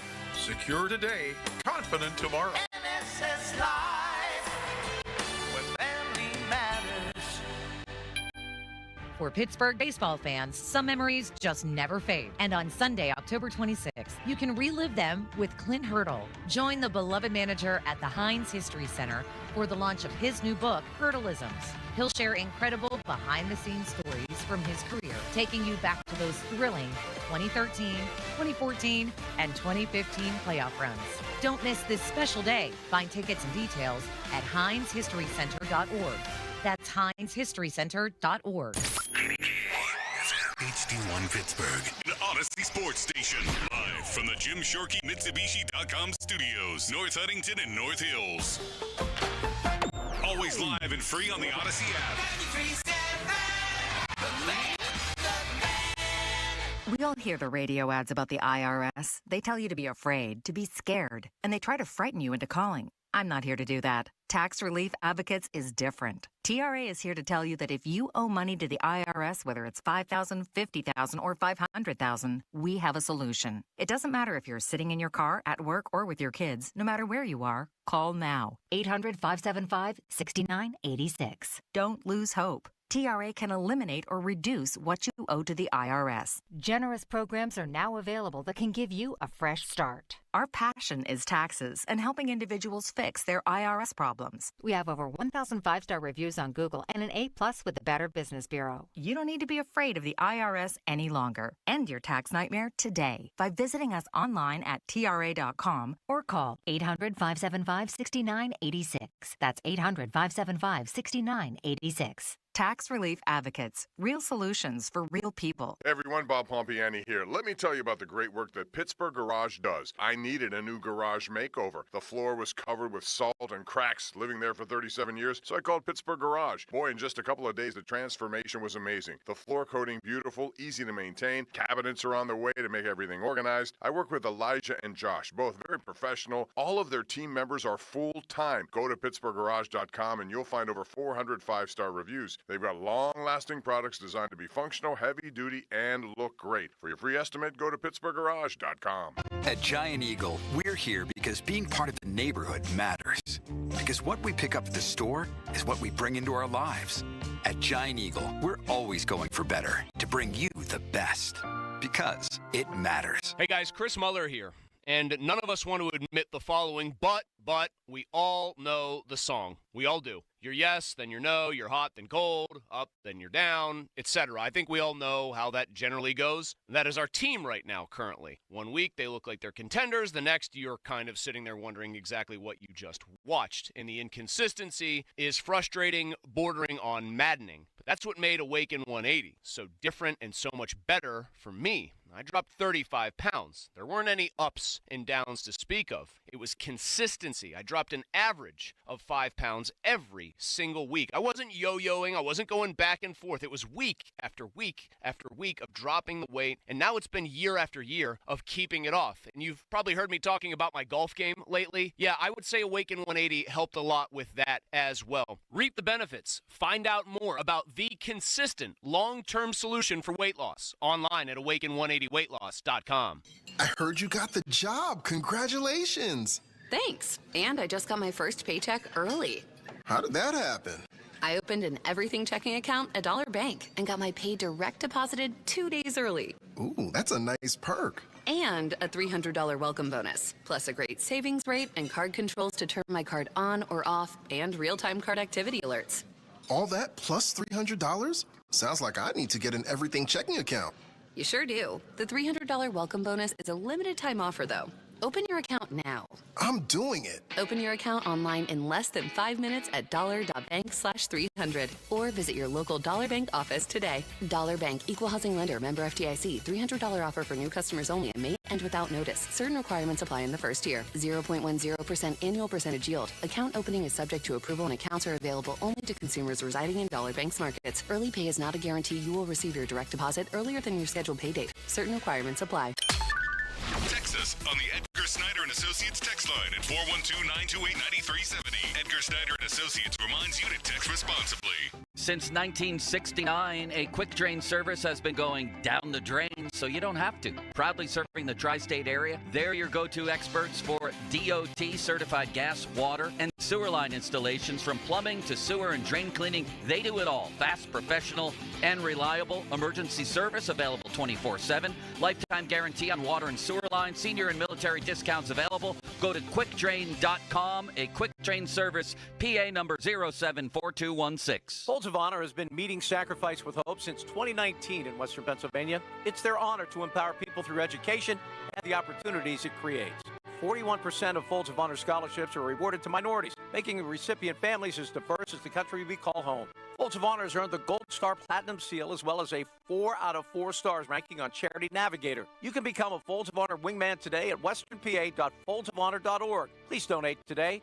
Spitzer Toyota of Monroeville is a proud supporter of Folds of Honor. Your hometown building partner since 1956, 84 Lumber. Visit 84lumber.com. Hey, it's Charlie Batch for Bet Parks, the only online sportsbook I ever recommend. Live bet while you watch. Bet Parks has a great offer for new users. Download the app, open an account, and get up to $50 back on your first sports bet if it doesn't win. Plus, you'll get a Bet Parks bonus box with 50 Bet Parks coins and 50 bonus spins on the Bet Parks Collect 'em online slot game. Terms and conditions at betparks.com. Must be 21 and located in Pennsylvania or New Jersey. Gambling problem? Call 1-800-GAMBLER. I'm Ultima Morgan of Morgan & Morgan. Every time one of my children started driving, it was terrifying. Thousands of accidents happen across the country. We see it every day. If you've been injured in a car accident, call us. Dial # law or visit forthepeople.com for an office near you. Now, fan headlines powered by Bowser Genesis of Monroeville. All right, Joel Nelson for Fan Headlines, looking at NFL scores. 4 games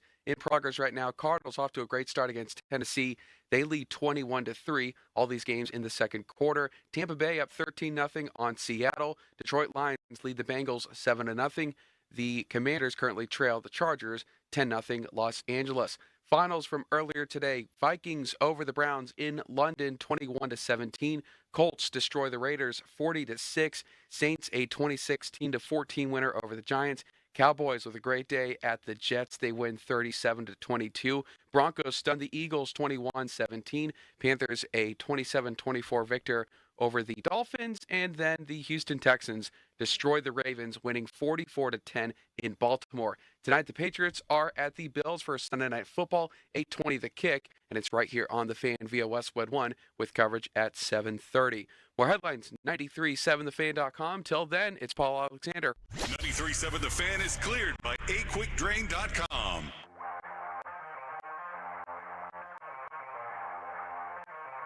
And hello, Paul Alexander with you on a Sunday evening. Bye week. So what did you do? Watch any football? Enjoy this amazing weather that we've been having? What do you do on bye week? I'd love to hear from you at 412-928-9370. It has been a crazy time in my life. Just insane activity. We had an amazing wedding celebration yesterday. My daughter Alex and her husband Steve just had a wonderful weekend with them. We're moving Thursday of this week, so we've been packing. Well, my wife's been packing for 2 weeks. I've been carrying some bins and boxes, stuff like that. I've been fighting the toughest cold that I've ever had in my life. I mean, I was so bad on Wednesday of last week, and I'm not a big, I get yelled at a lot at home for, you never go to the doctor. Well, when I'm sick, I go to the doctor. She wants me to go when I'm healthy. And, it's a good idea. I mean, the wellness checks, I do get colonoscopies. I do a lot of the things I'm supposed to do, but not everything. But I went to urgent care, and all my tests came back negative. He just said, you just got one hell of a cold. And it kicked and is kicking my butt. So, if you hear any strange sounds, and I don't know if you've ever, if you haven't done some sort of speaking in your life, you probably never had to suppress a cough when you had to talk. You probably just coughed because you probably didn't really have to talk. When you're on the air and you're live and you're doing talk radio, you have to talk. If someone else is talking, that's great. So I really appreciate your help today at 412-928-9370. That would be great. It would be very helpful. Less of me is a better show anyhow. I love to get a lot of feedback from you. But I just want to give you a little heads up. If you hear a little a silence or some muffled sounds or something that's a little strange, it's me suppressing these, just blood-curdling coughs. They're awful. And like most men, I'm kind of a baby when I'm sick. I'm very miserable, very moody, very pouty. I hate. Don't know who said it, but it's profound. You can have 99 problems when you're healthy. When you're sick, you have one problem. And that's just so true. It just dominates your entire existence. But you fight through it, and that's exactly what we're going to do. Josh did a wonderful tribute to La Magnifique. He pronounced that very well. I shared it with Josh on his way out. Those of you that may be of a certain age would remember, if you're a sports fan, the great Goose Goslin from KDK Radio on the AM side. And Goose and I were good buddies. And I'll never forget this moment because I was still working in Altoona, but I was at Riverfront Stadium in Cincinnati, Pirates-Reds, in the first round of the playoffs. Well, the only round of the playoffs, back when they were just, division winners, went to the playoffs, 1990. Jim Leyland finally got the Bucs to the postseason. And we were sitting in the press box, and he looked at me, the Goose did, and said, do you know the real significance of this day in sports? I said, it's Mario's 25th birthday. His jaw dropped. He goes, my goodness, how would a young man like you know that? And I said, well, I'm well-rounded. But Goose was a huge, huge hockey guy. And we were always good buddies. And I miss him quite a bit. But Josh is spot on. There is no way in the world you might want to try to put someone up on the same, stratosphere and what someone has done for Pittsburgh sports individually. I mean, you can make arguments for other people, but you can't surpass what Mario Lemieux has done for the Penguins, has done for hockey, and has done for Pittsburgh. You just can't. I mean, he saved the franchise 3 different times, 3 different ways. Like his, goal, 5 goals, 5 different ways. We had a kid on Friday night, and damn if I don't remember who it was. He scored 5 touchdowns 4 different ways. 2 rushing, a pick 6, and a receiving. I thought that was close. That was close. But anyway, happy birthday, Mario. How fitting he's doing his 6.6 run against cancer today. The Lemieux Foundation is doing incredible work, as they always do.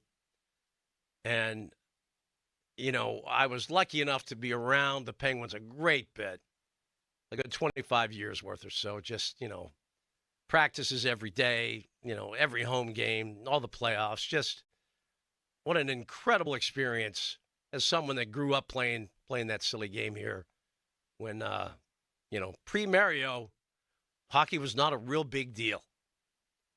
It was cult-like in a lot of ways. But, if you love hockey, you love hockey. So what he has done for the Penguins, for the sport, and for the city is just unparalleled. And he does it with such class.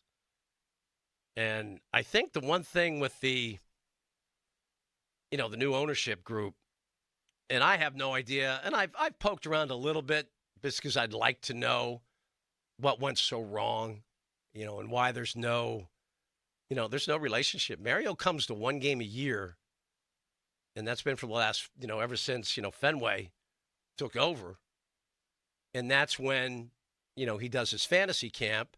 And part of the fantasy camp is you get the suite and you all come to a game. That's the 1 game that Mario comes to every year. Now, I don't know how serious he and Burkle are or were in trying to get back into that situation and that ownership group again. It's getting up around $2 billion. So I don't know. I don't think Price, certainly in Burkle's case. I know Mario has, accumulated a great deal of wealth as well. But, Burkle's a billionaire. I'm not sure Mario's in that category. I'm sure he's close.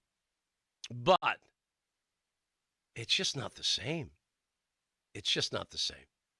Mario in the building is just, it's different. And I think it's important.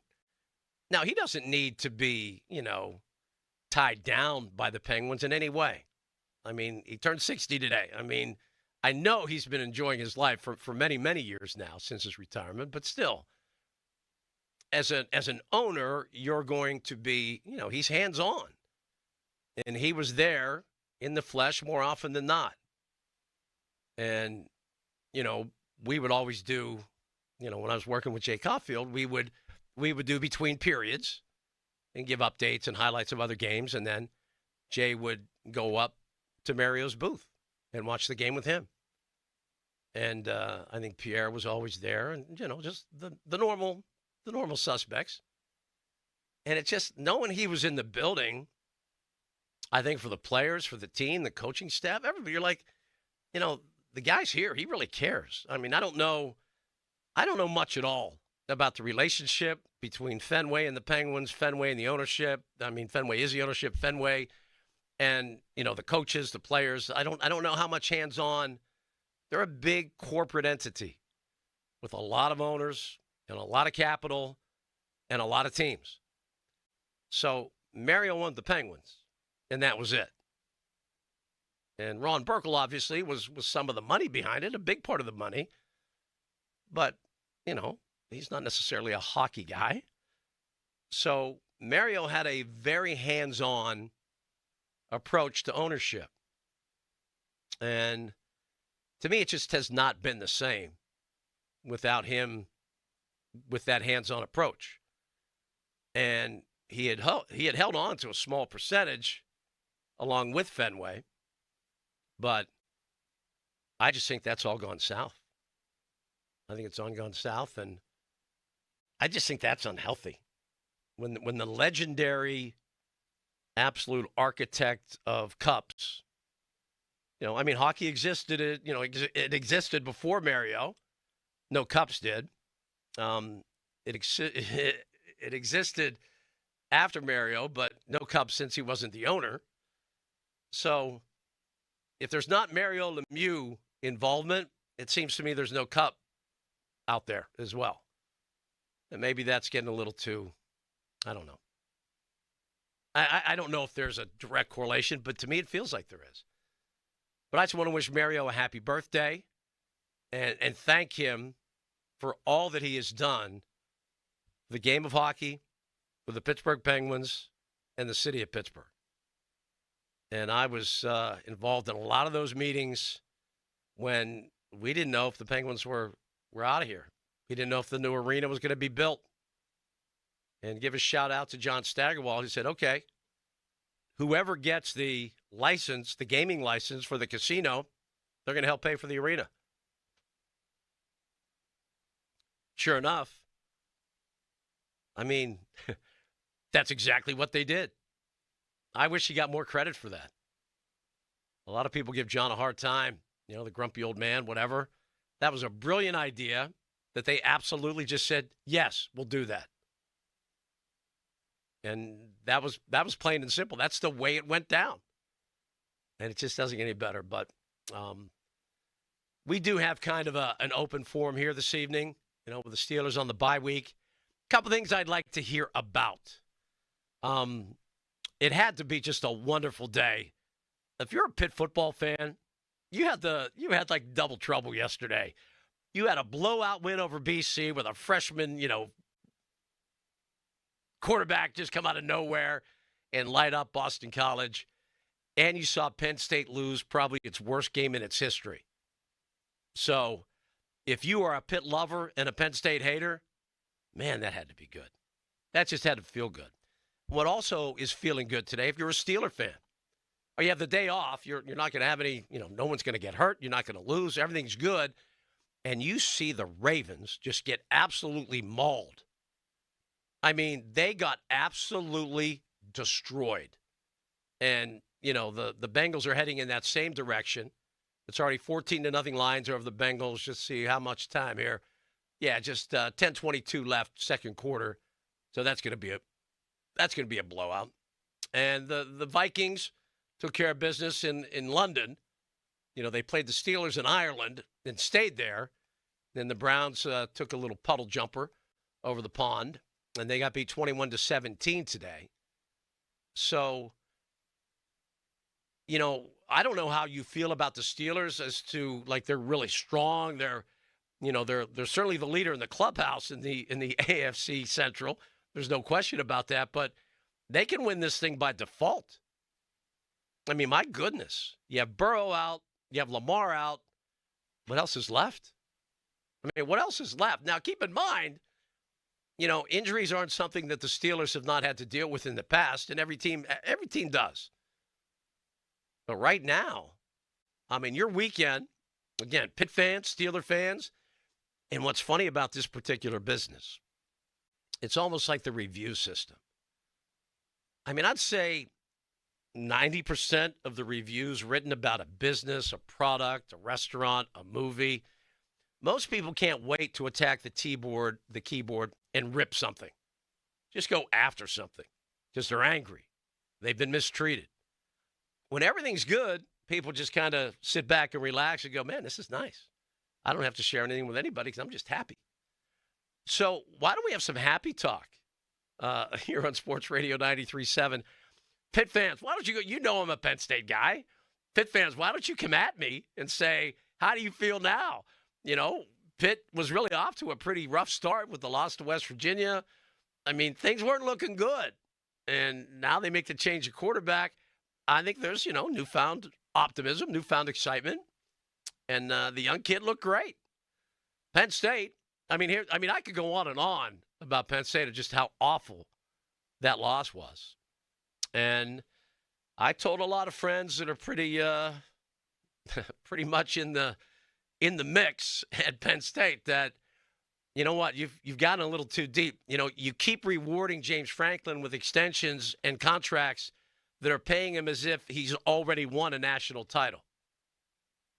You're supposed to wait to pay the guy after the title. So now you're going to pay the guy to go away because the title ain't coming with him at the helm. And the way he handled yesterday, blaming everybody else, not accepting any of the blame himself. I mean, he did so, but kind of, we had the travel and we had the loss and we had an injury and we had this. I mean, he whined and he made excuses. No, that's on me. I'm embarrassed. We're embarrassed.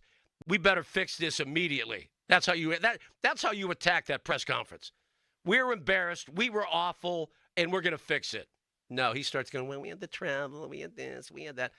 I just can't. I just can't with people not owning up to their own stuff. And he's always been that guy. Like, he's a really good, CEO, horrible game day. He's been a horrible game day coach from day one. And the one thing I would defend him with, he wins the games he's supposed to win. Well, he used to. All right, I've got a little bit over my little clock here. So Joel's going to have a headline, and then we're going to open the phone lines up at 412-928-9370. Talk about how good you feel about the move Pitt made at quarterback, how good you feel about the Steelers in the AFC North. And if you just want to kill Penn State, feel free. They deserve everything that you will bring. It is Paul Alexander on Sports Radio 93.7 The Fan. Sports Radio 93.7 The Fan. The Fan is bringing out the big boys for the Fan Game Day. Donnie Football, Mark Cavalli, and Jason Mackey host the Enhanced Fan Game Day. The biggest personalities, the hardest working hosts, bringing you all the coverage before the game. The Fan Game Day is brought to you by Rivers Casino. Gambling problem? Call 1-800-GAMBLER. Westminster College, Verizon, official 5G provider of the Pittsburgh Steelers, Schley Deck and Fence, and Saloni's Italian Bread. The Fan Game Day on Sports Radio 93.7 The Fan.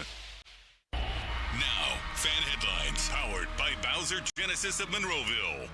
This upcoming Saturday, Pitt football back in action. They will be in Tallahassee to take on the Florida State Seminoles. Kickoff is noon, and coverage on The Fan begins at 9. For more, go to 937thefan.com. Fan Headlines are powered by Bowser Genesis of Monroeville. Sports Radio 93.7 The Fan. Hey, these players ain't gonna make themselves. Let's go get it. The Fan presents The Morning After. Following each and every black and gold game, the guys break down the entire game and talk about what worked. Today you did big. And what didn't. The bad call. Brought to you by Tri-State Office Furniture, Verizon, the official 5G at the Pittsburgh Steelers, Saloni's Italian Bread, Smale Lincoln Greensburg, and Twin Peaks Bar and Restaurant. The Morning After. Following each and every black and gold game on Sports Radio 93.7 The Fan.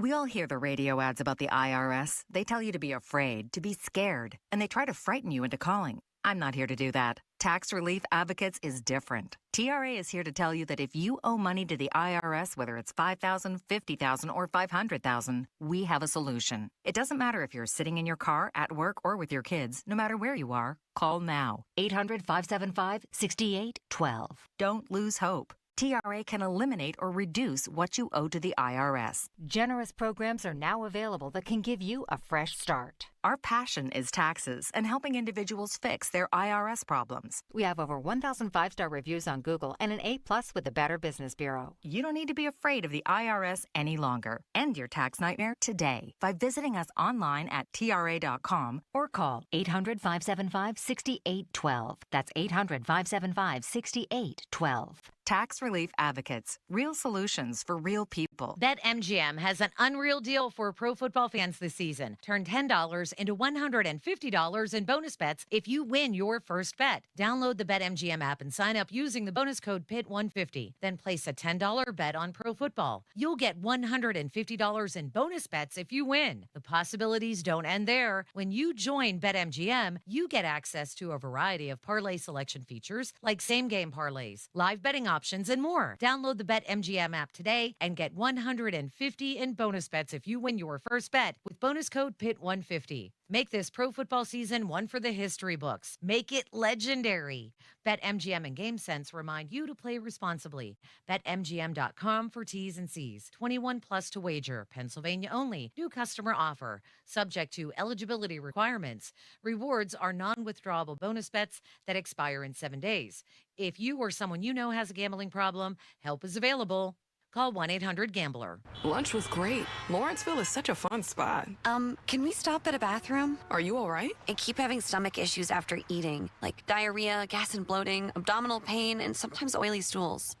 Sound familiar? Those stomach issues may actually be a pancreas issue called exocrine pancreatic insufficiency, or EPI. Creon pancrelipase may help manage EPI. Creon is a prescription medicine used to treat people who can't digest food normally because their pancreas doesn't make enough enzymes.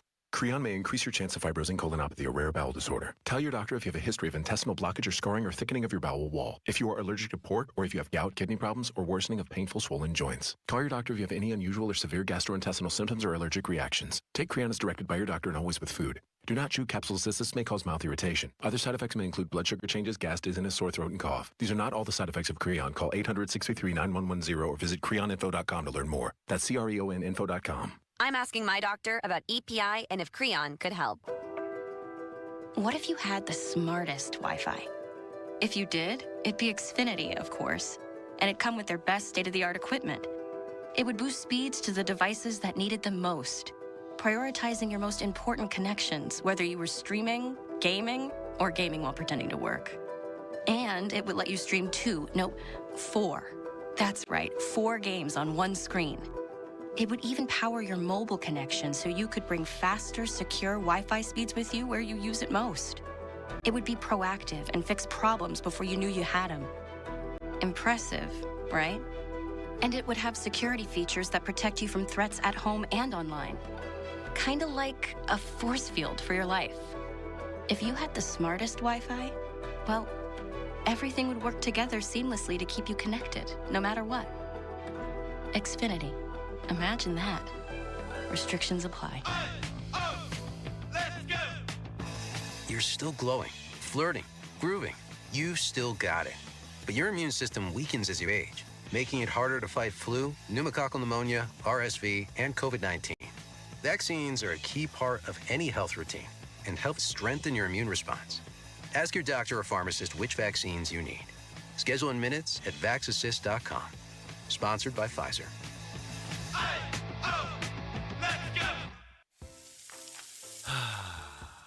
That's the sound of James adding long-lasting Gain scent boosters to his laundry this morning.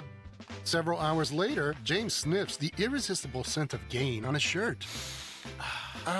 Gain. Several hours later, James has even caught the attention of his mother-in-law, and she never gives him attention. Ooh, you smell amazing, James. Oh, thanks, Mom. I love you too. I never said that. Add Gain scent boosters to your laundry. Add joy to your day. Wine isn't just for dinner parties, you know? It's just as fun to bring it to football tailgates, too.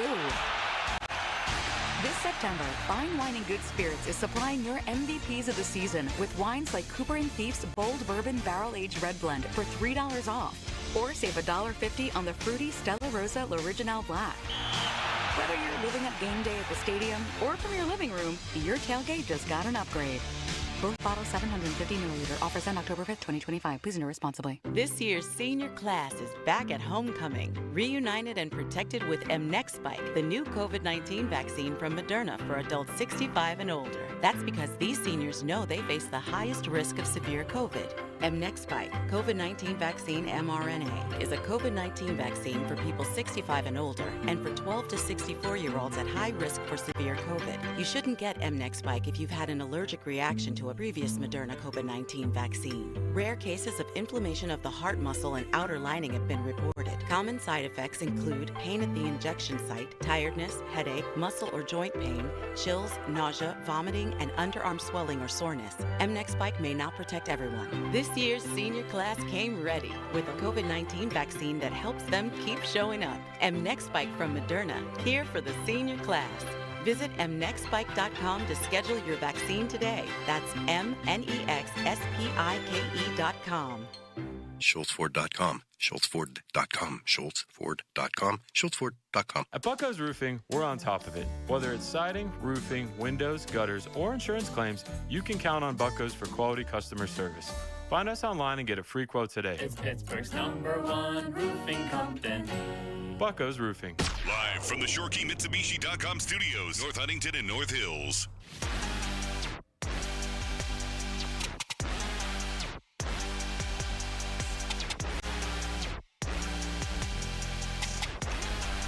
Welcome back. Paul Alexander with you until we get to Patriots Bills on Westwood 1. You can also check it out on the free Odyssey app.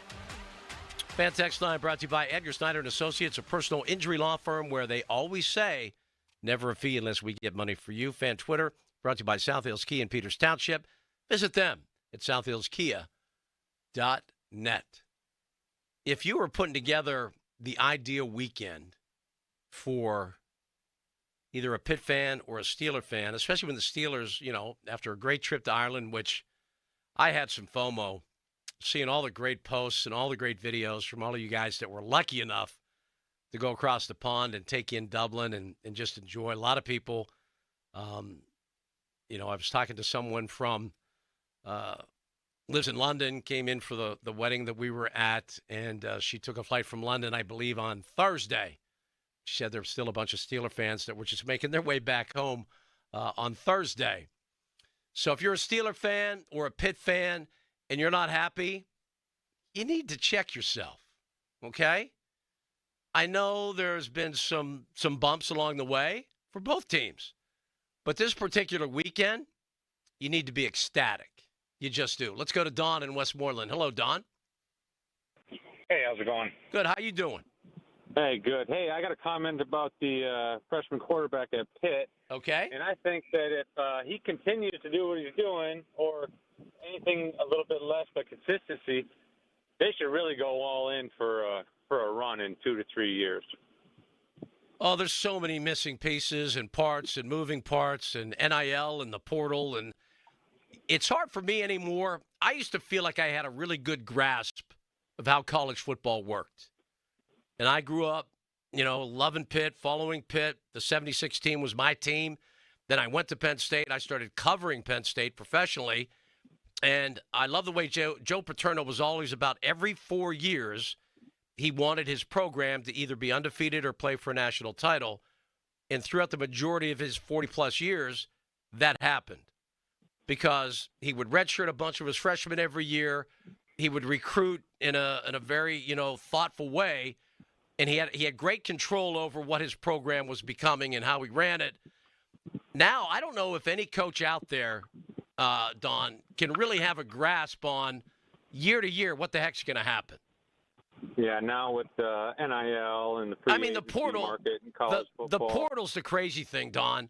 You see a roster flip sometimes by 40, 50 guys, season to season. So I would say, you're probably, a little older. You've been around college football for a while.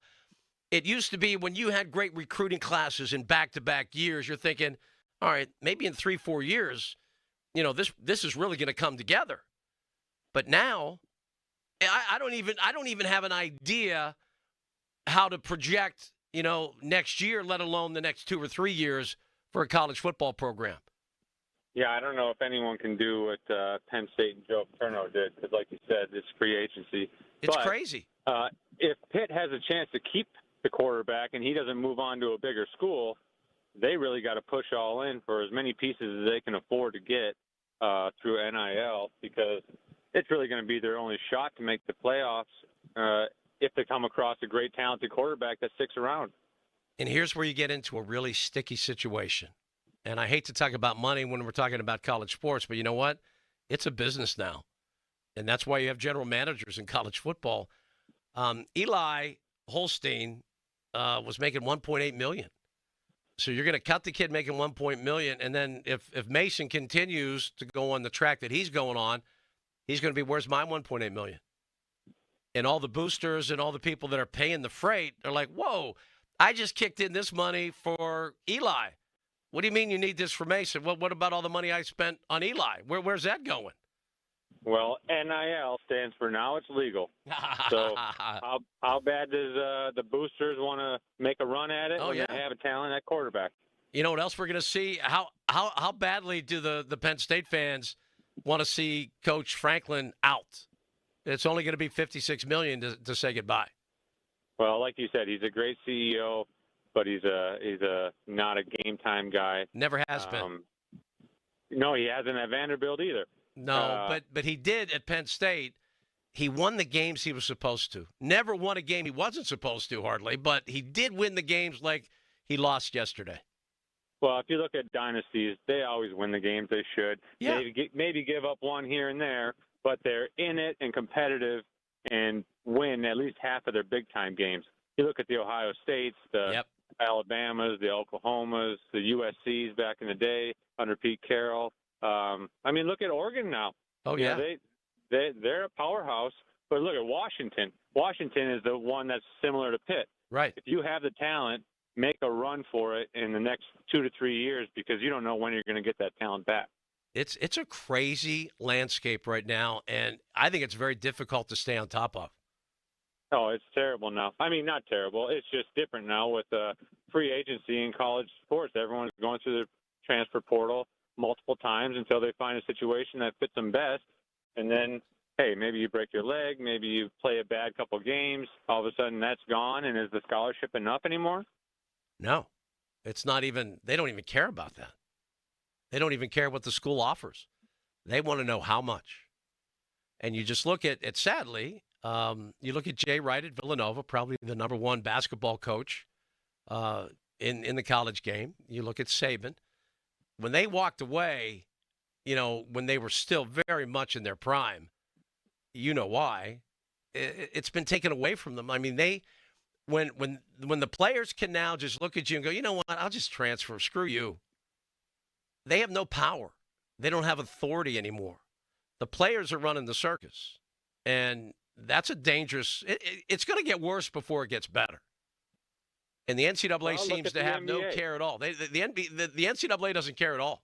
They kind of want it to implode. Like the NBA from the 90s when guys finished their careers or mostly finished their careers with the team they started with, and then it turned into what it is now where it's just put your best team together this year. Right. That's kind of what college football is going to.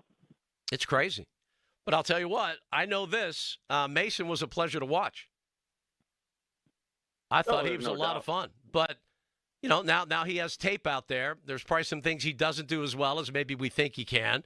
And other teams can now game plan. And, you know, the one thing that BC, and they're not a good football team. Let's not be kidding ourselves here. But they also had nothing on Mason to prepare. And they were still unsure that he was actually going to get the start. So the element of surprise is big in sports. What does gone. Next year's ACC conference schedule look like? I'm not sure, that to could be honest. That could be a big determination. If he has success in the conference next year, they could really put a run on. It'll be interesting. Or at least get the Pitt fans excited to put a run on potentially in year 3 of him. And again, are they going to come up with the money to keep him? You know, what if Alabama calls and goes, we'll give you $2.5 million, or Michigan calls, or Ohio State calls? I mean, that's the danger now is if you're on a team that's kind of middling or not necessarily at the top of the heap and someone comes offering a boatload of cash, how are you going to keep them? And they were worried about keeping Eli last year, and they got him $1.8 million to keep him. You got to get now they don't want them. Those kids to buy in. You know, you got to tell them this is going to be your show, and we're going to build it around you, and we're going to bring in recruiting pieces. And now, Don, you mean like they told Eli last year? Yeah. Come on. I mean, it's year to year now. Don, thanks so much for the call. I got to get to a break. That's the whole point. They were telling Eli all of that stuff last year, and they got him a good number to keep him. And now they don't want him, supposedly. I mean, I don't really understand where it's going. I can't predict it, and I don't even have a clue, where the end point is. How many conferences will there be? I mean, it's just crazy. It's like the Wild West. College football and basketball are like the Wild West. All right, let's get to a break. 412-928-9370. Are we dreaming, or the AFC Central has already been conceded to the Steelers? Is that actually almost there? And what about Pitt? Let's talk about all those things right here on the Paul Alexander Show at Sports Radio 93.7 The Fan. Sports Radio 93.7 The Fan. Get the latest on Pittsburgh sports from anywhere with the Odyssey app. Listen to shows and Pirate Games live. Check out our exclusive interviews and content anytime. Download the Odyssey app now and never miss a minute. Sports Radio 93.7 The Fan. Now, fan headlines powered by Bowser Genesis of Monroeville. Couple of baseball games happening right now. MLB playoffs. The Blue Jays, 11 runs on 11 hits through 5 innings. A Vladimir Guerrero Jr. grand slam in that as they lead the Yankees 11-0 in that game and 1-0 in their series. Probably heading to 2-0 in that series for Toronto. Later tonight, Tigers look to go up 2-0 in their series against the Mariners.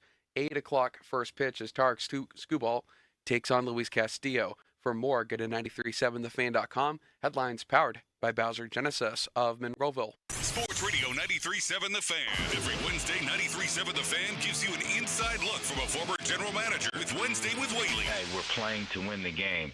Doug Whaley joins the Fan Morning Show from 9 to 10 to give his insight from the front office perspective. Wednesdays with Whaley. Doug Whaley is brought to you by Tri-State Office Furniture, Morgan & Morgan Law Firm, Allegiant Community Federal Credit Union, and Bet365. Buy more, save more at Scandinavian Designs Furniture. For a limited time, save $200 instantly for every $800 you spend in our showroom. It's the perfect way to complete your look for less, or splurge on your dream piece for your living room, dining room, outdoor space, home office, or bedroom.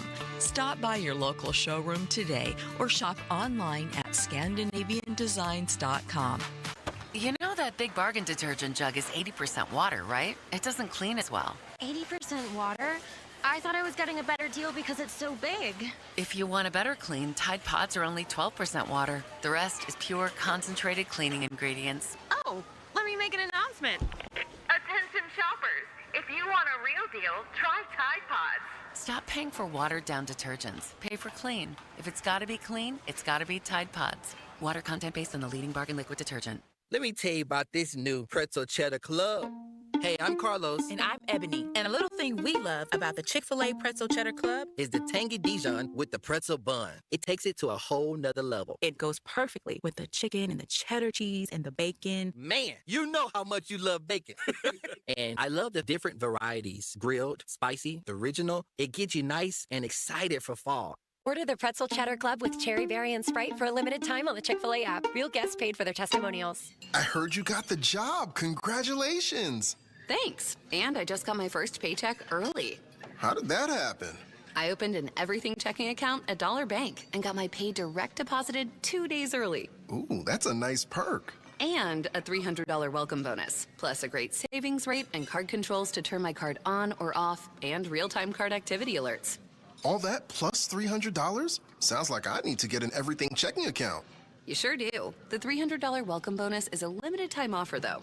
Open your account now. I'm doing it. Open your account online in less than 5 minutes at dollar.bank/300 or visit your local Dollar Bank office today. Dollar Bank, Equal Housing Lender, member FDIC. $300 offer for new customers only and may end without notice. Certain requirements apply in the first year. 0.10% annual percentage yield. Account opening is subject to approval and accounts are available only to consumers residing in Dollar Bank's markets. Early pay is not a guarantee you will receive your direct deposit earlier than your scheduled pay date. Certain requirements apply. Hey, this is Andrew Filipponi for the FanDuel Sportsbook, the official partner of 93.7 The Fan, the official sports betting partner of the NFL. Another NFL Sunday is here, and you've got to get on FanDuel and take advantage of their great promotion right now because everyone, all customers out there are getting a 50% profit boost on any NFL bet for this day. Texans and Ravens. This line moved all the way to the Ravens when we found out Lamar Jackson was going to miss the game with a hamstring injury. Houston's now a 1-point favorite. Yes, they only have one win. Yes, C.J. Stroud has not looked good, but the They come in with the number 1 scoring defense in the NFL. Other game to look at is the Lions and Bengals today in Cincinnati. That line is huge. Lions minus 10.5. But the Lions have not played as well on the road as they have at home. And I think everyone's reacting to that Monday night loss by Cincinnati. I think they play a closer game today. FanDuel.com/Andrew to get in on the action. 21 plus, present in Pennsylvania. Opt-in required. Bonus issued is now withdrawable profit boost tokens. Restrictions apply, including any token expiration and max wager amount. See terms. Sportsbook.fanduel.com. Gambling problem. Call 1-800-GAMBLER. Stressed out about owing over $10,000 in back taxes?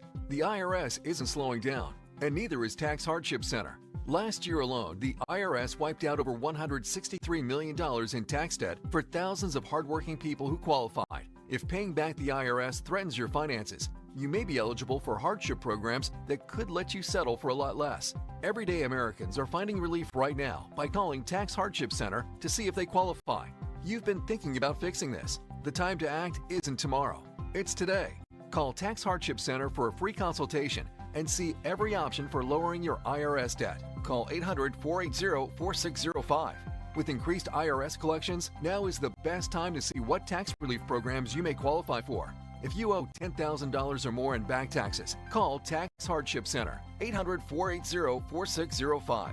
800-480-4605. That's 800-480-4605. Need legal help without the high price tag? Turn to Myers Law Group, Pittsburgh's choice for affordable legal solutions.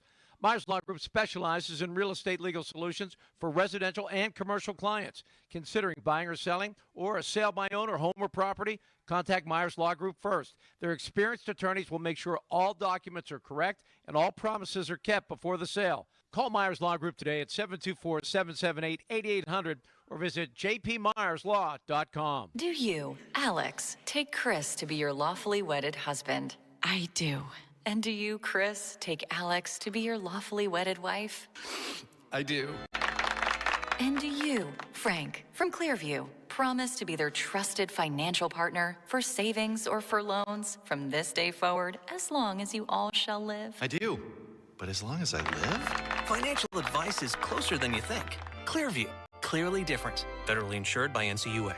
Life insurance. Why are you putting it off? Can't afford it? Too much hassle? Think you don't need it? There's lots of excuses for putting off life insurance. But if you weren't there, who would pay the mortgage and other bills? With Ethos, you could be covered in 10 minutes and boom, family protected. Ethos. Fast and easy online term life insurance. Up to $2 million in coverage with no medical exam. Some policies as low as $1 a day. Answer a few health questions and get your free quote at ethos.com/radio. That's ethos.com/radio.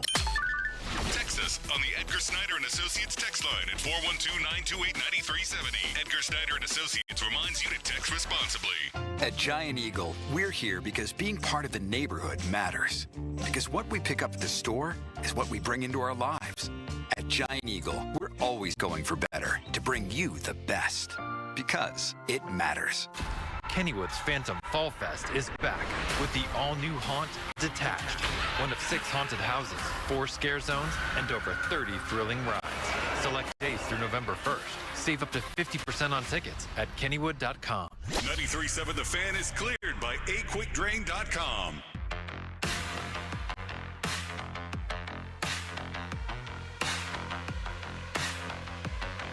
Welcome back to the show. It is a bye-week Sunday here in the Burgh. I would imagine by now, those of you that were lucky enough to be in Ireland are probably back here. Some people coming back as late as Thursday from a new friend of mine that was on a flight with some Steeler fans on her way here to see her brother get married.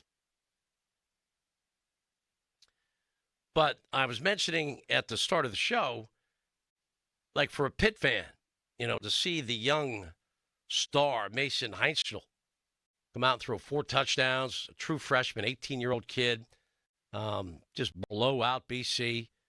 Then, you know, you get to sit back and watch Penn State get beat by just an awful UCLA team. Maybe Penn State's worst loss in history. And when I was talking to my son, who's a Penn Stater, yesterday, right after it went final, I said, you know, I remember watching Toledo, and it was 2000, just pound. I mean pound Penn State. They ran between the tackles and bullied and beat up. That's right, Toledo. Just bullied Penn State. A lot of people called that maybe the worst loss they'd ever seen. The worst game I'd ever seen Penn State play was the 6-4 loss at home against Iowa, where Iowa took a safety intentionally just so they could give the ball back to the Penn State offense, because they knew as long as the Penn State offense had the ball, there was never a chance they would score. Penn State's defense was actually very good, and while Iowa had the ball, there was the risk of Penn State taking it away, either a scoop and score, a pick six. They knew the risk of being on offense as opposed to being on defense, and that's what an indictment of how bad that Penn State offense was. But I really believe with everything that had been, put together for this year, Jim Knowles, by the way, you make him the highest paid defensive coordinator maybe ever in college football, and this is what he's done for you. Has not been good. Was awful on Saturday. And I really, my preseason prognostication was, well, they went out and got the best defensive coordinator in college football. That's going to mean something. That's going to make a difference. What are you talking about? So this is funny. You read a little further. Rick Neuheisel's son was the O coordinator. Meanwhile, Penn State got out-coached by a team that doesn't have a coach. They have an interim head coach. They have first-time coordinators. And, in the last 2 weeks, they fired the head coach and both coordinators. And you go out and lose to that team? So Neuheisel's kid was saying he didn't know how to work the microphone. He communicates directly with the quarterback to call plays. The quarterback had to ad-lib on a bunch of plays because Neuheisel didn't know how to work the technology of the headset.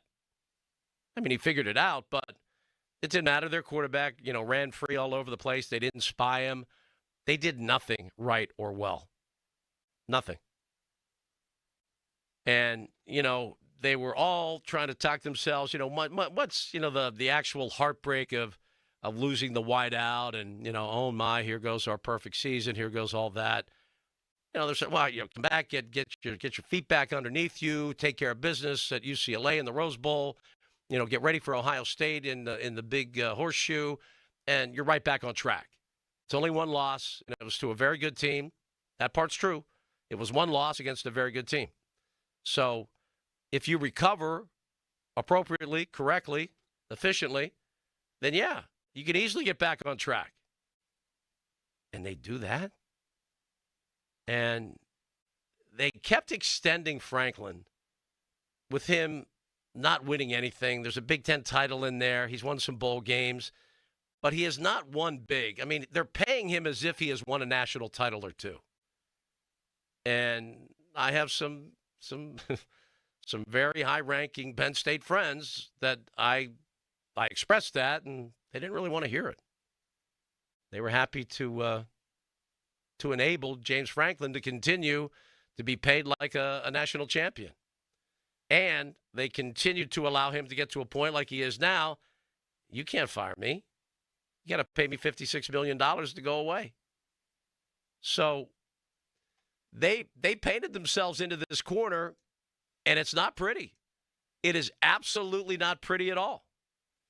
And as I was talking to Don a little while ago, he's very excited, big Pitt fan, very excited about Mason Henschel. And he's like, well, they got to make sure they keep him. Like, this is after one game against a bad BC team. And they got to tell him this, and they got to get kids for him. They got to pay him. I mean, you mean like they did with Eli last year? So he didn't get, plucked, or he didn't go away. He's like, oh yeah. See, there's the reality of college football. So if Pitt right now moves completely away from Eli Holstein and hops on board Mason Heinzschel, guess what? They better step up, and they better lock him down if they think he's the guy. Because the beauty of college football now, for those that may not have, what they need and what they want, you can go get it as long as you have the capital. As long as you have the money, you can go buy yourself a quarterback. You can go hook yourself up with whatever you need. But it's not healthy nor sustainable. I mean, they've already had the issue with Phil Trkovic. They paid him. He didn't work out. it looks right now like Eli's not going to work out. So I guess the issue is, what are we doing? I mean, what do you do now in this situation that you've created? You're the one that decided, all right, we're going to get away from Eli. He hasn't been playing well enough. What are we going to do? Well, that's interesting. Anthony and Plum, quickly. What do we got, Anthony? Hey, there's a lot of similarities, I think, that you can draw between James Franklin and Mike Tomlin at this point. The only difference is Mike Tomlin's actually won something. Correct. That would be the one difference. But game day, not so much. Clock management, not so much. Adjustments during the game, definitely not so much. But one thing, James Franklin, this is where I separated I made this point earlier in the year. At least James Franklin went out and got great coordinators, and he's willing to move away and hire people. Jim Knowles is like the highest paid coordinator in college football. He's not intimidated to hire great coaches. Like Mike Tomlin, there's no way that Mike Tomlin's coordinators are ever going to become head coaches anywhere. But no, and Mike Tomlin's coaching tree is a sapling, and it's because he wants to be the smartest guy in the room every time. And I'll give Franklin credit for that, but as a game day coach, he's awful. They're both very lacking. Yeah. I mean, we saw the end of the game last week in London, or excuse me, in Ireland. I mean, that almost got away from him. That game should have been I used to call them rocking chair games, just rock in your chair and watch your team win. You don't have to worry. You don't have to stand up. But Tomlin always finds a way to put the other team right back into the game. I like to call it a laugher. Yeah, laugher's the same thing. Everybody wants to say, his one-score game's great. His one-score record. Well, that shouldn't have been a one-score game. Correct. And I'd say 90% of his games that he won shouldn't have been one-score games. Absolutely. They should have been 2 3-score games. But and here's the point. See if you agree with me here, Anthony. I got to get to the top of the hour here. I also believe that there's no way in the world they win a Natty with Franklin or a Super Bowl with Tomlin. I absolutely agree. And that's the saddest part. That's the saddest part. All right, Anthony, thanks so much for the call. To me, that's the problem. And if you want to invest, Tomlin's like a $20 million a year guy. Franklin's making a boatload of cash, 50-some million to go away. You'd have to come up with. So it's just not a good situation. And now here at Pitt, they've muddied the waters with the quarterback situation. They have a boatload invested in Eli. And if they want to keep Mason, if Mason's the real deal and they want to keep him, guess what you're going to have to do? You're going to have to pay him. All right. Hour number 2, right after the top of the hour, I think we have a changing of the guard. Joel Nelson, the man of the hour, was with me and strong as always. And Seth, don't call me Sean Myers, is coming up next. Is that correct? All of that, Joel? Seth is here. I thought it was Sean because he's normally Sunday nights. Seth is here tonight. Oh. The real Seth. Oh, the real Seth. Seth Davis, college basketball's finest. That's right. Oh, fantastic. Ready to lock in those brackets. Joel, always a pleasure to be with you, my friend. It'll be Seth Davis for hour number 2, right after we have an update with Joel on Sports Radio 93.7 The Fan. Pony and Muller here. Mike and Mike's Beer Bar is a big fan of us. In fact, he gave us our own beer. Okay, well, kind of. Each month, Mike picks a local beer that we call the Fan Beer of the Month. The October Fan Beer of the Month will be Black & Gold Brewing Company's Black & Gold Lager. And the Charity of the Month will be Young Adult Survivors United. And if you don't like the Fan Beer of the Month, or you just don't like us, Mike has 4 other beers on tap that you can select, and he will make a donation to the charity. Check out the Fan Beer of the Month at Mike's Beer Bar. Meet me at Mike's. Hey, it's Chris Muller. And if you're like me, you like knowing what to expect, especially when it comes to your phone bill. Well, Verizon's got some big news for your peace of mind. For the first time ever, they're locking in low prices for 3 years. That's right, 3 years guaranteed with my plan. That's future you peace of mind. So whether you're already with Verizon or thinking about making the switch, this is for you. Everyone can save on a brand new phone on my plan when you trade in any phone from one of their top brands. Because at Verizon, they've got your back, now and in the future. So go ahead, take one thing off your worry list. Visit your local Verizon store in Pittsburgh and ask about their 3-year price guarantee today. $20 monthly promo credits applied over 36 months with a new line on Unlimited Welcome. In times of congestion, unlimited 5G and 4G LTE may be temporarily slower than other traffic. Domestic data roaming at 2G speeds. Price guarantee applies to then current base monthly rate. Additional terms and conditions apply. HD1 Pittsburgh, an Odyssey Sports Station. Live from the Jim Shorkey Mitsubishi.com studios, North Huntington and North Hills. Always live and free on the Odyssey app. Homeowners, if your home needs a new roof, call a Platinum Preferred Roofing Contractor. Owens Corning only selects the best 1% of all its dealers, and JP Roofing and Signing has earned that honor.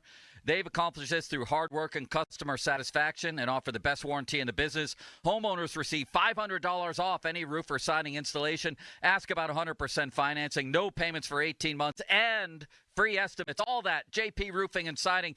Give them a call at 412-829-7711. That's 829-7711. What if you had the smartest Wi-Fi? If you did, it'd be Xfinity, of course, and it'd come with their best state-of-the-art equipment. It would boost speeds to the devices that needed them most, prioritizing your most important connections, whether you were streaming, gaming, or gaming while pretending to work. And it would let you stream 4. That's right, 4 games on one screen. It would even power your mobile connection so you could bring faster, secure Wi-Fi speeds with you where you use it most. It would be proactive and fix problems before you knew you had them. Impressive, right? And it would have security features that protect you from threats at home and online. Kinda like a force field for your life. If you had the smartest Wi-Fi, well, everything would work together seamlessly to keep you connected, no matter what. Xfinity. Imagine that. Restrictions apply. Your hometown building partner since 1956. 84 Lumber. Visit 84lumber.com. 84 Lumber is your one-stop destination for top-quality materials and personalized service. Whether you're a seasoned contractor or a first-time do-it-yourselfer, 84 Lumber is open to the public and ready to help you with your project from estimate to build. Their 14 Pittsburgh area locations are open on Saturdays for your convenience. Don't wait. Visit your local 84 Lumber to stock up on supplies this weekend. And let's get building together. Buying, selling a home, Gina Giampetro is where you want to go. She'll sit down with you. You agree on a price and a deadline. If the deadline passes, the home isn't sold. Gina will have it bought and turned into a rental. Call the only agent I would trust if I needed to sell my home in Pittsburgh, Gina Giampetro of RE/MAX Select Realty. Call Gina, 724-602-9752. That's 724-602-9752. Google Giampetro of RE/MAX Select Realty and look up GinaWillSellYourHome.com. As the old saying goes, size matters. At Morgan & Morgan, we have over 1,000 lawyers and nearly 6,000 people on staff. But at the core, this is and always has been a family business. Our family watching out for your family. Call us or email us 24 hours a day, 7 days a week, even on a Saturday or a Sunday. And if you ever have a problem, call our mom. Morgan & Morgan. For the people and your family. Injured? Dial Pound Law or visit forthepeople.com for an office near you. Allegheny County is looking for poll workers to work the upcoming election. Poll workers earn $150 to $175 per day, plus paid training. For more information and to apply, visit AlleghenyVotes.com. That's AlleghenyVotes.com. Do you owe $10,000 or more in credit card debt or personal loans? With credit card debt at all-time highs, Debt Relief Advocates is urgently notifying consumers of debt relief now being made available, designed to aid consumers with out-of-control credit card debt. Those who qualify and enroll for this relief program will only have to pay back a fraction of what they owe. This is not bankruptcy or a debt consolidation loan. This is a relief program that credit card companies would rather you not know about, as it ends your debt nightmare and saves you lots of money. Consumers owing at least $10,000 in credit card debt or personal loans can now take advantage of this debt relief as the cost of living skyrockets. Debt Relief Advocates has established a relief hotline for you to call to learn what debt reduction you may qualify for, so don't wait. For this free information, call the Relief Hotline at 800-707-6152. 800-707-6152. 800-707-6152. Now, fan headlines powered by Bowser Genesis of Monroeville. The Patriots take on the Bills tonight on Sunday Night Football. Game compared here on The Fan, courtesy of Westwood One. Coverage starts at 7:30. Kickoff is at 8:20. For more, go to 937thefan.com. And the headlines are powered by Bowser and Genesis of Monroeville. Keeping you up to date, even on the weekends. Did you hear that? Sports Radio 93.7 The Fan, Pittsburgh's hometown sports station. Welcome back. Hour number 2 of the Paul Alexander Show on this bye-week Sunday. Browns in town next week. I owe you a weather. Fan Weather is brought to you by Myers Law Group, Pittsburgh's choice for affordable legal solutions. The warm weather continues into Monday with temps in the mid-80s. Chance of rain on Tuesday and Wednesday. Again, Fan Weather brought to you by Myers Law Group, Pittsburgh's choice for affordable legal solutions. 412-928-9370. How do you feel about the situation at Pitt now? You have the, proverbial, I don't know if it's a controversy right now, the youngster, Mason Heinzell, looks to be the man. I mean, you throw 4 touchdowns and a blowout win. I don't see why, Coach Narduzzi would be making a change. Now, it gets a little dicey now in the college game where these kids are paid, and they're paid handsomely. And I understand that Eli is getting $1.8 million. So, Don, who had called earlier, was like, well, they got to make sure they get all the right guys around Mason. Maybe in 2 or 3 years they can make a run at a national title. This kid threw 4 touchdowns in a game as an 18-year-old freshman, and we're talking national titles. And that's the beauty of fans. And please, Don, I want fans to be crazy. I really do. I think that's the fun thing about sports. Just get all in, get excited, and, it's probably not going to quite work out the way that you'd hope, but it's still fun to have the exuberance for your team. I'm not going to ever try and discourage those, but I will always try to bring up just some reality and some scenarios that you might want to ponder or think about, because if Mason's all that, and you already have 1.8 committed to the quarterback position, and there's going to be, 30 schools that really would like to have a new quarterback next year, 40 schools. And if they offer Mason a big boatload of cash, if they back up the Brinks truck, into the driveway, look out. It's trouble. Now, do you think the Pitt folks have seen enough that someone's going to pony up what's needed to keep him? I don't imagine after one game. If the season, continues in a way that he continues to flourish, then yeah. I mean, someone I'm sure is going to try to step up and make sure they get to keep him around. But that's why I think, I don't know how college coaches are going to survive this. They used to be the king, and there was no democracy whatsoever in that fiefdom. The college coach in both football and basketball were always the king. I mean, they ran the entire university, basically. And whatever they said was law. And they got what they wanted, when they wanted it, how they wanted it. And they told everybody the way it was.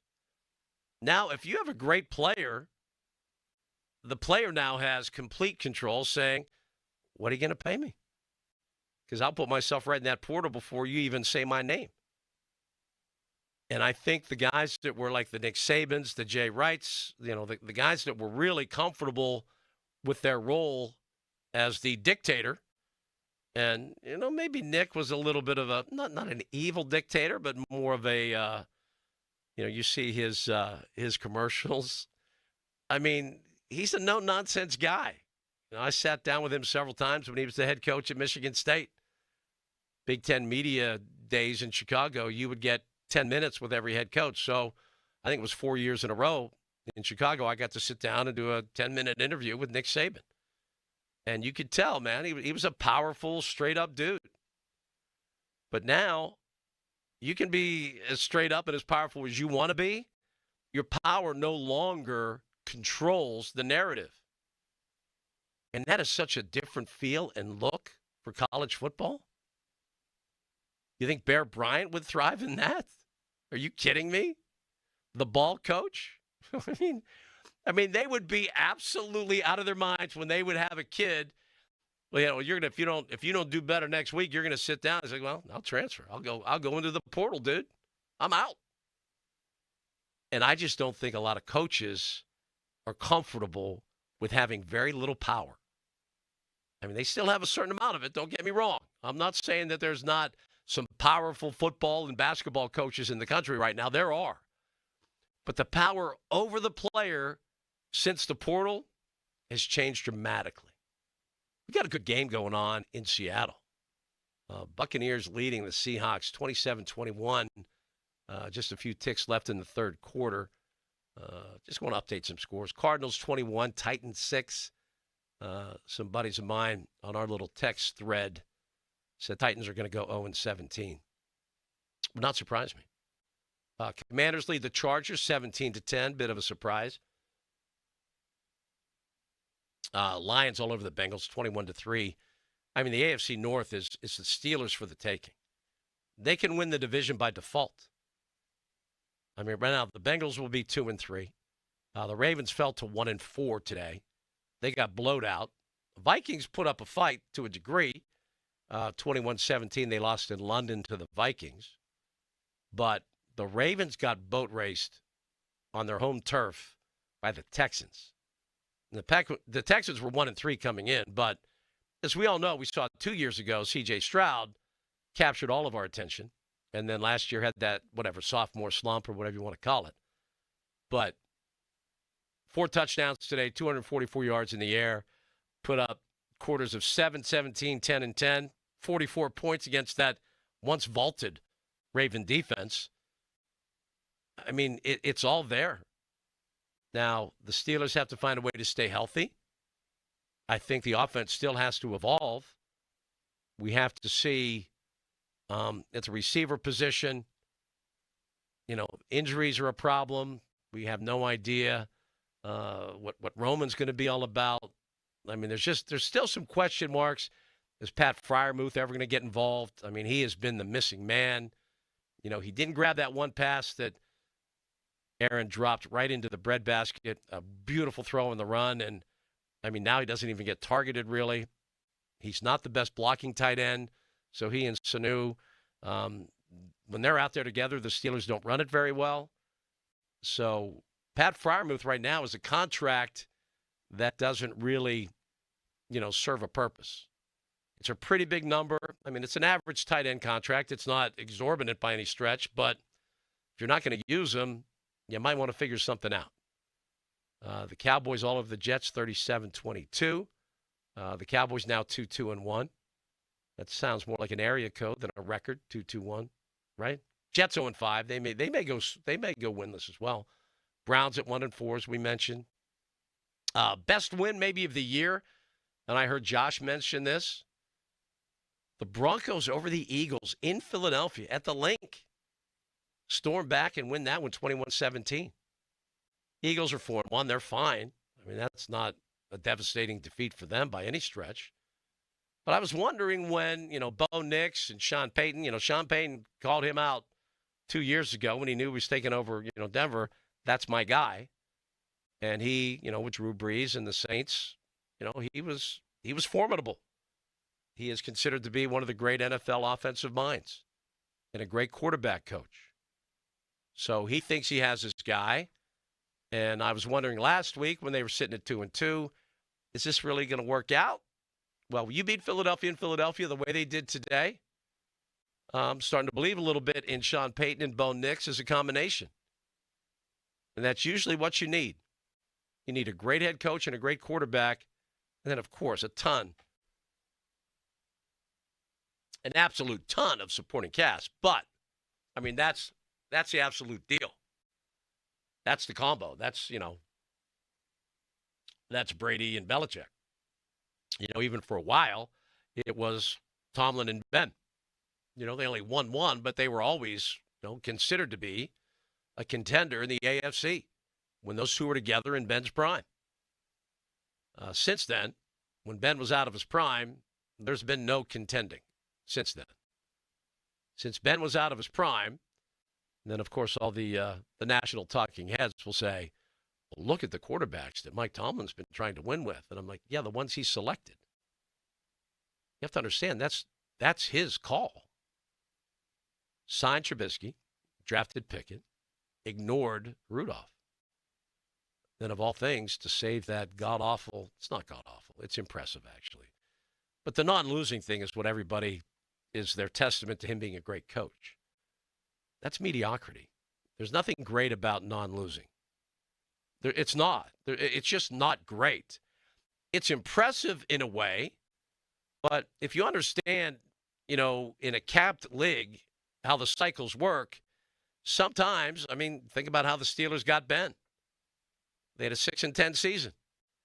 So they were able to draft high enough to get a franchise quarterback. And he happened to pan out. But if you don't have any of those seasons and you draft in the 20s, what are you really going to get? When are you going to really change your fortunes?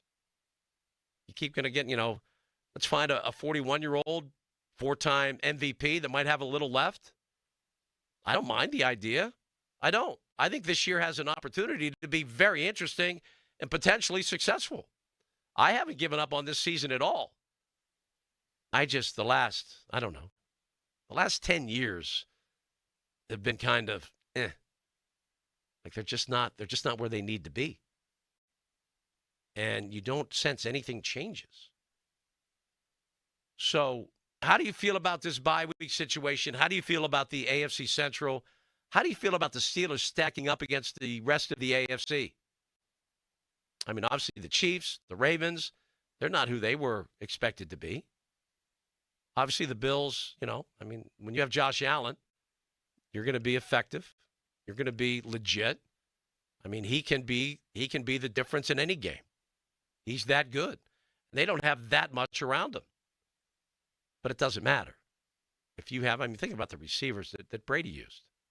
He used lacrosse players, for heaven's sakes. But anyway, I'd love to hear from you at 412-928-9370. And what do you think? How was that your greatest day as a Pitt fan yesterday? Watching this freshman quarterback, probably, a surprise to many that Mason got the start. And then he just carved up the Eagles of Boston College. And then, the game's over. Maybe you finish, you have a couple beers at the tailgate. You head home. You listen to the radio. Penn State's losing to UCLA? Are you kidding me? They're 0-4. They just fired all their coaches. Yeah, that UCLA. 0-4, fired all their coaches, beat a team that was supposed to contend for a national title. First time, I believe, since 85, an 0-4 team beat a top 10 team. Ouch. And I think it's Josh. No, Chris Muller tweeted somewhere. He's such a Penn State hater, which cracks me up, that I don't even know who the interim coach was at UCLA, nor do I care. I don't. So if you know his name, keep it to yourself because I really don't care. 48-7, though, that final. Pitt over BC.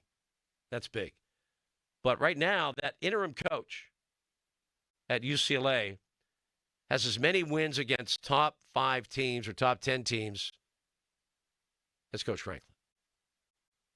That's an ouch. He's coached 2 games. 2 games, I say. He's been there 12 years, Coach Franklin. And while, there are many, and someone that I like people that text some common sense things. Someone, a Penn State fan, texted, or tweeted, he's done some really good things. He's won 10 games multiple times in his 12 years. He's won some big bowl games. He's won a Big Ten title. But that's as far as it's going to go. So it's time for Penn State and Coach Franklin to go their separate ways. And you thank him. You say, we appreciate you, but it's time. Because when you hang on in a situation that's lost, it's painful. And you got to bite the bullet. And of course, it's a risk. Those people that, for the last 10 years of mediocrity and 8 straight years without a playoff win, Steeler fans, some are so afraid of who the next coach might be, and they might not be as good as Mike Tomlin. Well, After 8 years of not winning a playoff game, is there anything that's going to get worse? I mean, to me, that's like a death sentence. Can't win a playoff game. That's the only reason you tee it up is not to have a good regular season record. It's not to compile non-losing seasons. It's about winning playoff games, contending for Super Bowls, contending for an AFC championship. That's the whole reason you draft, develop, all the things that you do. You go to camp, you play the preseason, and then you start, stacking wins and all the other things. You want to compete for a Super Bowl, a Lombardi. You don't want to stay above 500. And there should be no fear from either program. And someone called and made a great point. There's such similarities between James Franklin and Mike Tomlin. They're great guys to have in charge of your program, in charge of your franchise. They represent the university and the franchise extremely well. They're solid people. They're great people. Game day, they're a little shaky. Clock management, really shaky. As far as adjusting and changing with the times and becoming a better team when you need to be, winning the big games when you need to, not so much. All right. Seth will have a headline. Then we'll have more of your calls at 412-928-9370. Now, fan headlines powered by Bowser Genesis of Monroeville. The Patriots take on the Bills tonight in Sunday Night Football. Game compared here on The Fan, courtesy of Westford One. Coverage starts at 7:30, kickoff at 8:20. For more, go to 937thefan.com. Headlines are powered by Bowser Genesis of Monroeville. Sports Radio 93.7 The Fan. You can catch up on the latest Pittsburgh sports news anytime. Just tell your smart device to play Sports Radio 93.7 The Fan. 93.7 The Fan from Odyssey. Pittsburgh sports, smart and able. Sports Radio 93.7 The Fan. Sometimes greatness is born from big dreams, sometimes from big wins, but these, born from decades of oak barrel patience. This Bourbon Heritage Month, Fine Wine and Good Spirits is toasting with 2 great bottles. Resurgent Bourbon, the small batch star, now $5 off. Limestone Branch Distillery Yellowstone Select Straight Bourbon, about as bold as they come, and $10 off. Talk about a great lineup. Explore more selections for Bourbon Heritage Month at FWGS.com. Both bottles 750 milliliter. Offers end October 5th, 2025. Please enter responsibly. At Bucko's Roofing, we're on top of it. Whether it's siding, roofing, windows, gutters, or insurance claims, you can count on Bucko's for quality customer service. Find us online and get a free quote today. It's Pittsburgh's #1 roofing company. Bucko's Roofing. This football season, huddle up at Rival Sports Bar, Fox Chapel Waterworks, and Collier Town Square. Fresh pizza, cheesesteaks, ice-cold beer, and 30-plus big screens showing every game, every Saturday and Sunday. Rival, your sports home. I'm Bob Burke, founder and chairman of Burke America Parts Group, a family of brands that includes RepairClinic.com, an appliance and HVAC parts solution company that's grown into an international brand. Before AmericanEagle.com, we partially launched a new technology platform developed by another firm. American Eagle helped take our technology to a whole new level with digital marketing, software development, and business insights into our key markets, appliances, HVAC, and outdoor power equipment, and did so both on time and on budget. AmericanEagle.com has the resources, experience, and talent needed to produce solutions. Our new technology platform, developed by AmericanEagle.com, has produced tremendous results with higher traffic, conversion, engagement, and online revenue. If you have any home repairs you need to take care of, check us out at RepairClinic.com. If you need a world-class website or technology project, then I would highly recommend AmericanEagle.com. Call AmericanEagle.com at 773-NETWORK. That's AmericanEagle.com, 773-NETWORK. SchultzFord.com, SchultzFord.com, SchultzFord.com, SchultzFord.com. Looking for the perfect spot to eat, drink, and take in the best view of the city? Head up to Shiloh Plate and Pour on Mount Washington. From craft cocktails to local brews, juicy burgers to chef-inspired entrees, Shiloh Plate and Pour has something for everyone. Whether it's brunch with friends, date night, or happy hour, you'll love the food, the atmosphere, and of course, that unbeatable Pittsburgh skyline. So grab your crew and pour on the fun, only at Shiloh Plate and Pour, right on Shiloh Street. Because we have lawyers in all 50 states, I see lots of lawyers' ads. Most seem to be bragging on results, but are they true or misleading? For example, in some cases, a firm may try a case even though the at-fault party has no lawyer, then brag in the ad about their results. My son Matt got one for nearly $50 million, but we never collected one dime. Some lawyers may say they got a result even though they were sitting second chair at a firm like mine, and even though they had little to do with it. Happens all the time. All that glitters is not gold. At Morgan & Morgan, our results are real. Visit forthepeople.com and go to settlements and verdicts to see for yourself what your case may be worth before you hire a law firm. Do your homework. Fact check. It's easy and too important not to. Morgan & Morgan, forthepeople.com. Injured? Dial pound law or visit forthepeople.com for an office near you. Folds of Honor has been meeting Sacrifice with Hope since 2019 in Western Pennsylvania. It's their honor to empower people through education and the opportunities it creates. 41% of Folds of Honor scholarships are awarded to minorities, making recipient families as diverse as the country we call home. Folds of Honor has earned the Gold Star Platinum Seal as well as a 4 out of 4 stars ranking on Charity Navigator. You can become a Folds of Honor wingman today at westernpa.foldsofonor.org. Please donate today. Spitzer Toyota of Monroeville is a proud supporter of Folds of Honor. Hey guys, Chris Muller here. And none of us want to admit the following, but we all know the song. We all do. You're yes, then you're no, you're hot, then cold, up, then you're down, etc. I think we all know how that generally goes. That is our team right now, currently. One week, they look like they're contenders. The next, you're kind of sitting there wondering exactly what you just watched. And the inconsistency is frustrating, bordering on maddening. That's what made Awaken 180 so different and so much better for me. I dropped 35 pounds. There weren't any ups and downs to speak of. It was consistency. I dropped an average of 5 pounds every single week. I wasn't yo-yoing. I wasn't going back and forth. It was week after week after week of dropping the weight. And now it's been year after year of keeping it off. And you've probably heard me talking about my golf game lately. Yeah, I would say Awaken 180 helped a lot with that as well. Reap the benefits. Find out more about the consistent long-term solution for weight loss online at awaken180weightloss.com. Live from the Shorkey Mitsubishi.com studios, North Huntington and North Hills.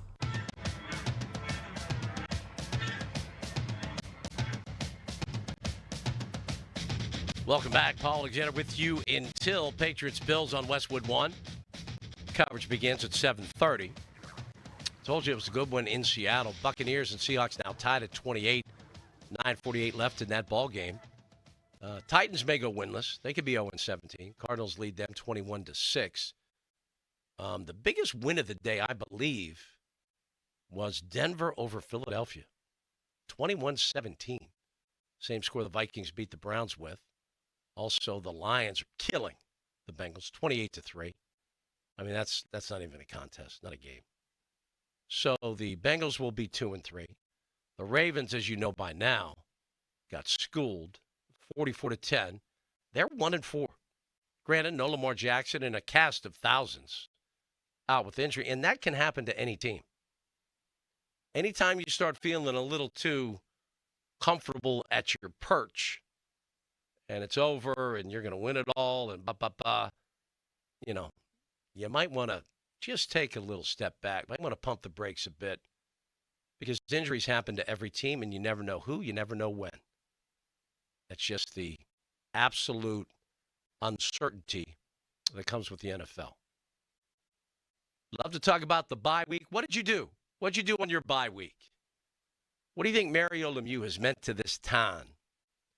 Let me know. It's his 60th birthday today. Of course, he did his 6.6 run to fight cancer with the Lemieux Foundation. To me, I think he's the greatest individual in terms of positive influence on sports in Pittsburgh. I mean, he completely revitalized or created or just absolutely brought about an unbelievable surge in interest in hockey. And, 5 cups. 2 as a player, 3 as an owner. And let's go. I mean, that's amazing. And as someone that grew up playing hockey as a kid here, even in my wildest dreams, and I went to a boatload of Penguin games all through, junior high, high school. I mean, loved going to Penguin games. And I still love them, even though they were, not necessarily. I mean, they had some pretty good teams. They had a really good team in '79, even though the Islanders crushed their dreams after, trailing 3-0 in a best-of-7. We all know how that worked out. But then, his time as an owner, keeping the team here, his comeback, which was absolutely incredible, and just, his relationship. Sid was his renter at his house. I don't imagine he paid rent, but just the relationship with Mario, Pittsburgh, and the Penguins is as special as anything we're ever going to witness in our lifetime. And he really, quite honestly, saved the Penguins 3 times. They were in horrible financial straits, and he took the equity that was owed to him, took all the money that was owed to him as basically a stake in ownership. And we all know what happened after that. Now, granted, the ping pong ball bouncing the proper way to get Sidney Crosby had a huge deal. The way the Penguins tanked to get Mario himself in 1984 was also beautifully orchestrated by several incredible people that made that happen. And it was most difficult on the coach, who made sure the players weren't good enough to win, but coached the hell out of them and wanted them to know that he wanted them to try to win every game, but he made sure the lineups weren't good enough to win. And that way, at least they lost trying their hardest. They just weren't good enough. And then they get the number 1 overall pick, and it's 50 Suisse, La Magnifique, Mario Lemieux. And it's been heavenly. Now, we're in a little bit of a downturn, and I don't really know, as currently constructed, what we can expect from the Penguins this year. I really don't have a good feel for who they are, what they can be.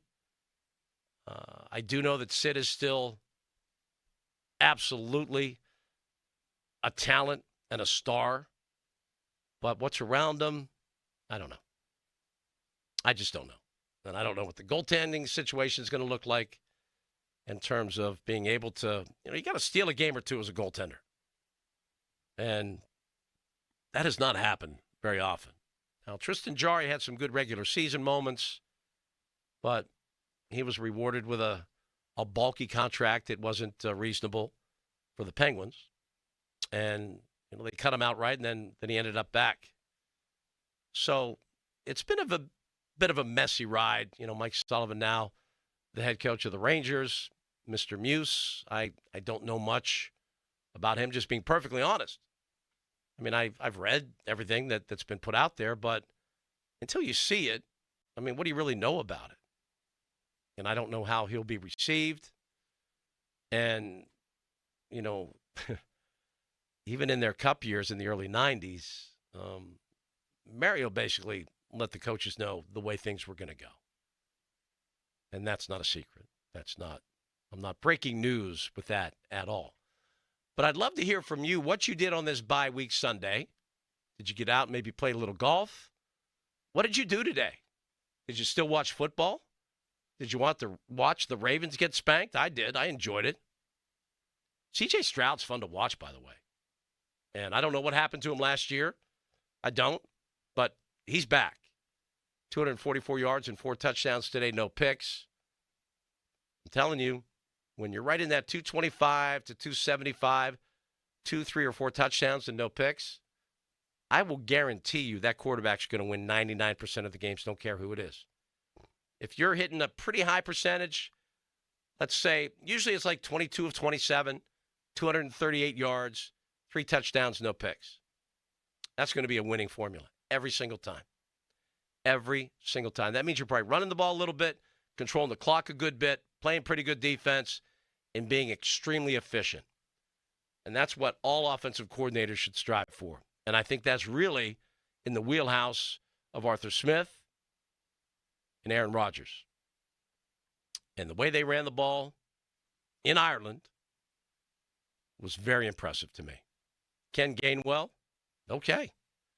I think the O-line, I think Jaylen Warren, and I hope he gets back sooner rather than later, I think those yards would have been maybe even greater with Jaylen Warren. I don't want to take anything away from Gainwell. Nothing at all. I thought he was exceptional. I thought he played great. But I'm not going to think for a second that Warren wouldn't do the same thing, or maybe even a little better. I mean, just think about the games when we were wondering why he didn't get the bulk of the carries, because his, yards per carry were always a little better than the first-round draft pick. But that all worked out the way it was supposed to, I think. Now he has a chance. He has his contract, got paid a little bit. I just hope he gets healthy and he's back next week. But I'd love to hear from you at 412-928-9370. How did you spend your bye week? And what would you like to say to Mario Lemieux on his 60th birthday? To me, it's just thank you. I mean, thank you for everything. 5 cups, unbelievably, exciting hockey. That left wing trap and all the other things. I mean, we're not doing any of that crap. We're going to score goals and entertain our fans. Mario believes in an up and down kind of hockey. He's not a fan of slowing it down, shutting it down, left wing lock and all that nonsense Devils did for many years. No, not a fan of that. But he, to me, is probably the single most significant sports figure in our lifetime in Pittsburgh. He has just meant so much to the city, to the Penguins, and to hockey overall. Think about all the kids playing hockey around here now. When I grew up playing hockey here in the 70s, I mean, not many rinks, very little ice time, very little interest. We're talking about 3,500 fans at Penguin games. And I went to most of them because I could. There was plenty of good seats available. And it was an absolute blast. But what do you think, this town would be like had they not selected Mario number 1 overall? If they weren't able to get the deal done, with the casino to build the new arena. We've been very lucky on the hockey side of things. I don't think there's any question about that. But I'd love to hear from you at 412-928-9370. I want to hear about your bye week. I want to hear about how legit you think the Steelers are. Are they actually going to contend? Are they actually going to be a team that might win a playoff game? You're already assuming they're in the playoffs? A little early, but they're certainly trending in the right direction. And as a Pitt fan, was that like your greatest day ever? A freshman quarterback out of nowhere, 4 touchdowns, blowout win over BC, only to be followed by one of the losses that will historically haunt Penn State forever. It had to be just a special day for the Pitt fans. And if any Penn State fans out there want to chime in on, oh my gosh, how are we going to fix this? I'd love to hear from you as well. All right, Rick, we're going to get to you right out of the break. Seth's going to have a quick headline, and then we'll get to you right here on the Paul Alexander Show on Sports Radio 93.7 The Fan. Now, fan headlines powered by Bowser Genesis of Monroeville. Couple scores around the AFC North. Browns lost to the Vikings in London, 21-17. Ravens got spanked by the Texans, 44-10. And as of right now, Lions are cruising to a win, 28-3 against the Bengals. For more, go to 937thefan.com. Headlines are powered by Bowser and Genesis of Monroeville. Gets crisper, football is back across the area, and we want to encourage the young players out there with our youth football showcase. All season long, we're taking our hosts on the road to fields across the area, and we want to be part of your team. Go to 937thefan.com and sign up your league, and let us come out and show our appreciation for all the youth players and coaches. Brought to you by Steel City Shredding, Bowman Electric, Keystone Custom Apparel, Living Treasures, and Saloni's Italian Bread. From Sports Radio 93.7, The Fan. Do you owe $10,000 or more in credit card debt or personal loans? With credit card debt at all-time highs, Debt Relief Advocates is urgently notifying consumers of debt relief now being made available designed to aid consumers with out-of-control credit card debt. Those who qualify and enroll for this relief program may only have to pay back a fraction of what they owe.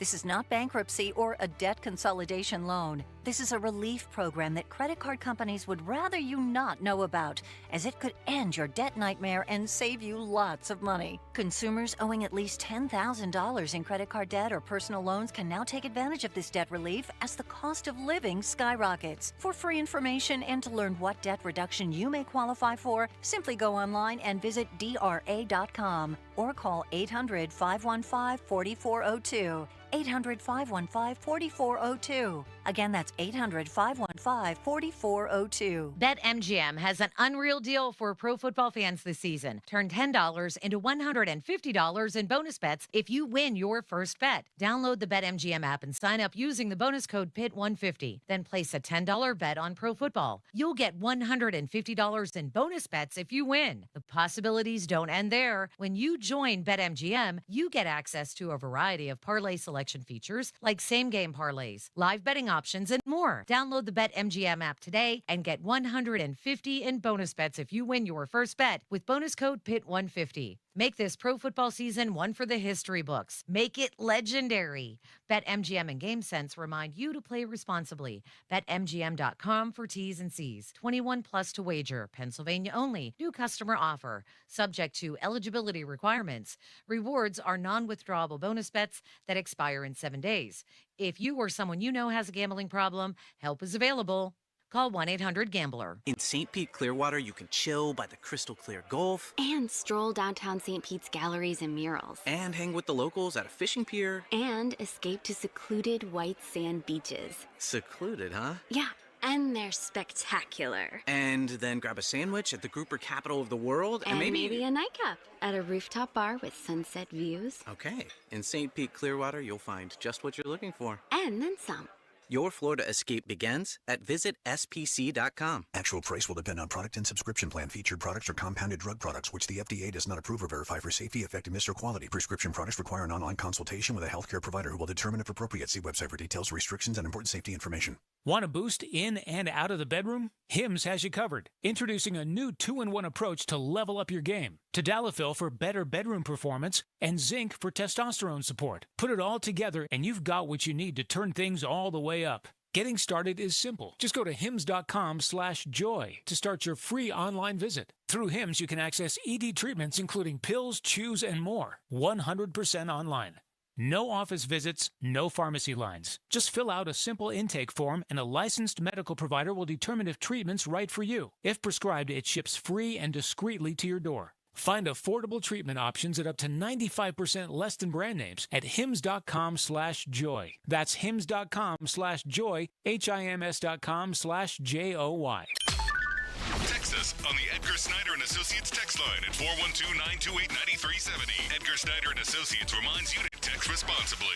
As a detective, I've solved many mysteries, but this one has me stumped. Why does NJM Insurance remain silent in a world full of catchy jingles? What are they up to? It's suspicious. Yet their policyholders all agree. NJM is amazing. When things go wrong, they do what's right. But is the world ready for an ad break that's jingle-free? Tune in to Baffling Mysteries, where the story of the missing jingle unfolds.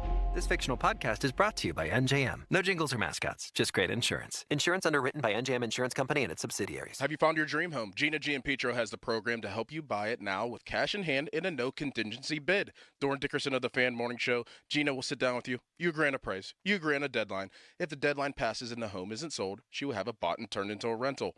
Pull out your phone. Give Gina a call, 724-602-9752, or Google Gina Giampetro of RE/MAX Select Realty and look up GinaWillSellYourHome.com. That's Gina will sell your home. Hey everyone, Bob Pompiani here. Let me tell you about the great work that Pittsburgh Garage does. I needed a new garage makeover. The floor was covered with salt and cracks, living there for 37 years, so I called Pittsburgh Garage. Boy, in just a couple of days, the transformation was amazing. The floor coating beautiful, easy to maintain. Cabinets are on their way to make everything organized. I work with Elijah and Josh, both very professional. All of their team members are full-time. Go to PittsburghGarage.com and you'll find over 400 5-star reviews. They've got long-lasting products designed to be functional, heavy duty, and look great. For your free estimate, go to PittsburghGarage.com. Hey, who's that girl helping you with your draft picks? Oh, that's my Clearview expert, Jen. What do you always say, Jen? Diversify your lineup, just like your investment portfolio. Yes! She's a genius! Financial advice is closer than you think. Clearview, clearly different. 93.7 The Fan is cleared by aquickdrain.com. Welcome back to the show. Rick, thanks for your patience. You're on with Paul Alexander. Welcome. Yo, Paul, what's up, man? Hey, how you doing, brother? I went to the Delmont Apple Fest today. It was a legitimate activity and an outing in itself. So great weather. Beautiful day. I think I would have went even if the Steelers did play. It was just too nice out. Yeah, I mean, we've had – this is one of the greatest summers in history, weather-wise. Yeah, absolutely. Hey, Penn State real quick. That's a big loss, of course. But if they run the table, and I know that's a big if when you just lose to a team like UCLA, if they run the table, they get in the playoffs. And that might be – I can't think of a bigger if you could throw out there right now. Well, but again, there's probably the potential to do that. They could beat Ohio State. I know it sounds crazy after yesterday. It does. But they run the table, they're in the playoffs. And, that's that. Notre Dame last year lost to Northern Illinois. Yeah. They were in the championship game. No, it's, the beauty of sports is it is unpredictable. There's so many experts out there that pretend to know what's going to happen, and they tell you why it's going to happen, and then it doesn't happen. So, yeah, I mean, I really thought this year would be the year that they finally – I thought Jim Knowles was going to be the difference. And that's what's so disappointing to me. That defense is trash. They're horrible. The people who want to fire Franklin, they're barking up the wrong tree because these schools never want to tear it down. They're scared to part ways with these coaches because it gets so bad for a couple years. And they won't risk that. In a sense, well, obviously they won't risk it because they keep extending him, and the buyout keeps getting bigger and bigger. So, yeah, they put themselves in a situation where they can't fire him. Yeah, so they're kind of stuck with that guy up there for a bit. And unfortunately, I think Pitt's still stuck with Narduzzi for a few years. So, but, hey, this is after a big win, and they have the quarterback of the future now in Mason. There'll probably be like a half dozen quarterbacks of the future in the next 3 years. Well, and, here's the problem. You paid Eli $1.8 million. So now there's going to be – I mean, if Mason continues this trajectory, I mean, you're going to have to pay him if you want to keep him. How's that work? Or this kid that played yesterday will transfer out. I mean, you just don't know where it could go, and that's the carnage of the crazy. Portal. It's insane. All right, Paul. Have a good night. All right. Enjoy the rest of your evening. I'm sure that Apple Fest was awesome. What a great day for that, right? Let's go to Simon. He's in the car. He wants to talk a little Penn State football. What's up, Simon? Hey, how's it going? Good. How you doing? Hey, I'm doing all right. I mean, I'll preface this by saying I'm not a huge college football fan. I've never been. And watching this Penn State UCLA game, I think it kind of made me realize why maybe I've always not taken to it. It feels like in college football, when there's a huge upset, the conversation shifts to how much of a black mark it's going to be on the university, on the sports team. Whereas, I mean, maybe you'll disagree with this, but pro football, other sports, I think upset wins. The conversation tends to focus more on what the other team did well, what they excelled at. Maybe you could disagree with that, but I've always kind of wondered why that is, and maybe that's why I'm not taken to being a college football spectator, because you have these programs with these huge pedigrees, and I just think the conversation is always centered around what's going to go wrong, what's going to implode, whereas maybe that's not the case for pro football or other sports. I'm curious what you kind of think about Simon, that. it's kind of like anything else in life, and it's something most of us have trouble fighting off, and that's called expectations. For example, if you have a first date with somebody and it's someone you wanted to go out with forever, and you put, she finally said yes, and you're putting all these, like, this is going to be the greatest night of my life, and when you start putting it out like that, if it's not perfect, it's going to be a disappointment. And that's what happened with Penn State this year. I mean, all the guys they wanted to come back came back. They got great guys, receivers in the portal. They got the most highly decorated and highly paid defensive coordinator in college football in Jim Knowles to come be the coordinator this year, because this was going to be the year. And everybody bought in. And I said when they hired Knowles, I said, you know what James Franklin has done? He told everybody, including his team, the fan base, and the world, we are all in to win it all this year. And what you need to do then is handle those expectations, embrace them, and don't lose to a 0-4 team that just fired all of its coaches within the last 2 weeks. That is as embarrassing a loss as you could ever suffer. Now, I don't know how else you could spin it. And, Simon, think about it. 0-4. They were a 28-point underdog, and they had fired their 2 coordinators and their head coach within the last 2 weeks. Why in the world could that team beat the number, 7-ranked team in the country? Yeah, and I guess that's entertaining for many people. It was a fun game to watch for me. I've always just kind of had that sense that the conversation in college football is very much about the impending failures or the very unexpected failures when you have this team, Penn State, that loses to a no-ranked football team with the coaching staff in disarray. I don't know. I've always just had that perception about it, and I think maybe that's part of the reason I never took to it, along with the fact that there's just so many teams and the discrepancies and funding and the infrastructure that they have around them. Oh, yeah, it's very different now with the NIL and everything else that's going on. The transfer portal has changed everything. College football isn't what it used to be, that's for sure. Simon, thanks so much for the call. Enjoy the rest of your day. Let's go to Lou. He's checking in from Bentleyville. Hey, Lou. Great show as always. Thank you, sir. I respect you so much. But my question is to you, I'm a Pitt fan. My season's already in the dumps. But even after that win on Saturday? Well, no, I'm happy about that. But yeah, that was a beautiful thing. Once you lose 2 games, you're not really going to have a shot at the playoffs. Well, there's that, but I mean, there's like Simon just said, run the table and everything's going to be fine. Maybe we can get into the ACC championship game. We have to be there. We have to play Florida State now, so they look pretty good. As far as Penn State, I wanted to say to you is, that's you need to get rid of that coach. I've been yelling about Narduzzi, and Narduzzi always pops through at the end. It's like I get mad at him, and then he pops through. It's a weird world because these guys now, they protect themselves with these buyouts. I mean, the dues, I think, is at like $36 million for him to go away, and Franklin's at $56 million to go away. But I mean, that's a bad job. Penn State fans that's should on the be AD. very upset at him. No, not at him. They should be upset with the people that extended him and gave him that money, like he's already won a couple national championships.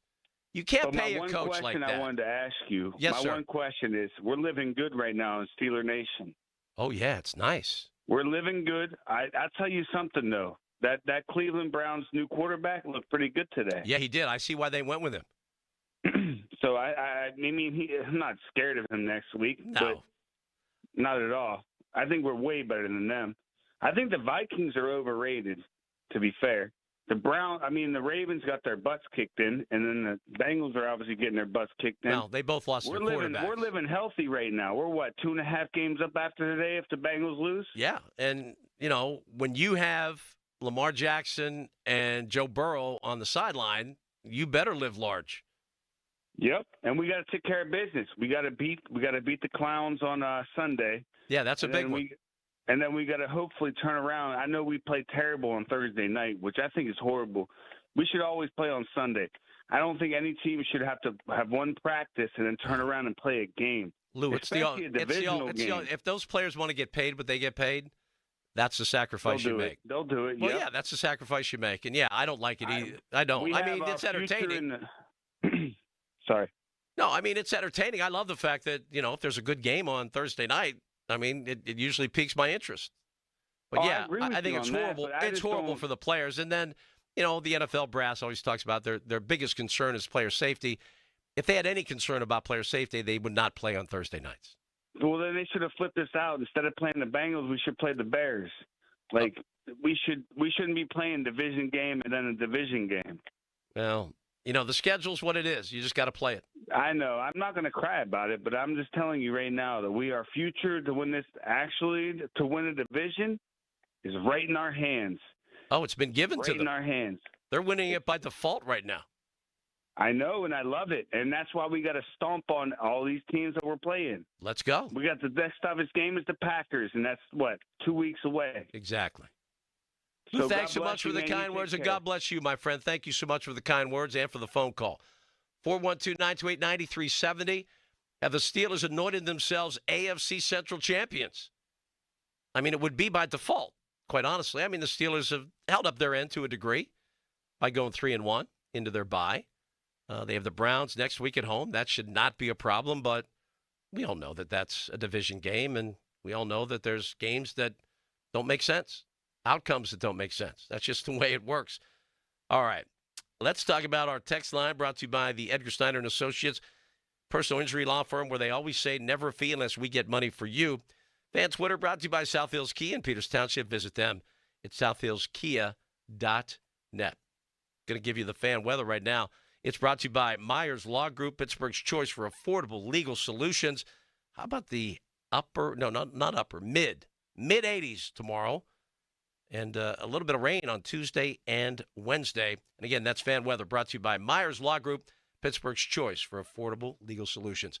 We'll take you up to about 7:20 as we get ready for the Bills and the Patriots on Westwood One. Seth Davis will have a headline for you at the top of the hour. Then I'll be back with another 20 minutes of scintillating sports conversation right here on the Paul Alexander Show on Sports Radio 93.7 The Fan.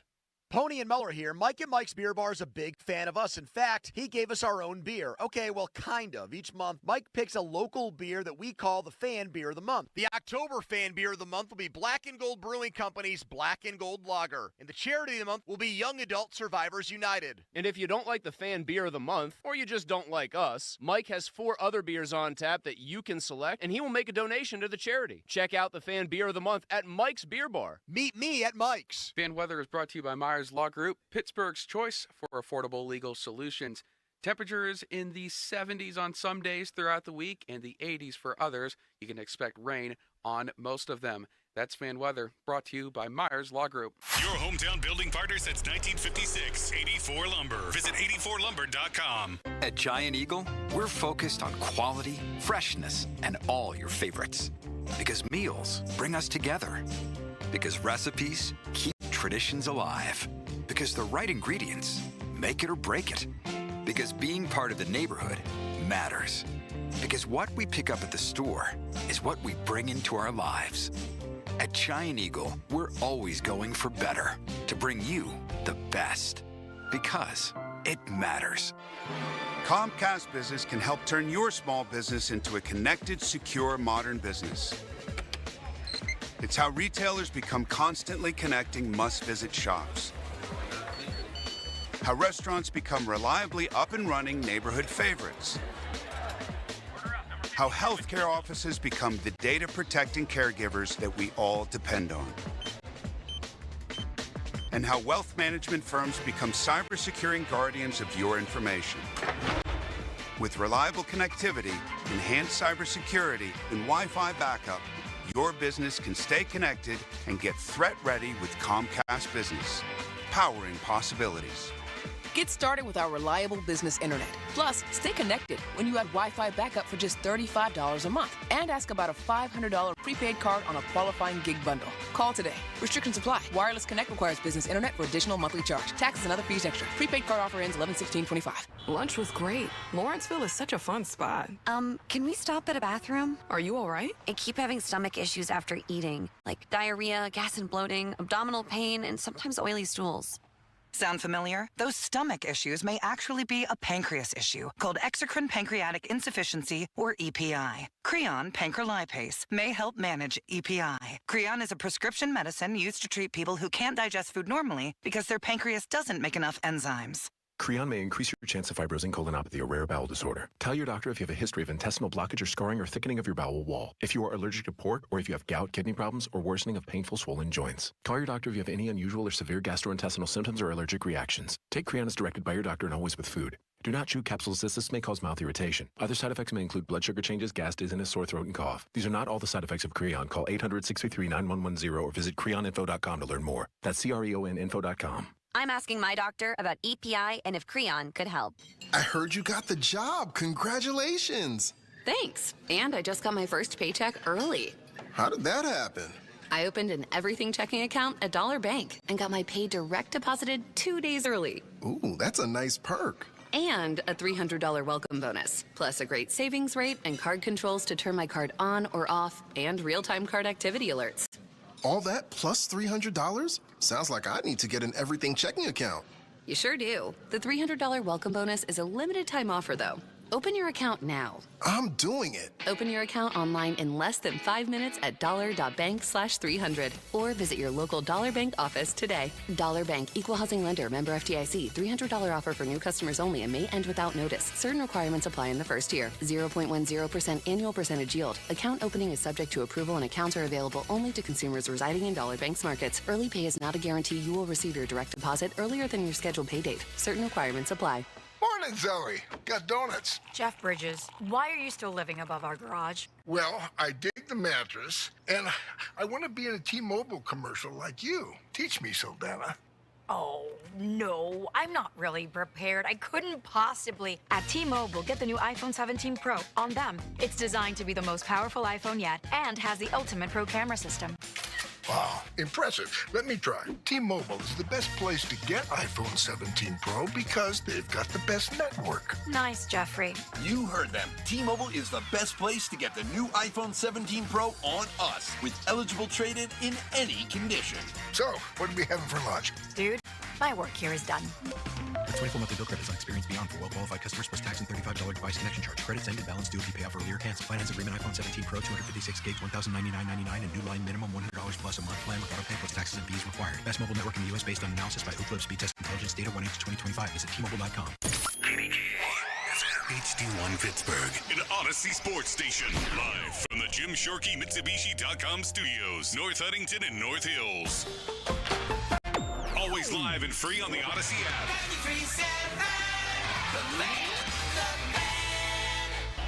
Now, fan headlines powered by Bowser Genesis of Monroeville. Some scores around the AFC North that benefit the Steelers. The Vikings beat the Browns in London 21-17. The Texans spanked the Ravens 44-10.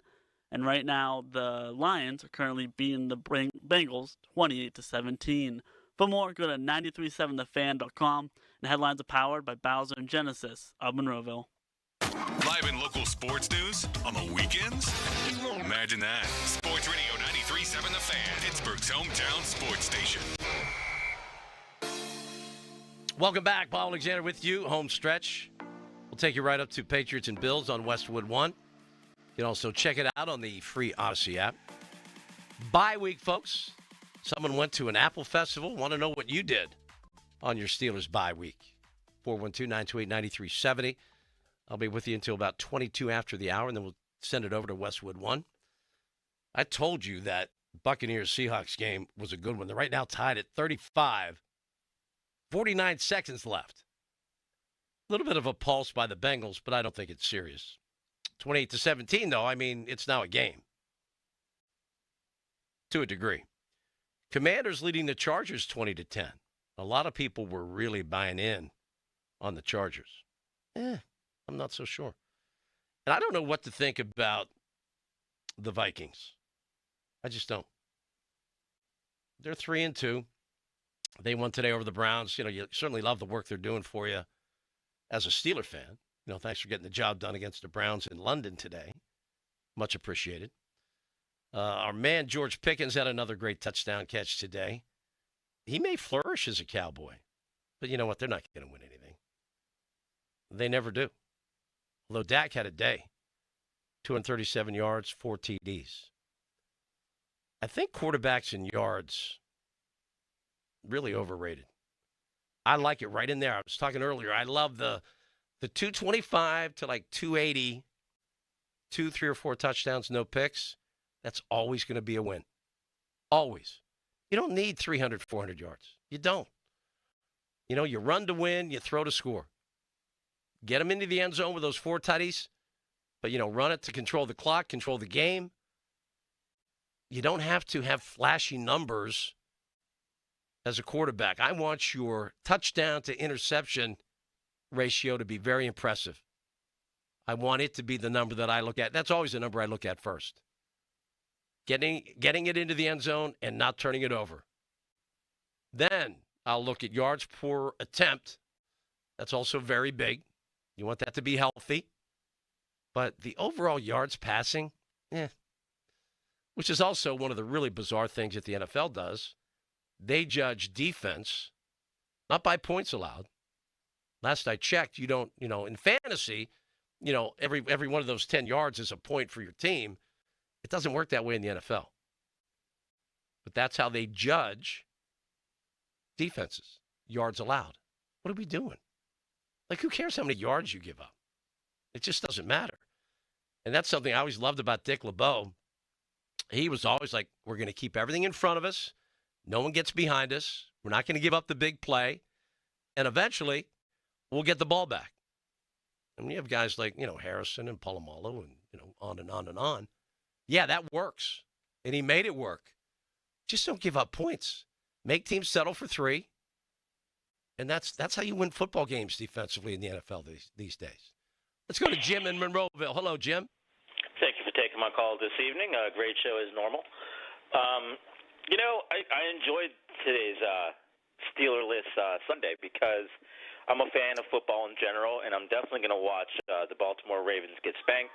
I'm definitely enjoying the fact that the Cleveland Browns just lost to the Minnesota Vikings. Yep.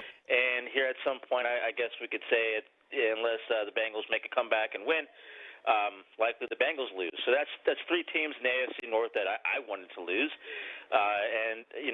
Next week again when we play the AFC North, Cleveland, and then after that the Bengals, we could be looking at a 5-1 record. And may I also add, the Baltimore Ravens could be looking at a 1-5 record. And so this is huge. I don't want to suggest that the Ravens aren't capable of pulling from a 4-game behind, but I would say that's probably not likely considering Jackson's hamstring injury. Those are easily re-aggravated. So I got a good feeling about this year, and I got a better feeling about the Steelers' chances of winning the AFC North. I would think everything's pointing in that direction, but, right now, I mean, the Steelers are really taking advantage of the fact there's no Lamar, no Joe Burrow, and, the Browns are just the Browns. I mean, that's who they are. So if Lamar gets healthy sooner rather than later, and we know what can happen if Burrow gets healthy, that's probably not going to happen. He's probably done for maybe even the season with that toe injury. So we'll have to wait and see. But, yeah, Jim, right now, there's no reason to be concerned if you're a Steeler fan other than what they're going to do. We've seen some really, I'll go back to 2020 and 11-0, and all of a sudden that became losing 5 out of your last 6 and a real bummer of a season. That was 11-0. Yeah, I mean, we can dwell on that past, but I think, this is 2025, Aaron Rodgers, different look, different offense. You know what? I got a positive feeling. I don't know. I will not try to persuade you to be anything but positive. Right now, there's every reason in the world to be positive. Yeah, and I'm going to go out here and just say it: 11-6, maybe 12-5. We win the AFC North. Let's go. I'm with you, Jim. Thanks so much for the call. I appreciate it. Let's go to Kenny. He's in Washington. He's a first-time caller. Hey, Kenny, thanks for making the effort. Hey, Paul, thanks for taking my call. Sure. Hey, I guess ultimately what I'd love to see from the Steelers, basically they need to manhandle the Browns and the Bengals to feel, I guess, very confident about them going into like the Packers and facing the Lions, even though the Lions are definitely a tall order. They are. But I definitely think it's the AFC North is definitely theirs to win and lose. Now, as you know, Kenny, Mike Tomlin is a one-score specialist. So wouldn't you rather see the Steelers get the Browns and Bengals into one-score games because you know Mike Tomlin has a better chance of winning? Absolutely not. Yeah, I was being sarcastic. Yeah. But that's his specialty. I mean, the game in London should not have been a one-score game, but somehow he allowed that to happen, didn't he? Yeah. Watching that, it turned from the rocking chair game into potential nail biter. Yeah, that's one of his specialties. But right now, they're sitting pretty, and I don't see any reason for them to take the foot off the gas. I don't care if they pound the Browns. I don't care if they pound the Bengals. Just win, baby. Yeah, just win. I hope they look good doing it. I mean, if they do anything that looks like it could be a trend for the worse, that bothers me. I want them to play solid football. I want them to clean some things up. I want the secondary to get healthy and look good together. I want them to run the ball effectively like they did in London. I keep saying London, in Ireland. I want that to happen. If this team can run the ball and stop the run and continue to improve offensively, I think they could really be a good football team. Absolutely, and so I'd love to see JPJ get back in the lineup too. And him and Ramsey, it's like running tandem secondary coverage. Yeah, and now, with Elliott back, I mean, he made a huge difference. With Peppers now available, I think they've bulked up a little bit defensively, and that's what you need. And I think the pass rush is coming. I mean, they're going to get, Highsmith back, I would think, relatively soon. So all of that is pretty good. Yeah, I mean, hey, Herbig's been a beast. I think Highsmith's definitely got to, re-earn that position, in my opinion. Well, you know what? Depth at that position is always key, and I think having both of those guys in there is going to be really good. Oh, without a doubt. Well, Kenny, don't be a stranger. That first call was a good one. I appreciate it. Thanks for making the effort. Yeah, I think right now, I mean, the Steelers, if they continue to improve, if they continue to run the ball effectively, and Gainwell was outstanding in Ireland last Sunday. Outstanding.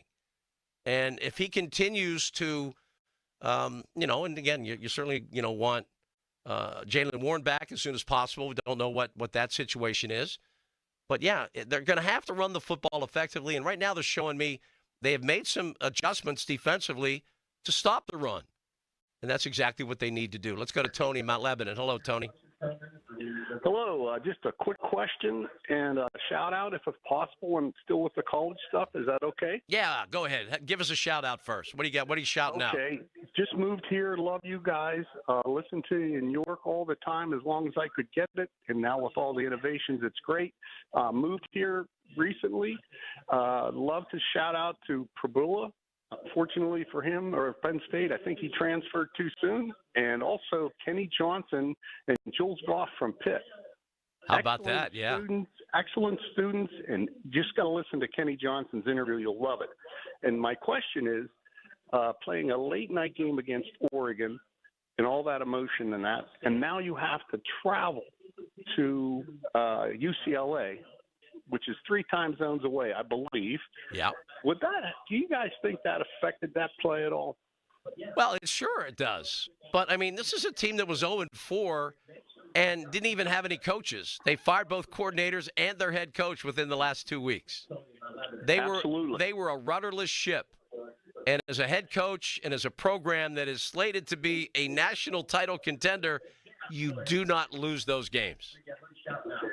Absolutely, but I'm a Pitt fan, solid Pitt fan. Oh, so you had a great day. You had a great day on Saturday. It's only one game, big show next week. But now, don't we might have a Aller Prabula situation at Pitt. It's going to be interesting. Yes, sir. You get it. Oh, thank you, Tony. Thank you, and I appreciate the kind words. I'm glad you're a big part of our existence here on The Fan. We love it, and we want you to put it on first thing in the morning and leave it on all day, leave it on all weekend, because we're always here for you. 412-928-9370. Again, we're going to take you to Westwood 1. It is the Bills and Patriots tonight, and we'll get you there. The pregame starts at 7:30. I got to get out of the way around 7:22. Seth tells me what to do, and I do it. That's just the way it works here. Fan Text Line brought to you by Edgar Snyder & Associates and Personal Injury Law Firm, where they always say there's never a fee unless we get money for you. Fan Twitter brought to you by South Hills Kia in Peters Township. Visit them at southhillskia.net. I want to check back on that Buccaneers game. We had to be, I would think, have to be at a final. Our Lions now up 35-24. The Bengals are not going away. Give them credit there without Joe Burrow. Okay. Why are we stuck? I don't understand. How could it still be 49 seconds left and Buccaneers Seahawks tied? I guess I have some computer. All right, Bucks win it 38-35. What is my computer doing? I hate when that happens. Seriously, that's so annoying. I just don't get it. I'm just spinning. You ever had to, that just happens. I don't know. Anyway, what a huge win for Baker Mayfield and the Bucks. And I think the Steelers really missed an opportunity. Granted, this season's fun, and Aaron's been fun and been great. But do you realize what a great competitor that Baker Mayfield is and a great quarterback? And the Browns were just discarding him. I mean, basically getting the guy, for a handshake. Now, I think he's getting paid now because he's proven that he's an elite NFL quarterback. Not sure he's quite franchise, but, man, he's close. And he does great commercials. Baker Mayfield does amazing commercials. I really miss those. I mean, the guy's entertaining, and he's a competitor.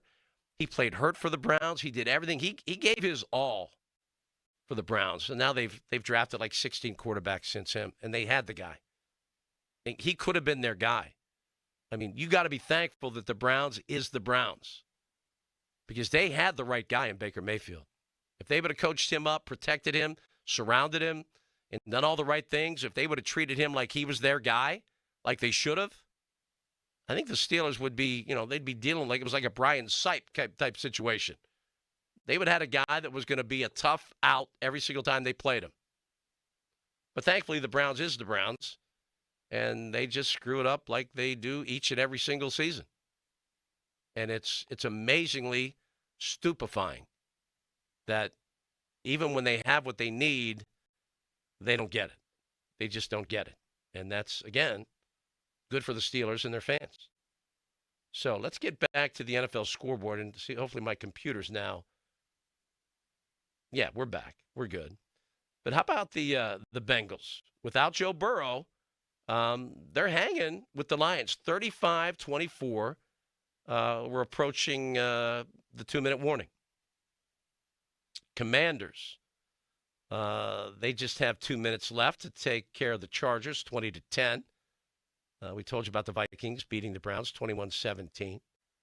And it was the Buccaneers winning 38-35. Heck of a game there. You all know about the Ravens getting blowed out. That's just great news. But again, it's without Lamar. And that's life in the NFL without your star franchise quarterback. I know he has not been great. How about the Panthers over the Dolphins 27-24? That's gone final. Panthers now 2-3. Dolphins 1-4. The genius there is not working out like you would have hoped if you're a Dolphins fan. Buccaneers now 4-1. They did win it 30-35 over Seattle.